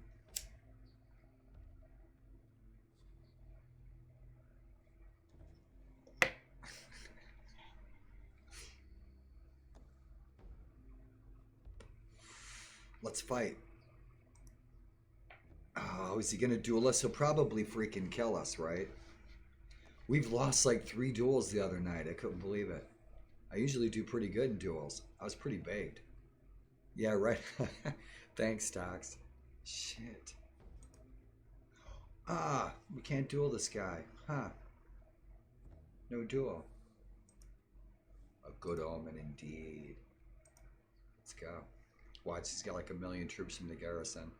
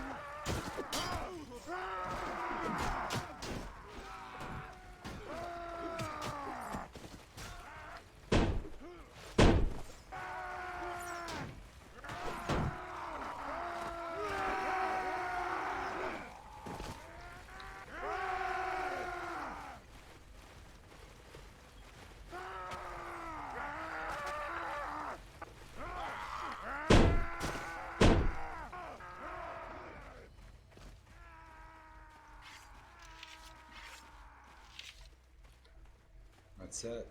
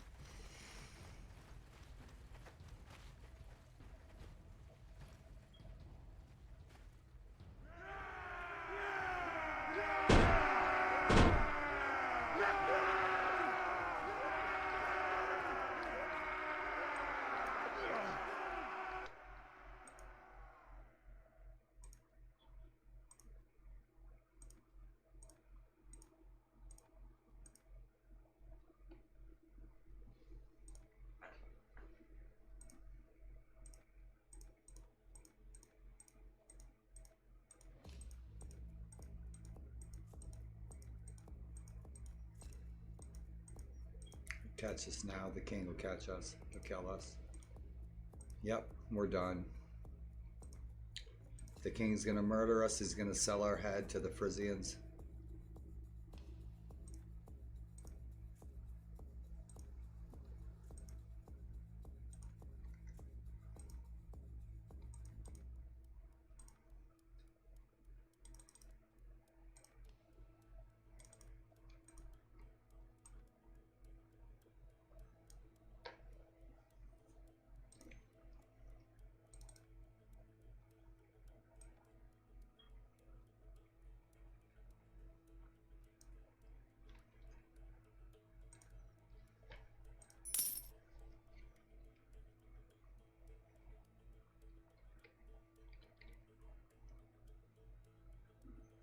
Two banners. He's got about 400 troops. But how many? What kind of 400 troops? What's the bulk of his troops? He's got 42 skirmishers. He's got 136 peasants. Half of his army is fodder.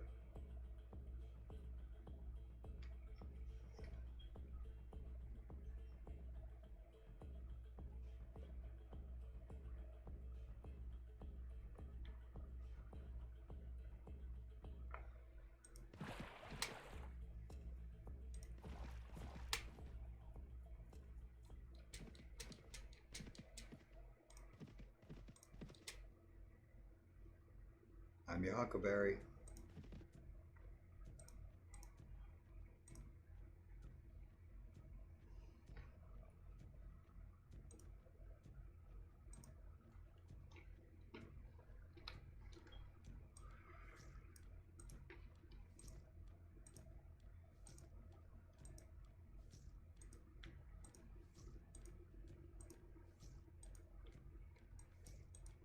Kicking some ass. Right.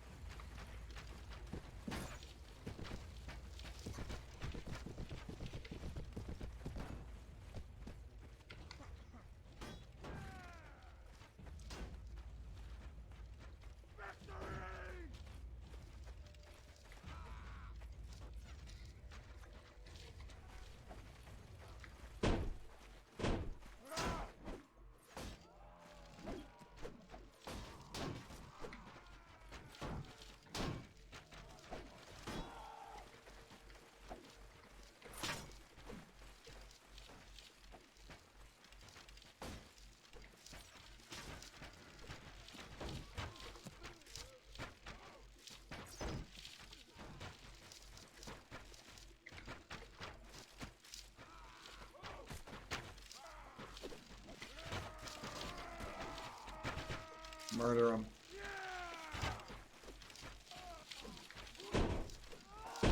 They're already running.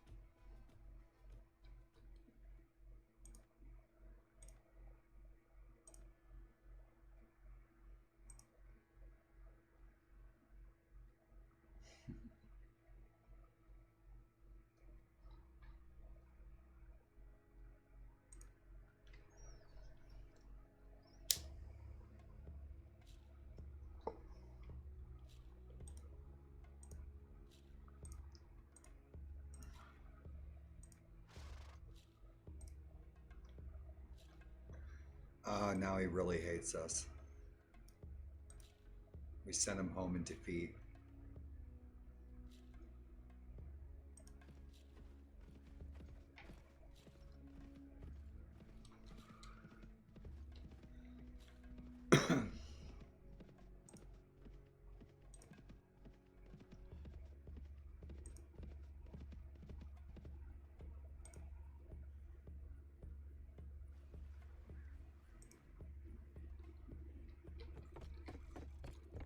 Aegal Orixen. Let's check him out, Lord Aegal.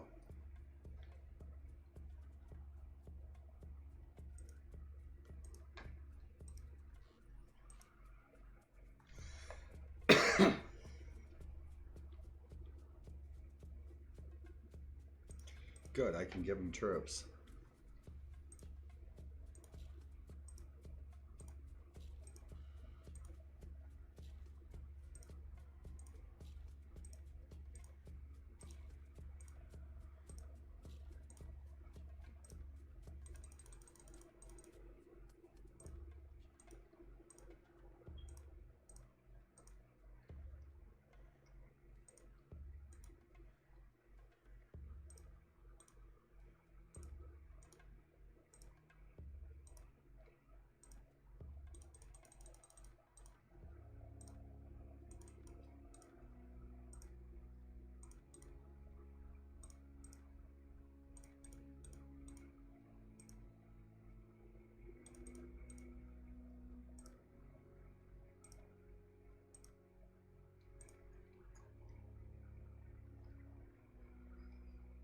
Good, he'll be set for a bit. I'll help him out a little bit.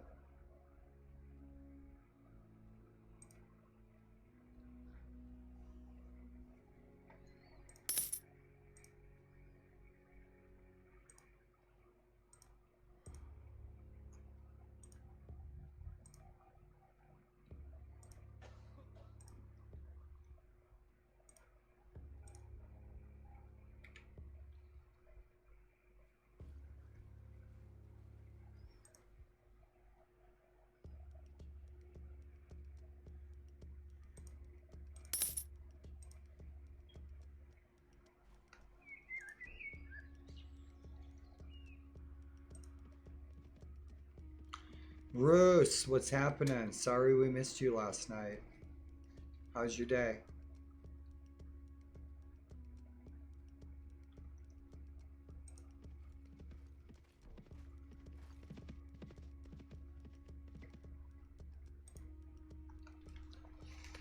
What's happening? Skull to you.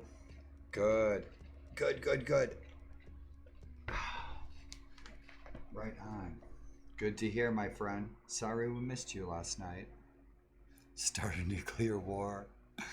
Shit. First, my day is good. I started a nuclear war. Awesome. I love it. That's how you come into a chat room. My day is good. I started a nuclear war. I love it.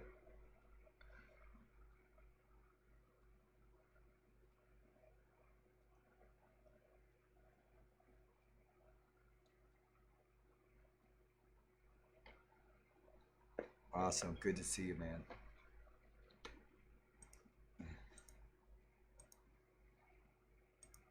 I started a nuclear war. Wars lasted 60 years. Awesome. Are you streaming that?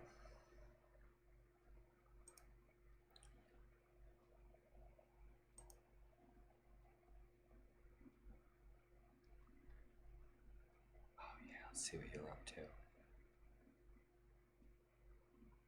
Yeah, I follow you. That would be cool. I'd like to see that. That's cool. Right on.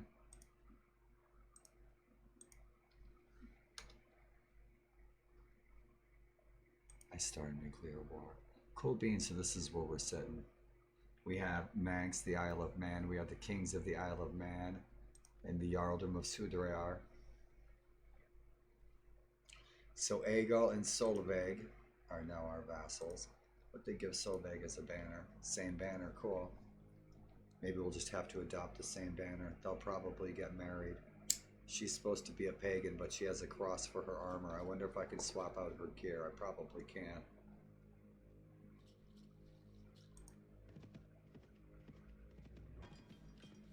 Let's see.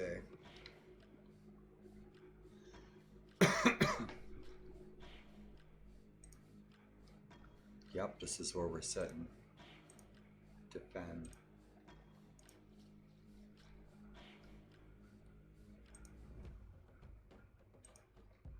Factions.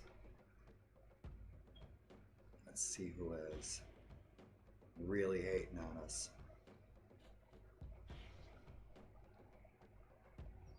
Yeah, we got a 90 with Dublin. Maybe we can get an alliance with them like Toxale was suggesting.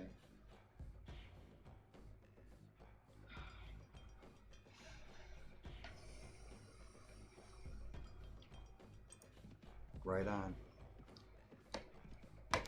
You're hilarious. I'm only 7.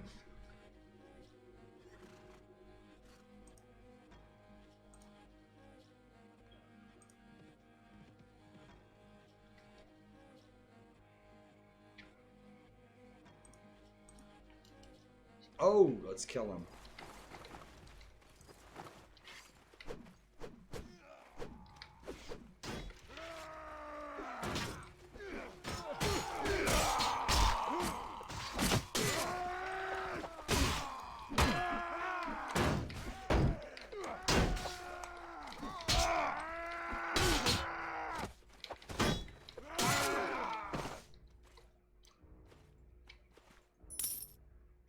Awesome. We got our mugging, we got shot in the neck, our day is complete. We beat the muggers. We survived the shooting in the neck. Just like old Bluetooth. Ukraine almost had nukes and almost kept them, but the Western world said give them up, we'll take the Russian invasion. Yeah, it's all about money, economy, business, commerce, trade. That's what decides who does what with who.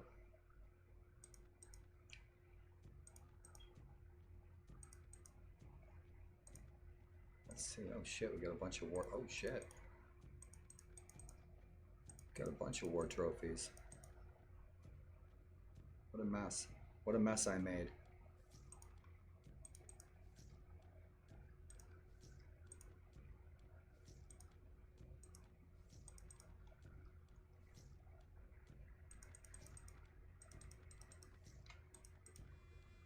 get him some chicken. Get him a bucket of the Colonel. Let's get out of here. We need some troops. Boy, they hate us. We must have raided them 10 times. Early on in the game. Oh, Raiders. Hello, Raiders. What you doing, Raiders? We need more troops. We gave him some troops. Solveig is probably hurt. Oh, what's going on? Are they under siege? No, they're not under siege. It looked like they're under siege. Apparently they're not.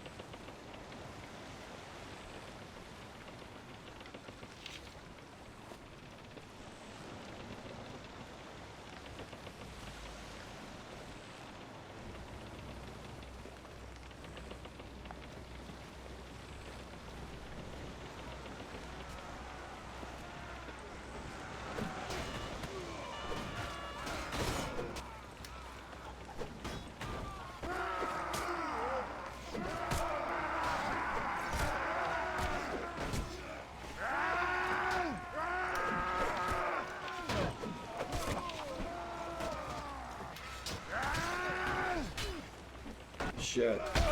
Let's go for a swim. Yay. See, this is proof that Valhalla exists. We won. I died. I drowned. Let's grab these troops.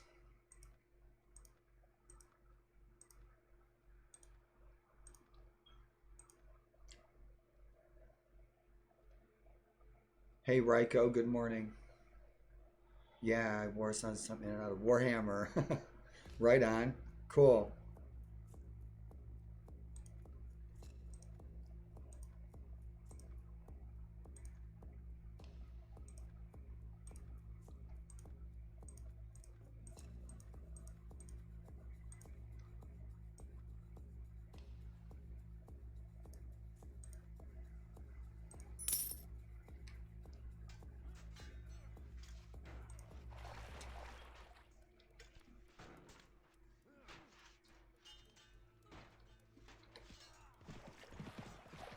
Yeah, they're not going to follow him. He can't take it on his own.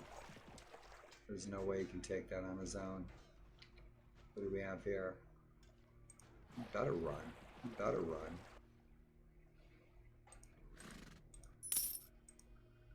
We got 2,000 coin from him.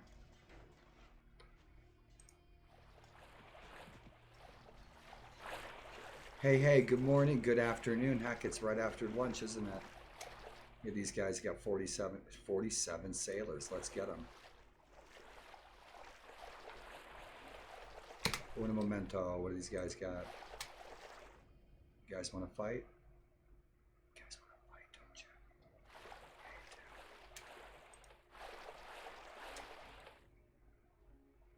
What do you got?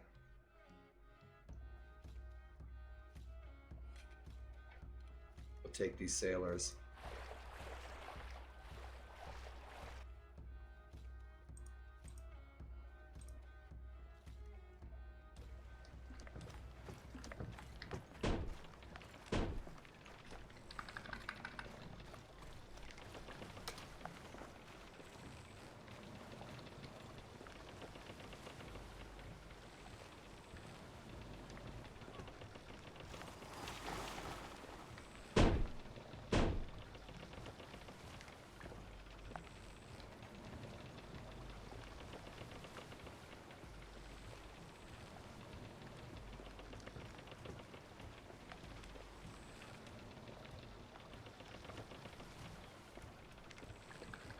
Row. Yeah, the wind's not helping us out any.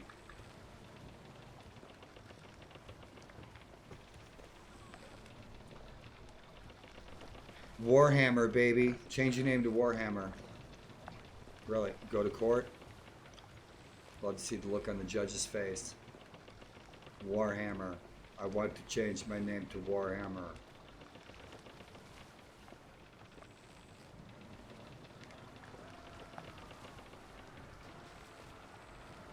Come on, boys, row. 9 knots.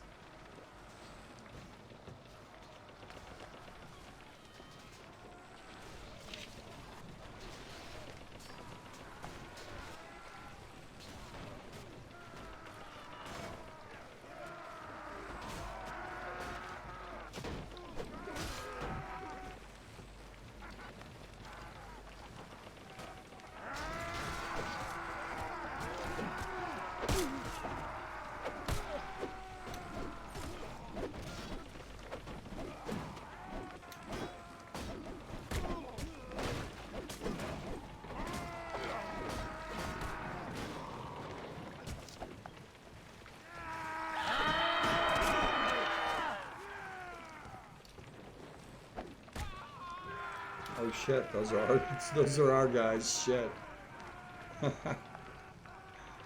Right on. 70% of the world died.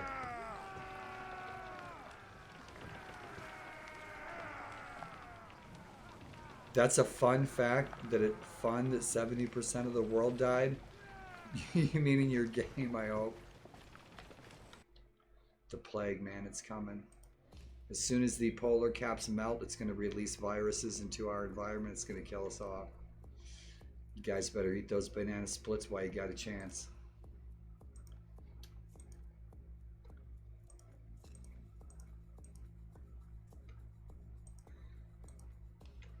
Plenty of ice cream for everybody.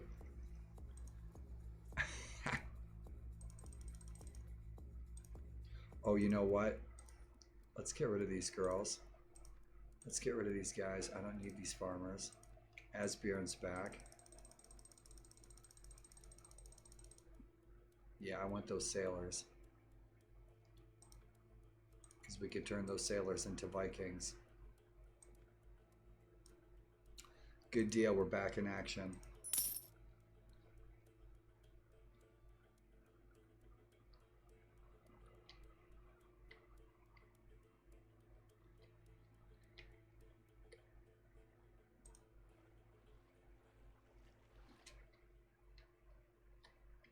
You know what? Let's go to Edinburgh and see if we can sell these guys so we can stay up in this area. We don't go too far.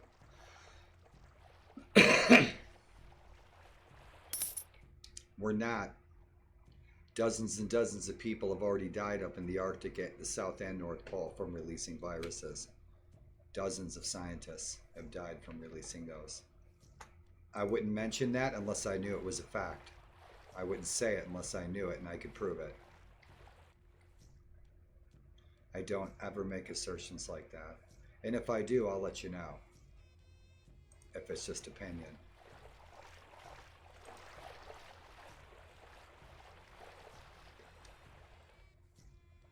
So he's hurting. These guys are attacking Alba, and they're not being successful at it. Let's see if I can find...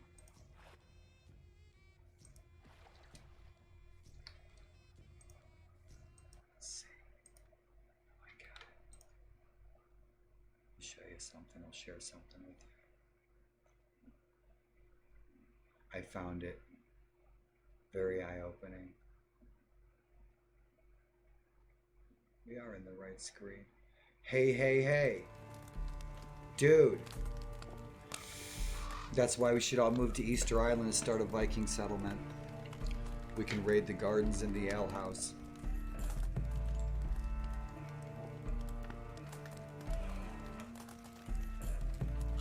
What's for dinner today, y'all? What's going to be your meal of the weekend?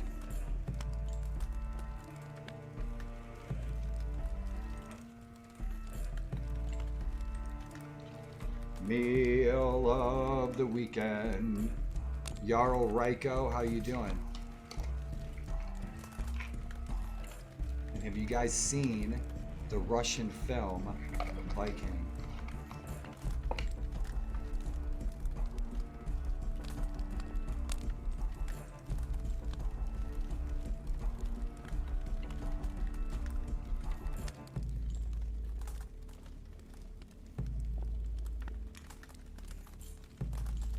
Let's check this out.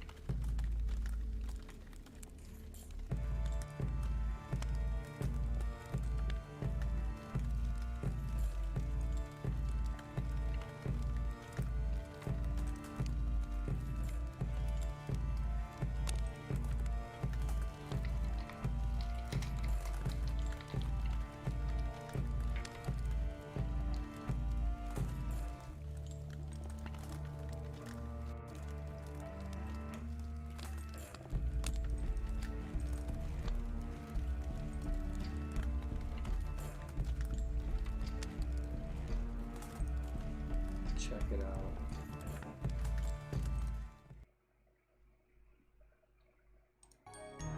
Terrifying ancient viruses are being discovered in the Arctic. There is nothing new about disease, and some diseases that devastated the ancient world haven't been seen for generations. But as ice disappears from some Arctic areas, extremely deadly diseases are waking up capable of infecting humans. The problem is that we have no natural defense to these viruses as they've been trapped in ice for thousands of years. So the race is on for scientists to develop drugs to fight against diseases, some of which 30,000 years old. But some aren't that unknown. Last year, 20 people were hospitalized by anthrax. They were in a remote Arctic location, and it's unclear how this happened. It's possible infected reindeer died and were preserved in the ice only for the infection to recently be released.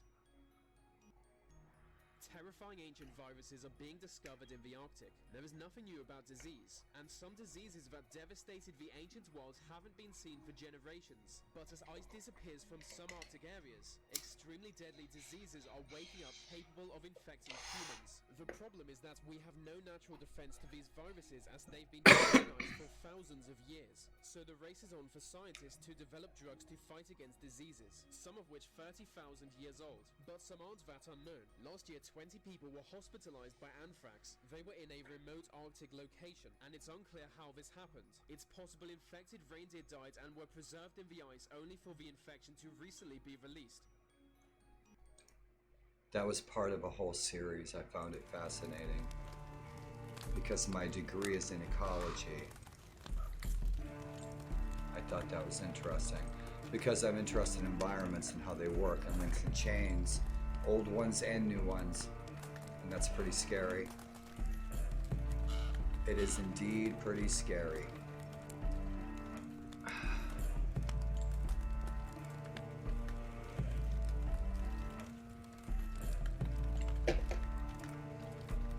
Because we didn't develop an immune system in that environment that those viruses came from.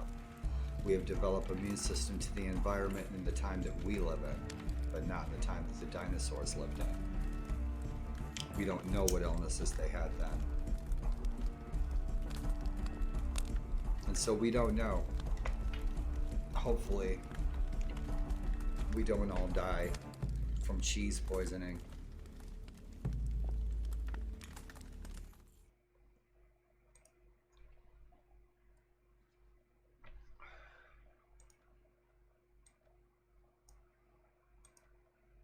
To Dunseaburg? Maybe. Are they still sieging this, or did they give up again? They gave up again.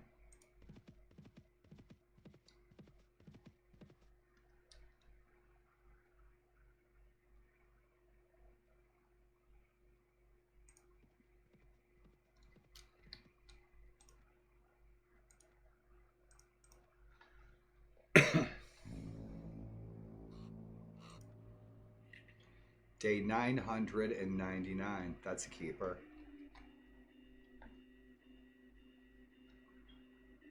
It was the 9th day of the 9th month of the 9th year, not long ago.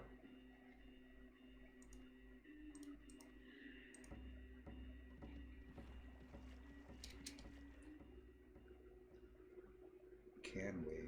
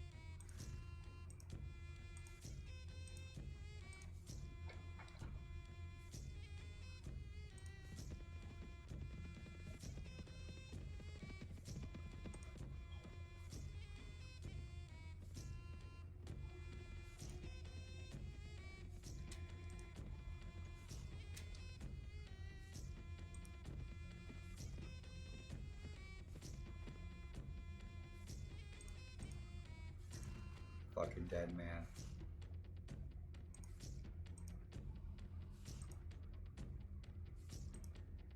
Chicken.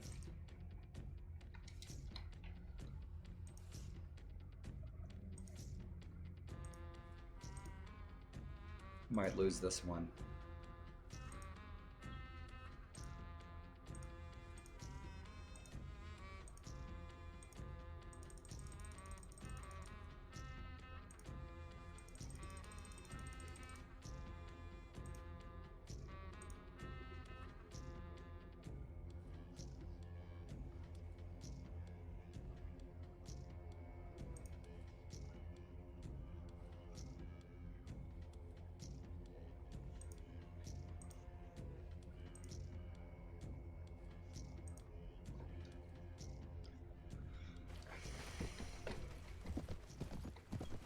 Dude, it looks like I'm fighting on Mars.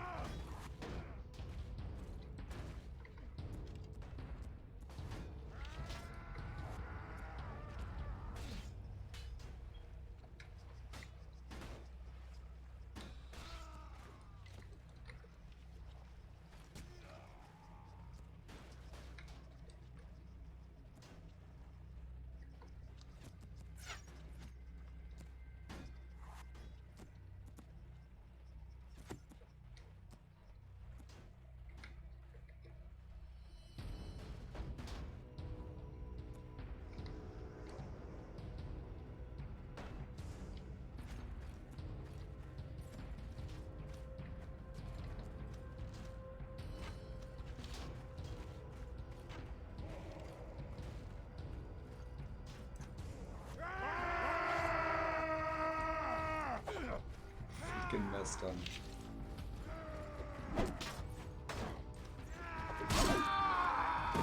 I missed him. So it's gonna be, boys.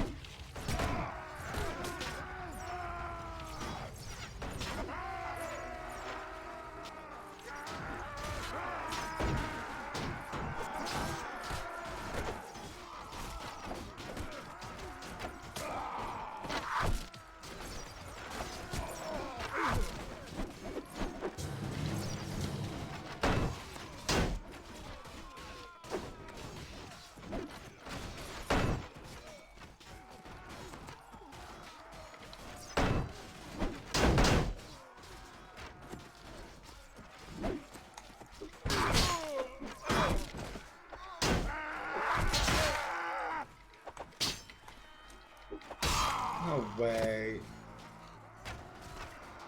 Get them, boys. Come on, skirmishers. Do what I freaking told you to do. Let's murder the bums.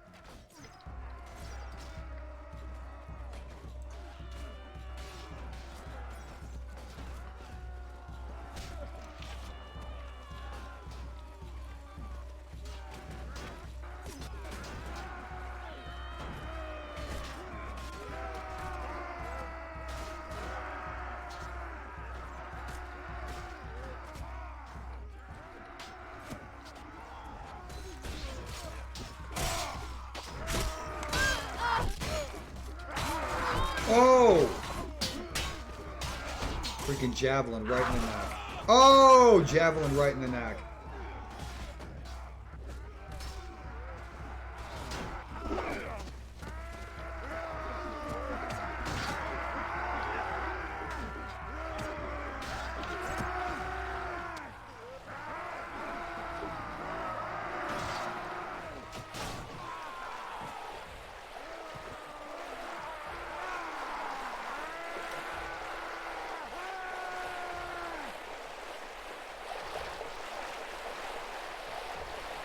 I told you guys we'd get a bath today.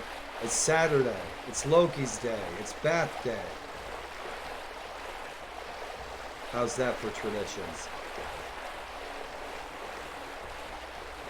Oh, right on. Hey, Germany forms the European Union, unites the Fransum Yeah, the France declares war on Italy, and then all of Europe, including Russia, and also USA joins. Last 60 years. Heck, I'd like to see that video. It ends up with 70% of the population of the Earth dying. That was your day, basically. You're hilarious. That was my day. Right on, Roos. Thanks for sharing.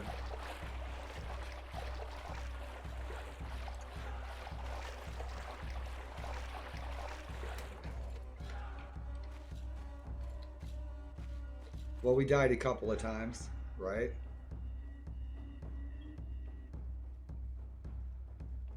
There's reinforcements coming.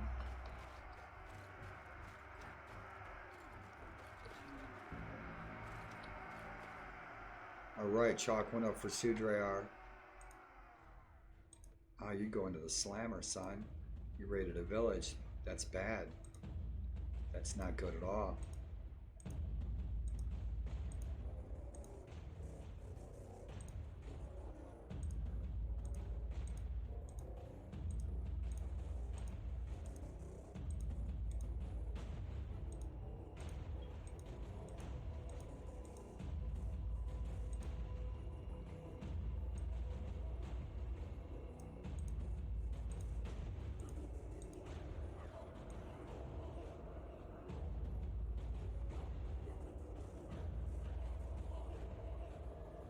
Oh, decent troops in there.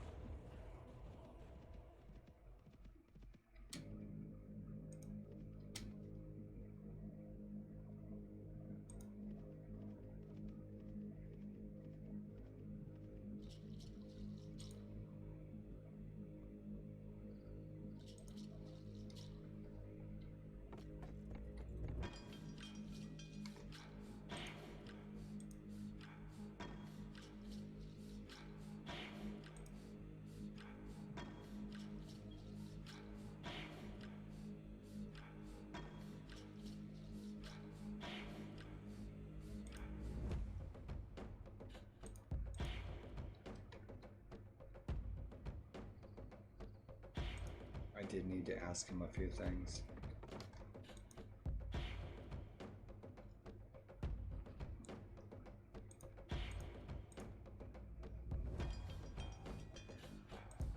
Shit, she's on the move. She's raiding.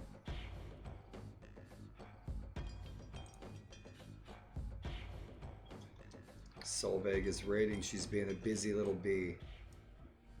She's being a busy little shield maiden.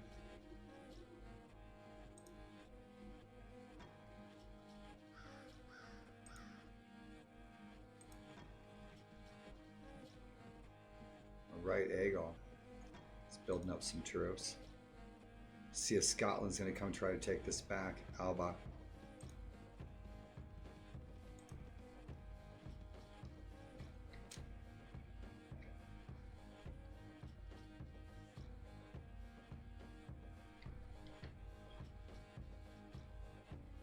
He's coming for us.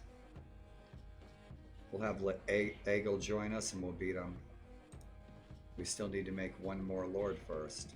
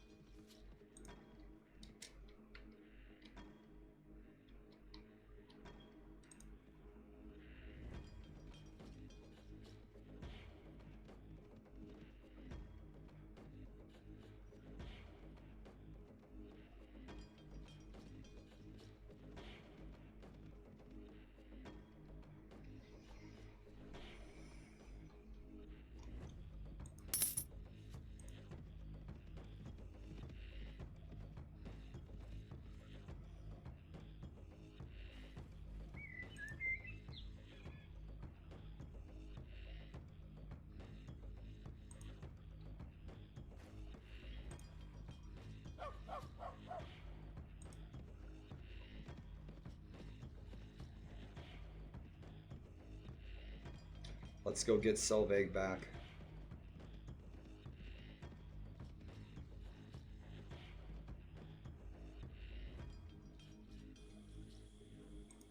She's been taken prisoner. Just the man I wanted to say. 22,000 on those prisoners. Wandering Bard, what are you doing? Dublin's having a feast. Frisia's having a feast. The Weeneel's having a feast. Meet at Tamer, and so Tamer is worth taking because it's the wealthiest city in the world at the moment.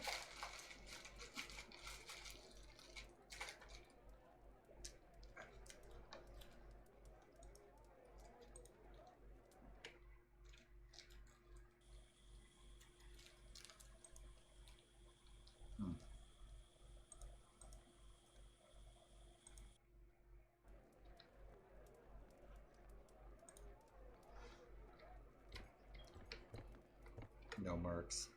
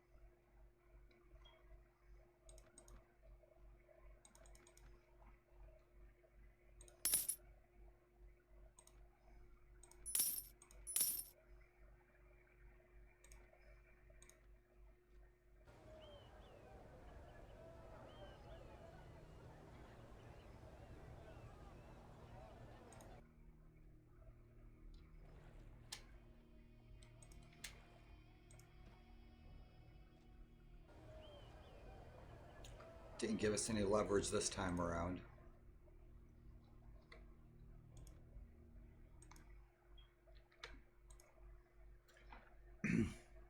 And I have to go to the can, my friends. I'll be right back.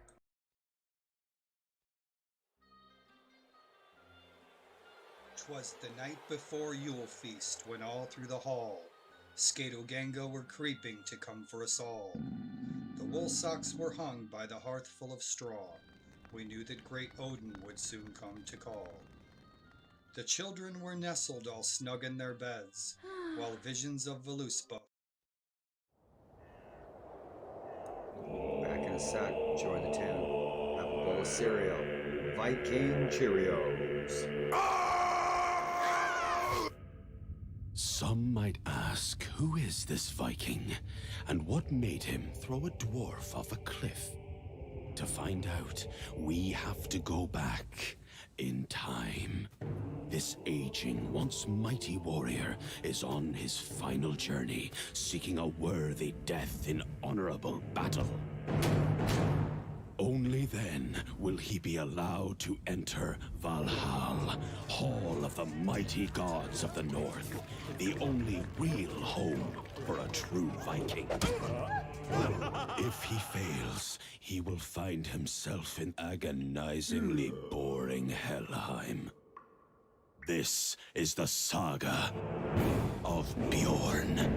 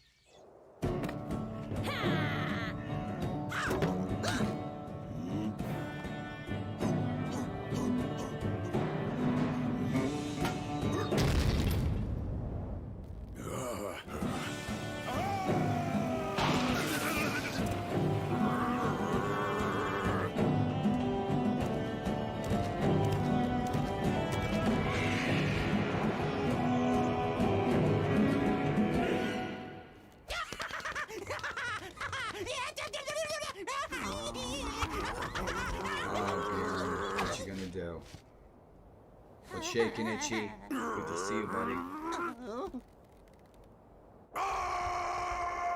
Oh, yeah. What made you throw a dwarf off of a cliff?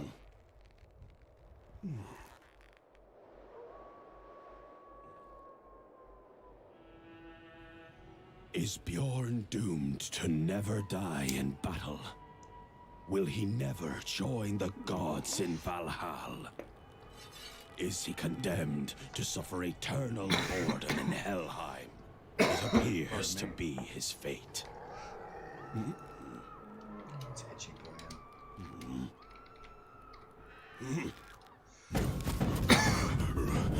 Ooh, Vampire Survivors.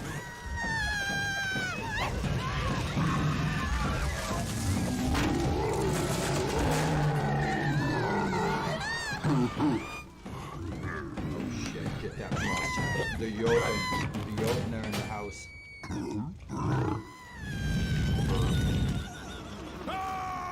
Get him, Bjorn.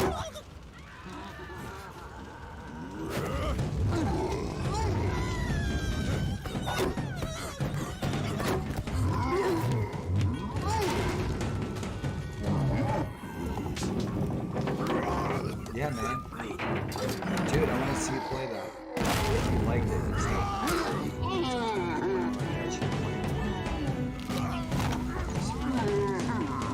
I want to play the Yoda.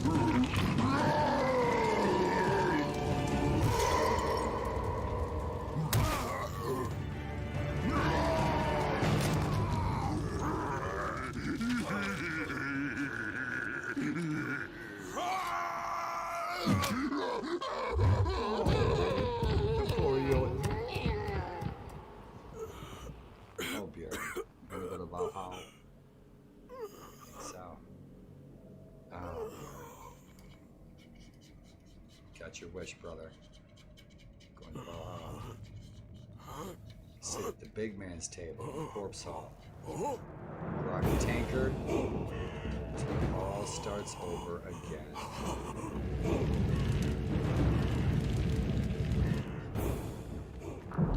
Next time we're on, Braggy will be king of the gods.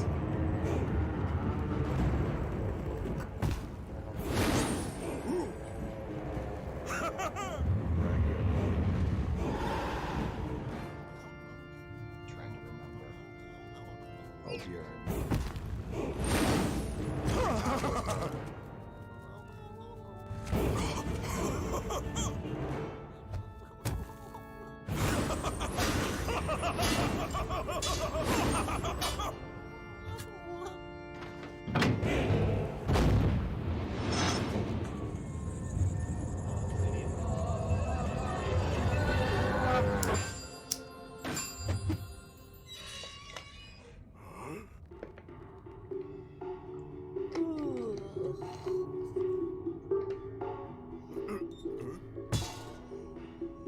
Oops.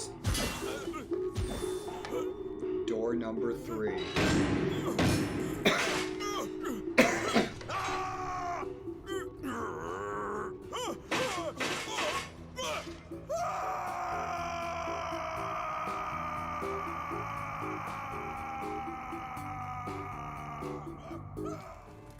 Wouldn't you know it?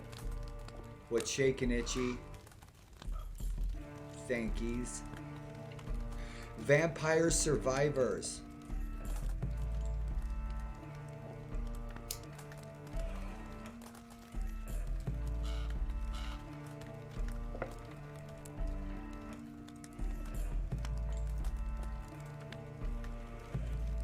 Vampire Survivors.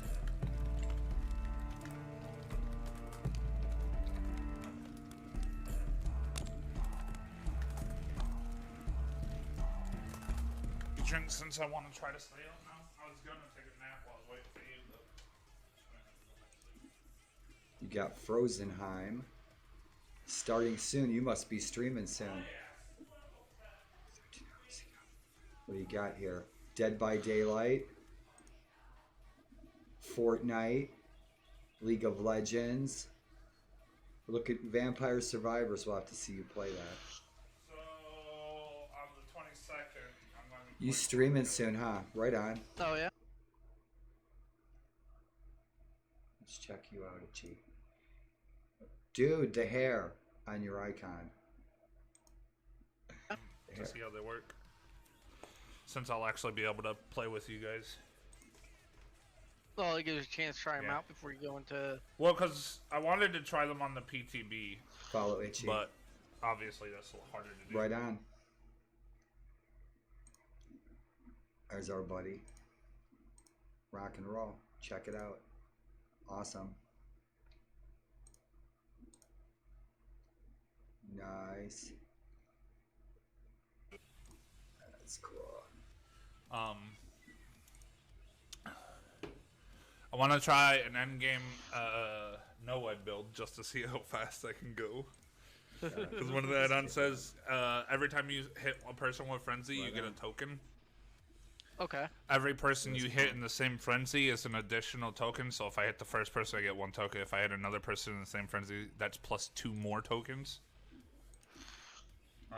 And once you get 30, when the last gen gets done, you get plus 4 movement speed, which is the same as no-ed. So I want to also do no-ed to get plus 8 movement speed. And then I want to do plaything. So when I'm at full stacks of plaything, I think each stack of plaything is like 3% or something like that. This is my neighborhood. So that's plus 9% right there. And then I want to see Legion go really fast. This is MS. Do we want a bot? This is MS. Yeah. Probably if we're both on a team, right? Yeah, we want someone to MS. play against. I didn't know if that was a thing, alright? That's our nerves going from my brain to my hands, my leg. Leave them on medium. Yeah, that's my first time. Your first time, and I'm not that great at to handle a hard bot by myself. Okay. Little round top. Right here on this ridge that I'm pointing at is where my ancestor Andrew fought. In between, the right past those trees, Got it. is the wheat field. So we want just a small map with 1 person then? Yeah, we'll try it. See how well we do with 1 before we add more than just 1. Go to arms. What is that? Ready? It raise you up. So I asked you guys, you want to stream outside? My Resource balcony. retrieval. Itchy, thanks. Welcome to my living room. It's nice to hear your voice, bud. None. Get him, Itchy. No resources whatsoever. Check it out. Starting resources medium. That would be a fun thing to do eventually. You can't get any more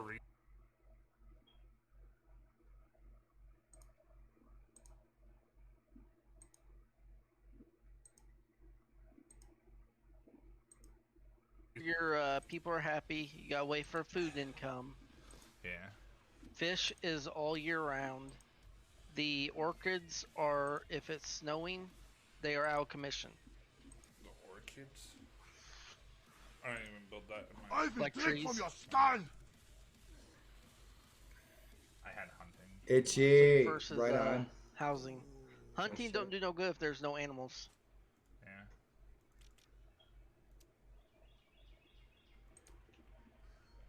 Mocha, lay down.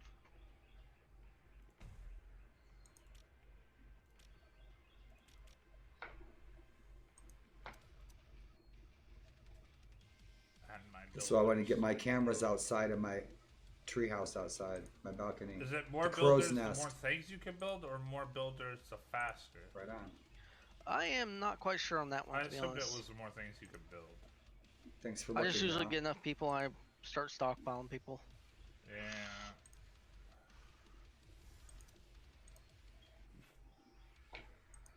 Shut up, Warlord. And if you hit control 1 on a unit, you can actually tab them. I don't know what that is.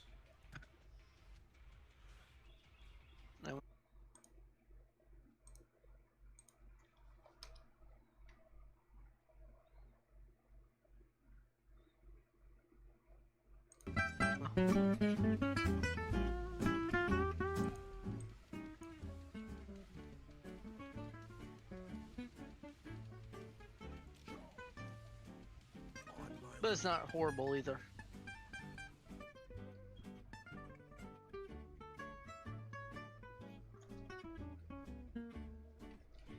Welcome to my balcony. I can usually hit that from my desk, right out my window, the moon. Wait, do what? So like when you click on your woodcutter, station, right? You left click on Itchy's it, our and guest highlight speaker it. today. Go over to a group of trees and right click. Wait, so Thank you, Woodcutter, mysterious left click stranger. on it, Yep. highlight it. See Wallace and Gromit Then right eating click on cheese group on the of moon. trees.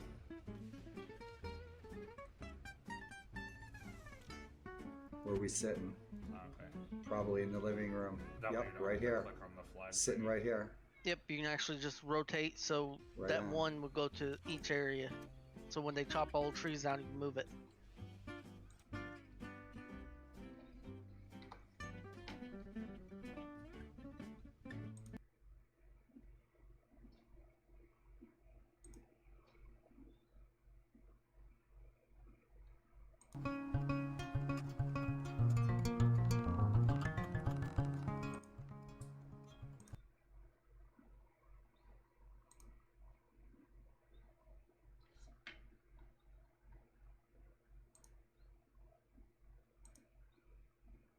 Who is this guy? Shut up, Warlord.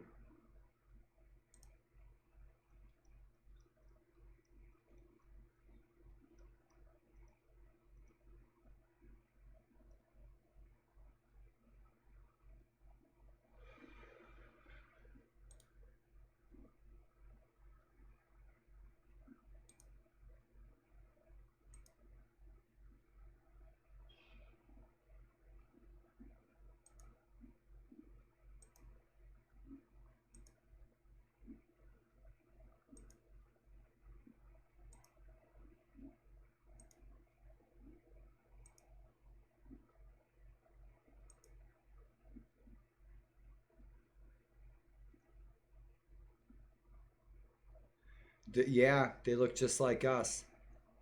They look just like us. There's me and the kiddo. She just turned 25. She's coming to see me soon. There's the Daniel Lady Farm.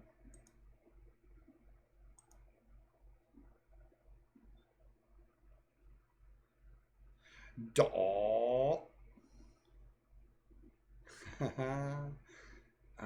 You guys would be right at home here. Nice fall day right there by the wheat field. Thanks for looking. And so what you guys do is you take a sticky note, right? You take like 10 of them and you write, "Stop stealing my newspaper." And you go around to all your neighbors, you stick them on their door. And then you pour yourself a cup of coffee, you go to the window, you watch them all go outside to go to work. And they're all staring at each other, giving each other the hairy eyeball, wondering who put the sticky note on the door. And you're just sitting there watching the stink unfold. Happy Loki's Day to you all. Wouldn't you like to be my neighbor? Downside, facing a great struggle in life. The upside, it brings people closer together. Right on. Yep. Yep, there's my niece. I told her to make the gardenias grow. That's the Trossel farm. Right on. To each and every one of you. Cool beans. I ain't doing shit today. That is on the Mason-Dixon line. So that's what it looks like looking west at the Appalachians, right on the Mason-Dixon line in wintertime. And I was actually sitting in my truck. I took that with the phone. Filtered the shit out of it. That's Loki Cat. Loki Cat is a wild cat, lives right outside. Thanks for looking, you guys. Thought I'd share a little bit of my world. That's right. Have a badass day. All of you everywhere. Rock and roll. I can't wait to plant some seeds. The morning glory should already be coming up. Rock and roll. Message for you all. Downside, I have MS and I can't remember stuff. The upside, I know what you did last summer. I told you there ain't nobody like me. Right on. Love those sunflowers, man. I grow shitloads of them. The birds love them. I like it because it draws the birds. It draws the birds and the bees, and then I got a bunch of cool critters to check out and look at. That's our squirrel, Reditusk. There's a whole family of squirrels that live out there. Got them on a schedule. They cruise up to the north and they head to the woods and the creek to gather food about 10:30 in the morning, and then they come back to their treehouse up here about 2:30, 3:30. They go by every day, twice. They go to work and then they come home, just like everybody else. Yeah, he was sitting up there on the Harmon farm. It's one of my last walks, when I was still walking. Rock and roll. What's up, Freak Show? Shut up, Warlord. Yeah, that was good. That was fun. Who wants to go up on the AT? Shut up, Warlord. Nice view right up there. I think we are on where we at. Probably up on Chimney Rocks. Yeah. Yep, right there, boy, and I'll leave you with that. We didn't have toilet paper during that war. We didn't invade Gettysburg for the toilet paper neither. That's right. Happy spring.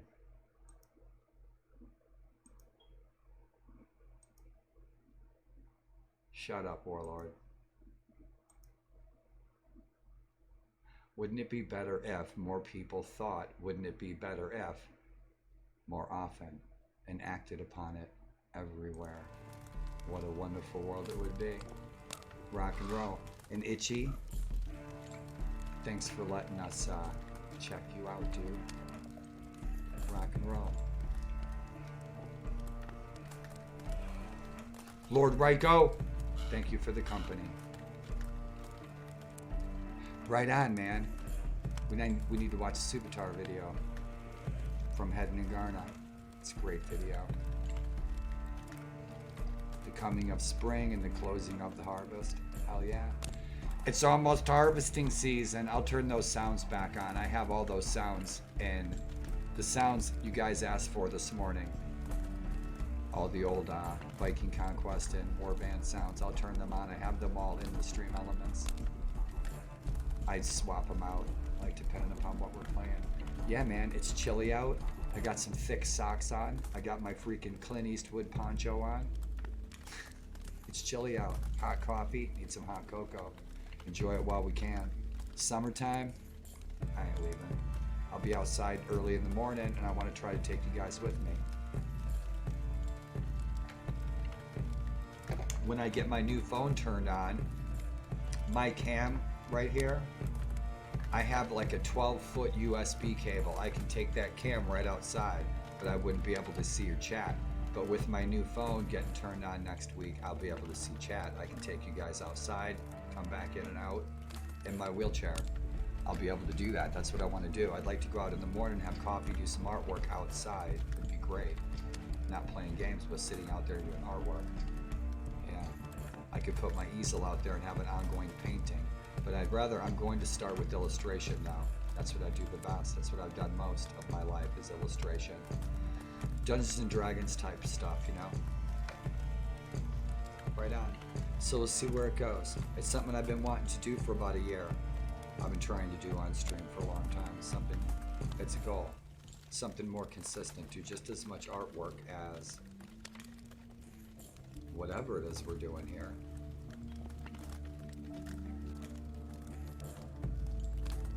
How many days have I been on? Yeah, 5.5 hours. I'm gonna take a break, you guys.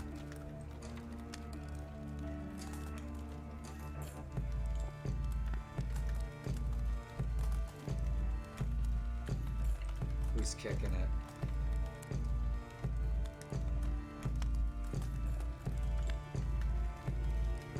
Ah, the man. There he is. Homeboy McKillicuddy. Yep.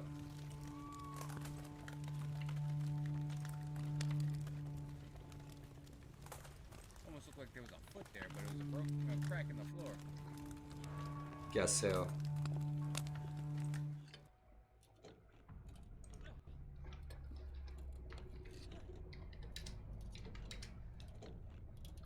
That's not what I wanted.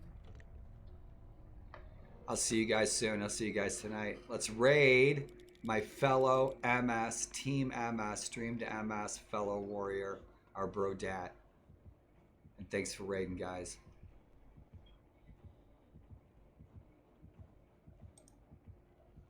See you soon.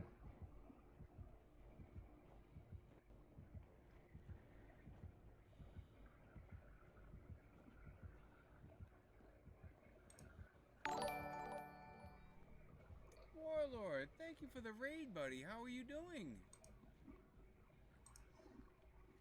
See you soon, y'all.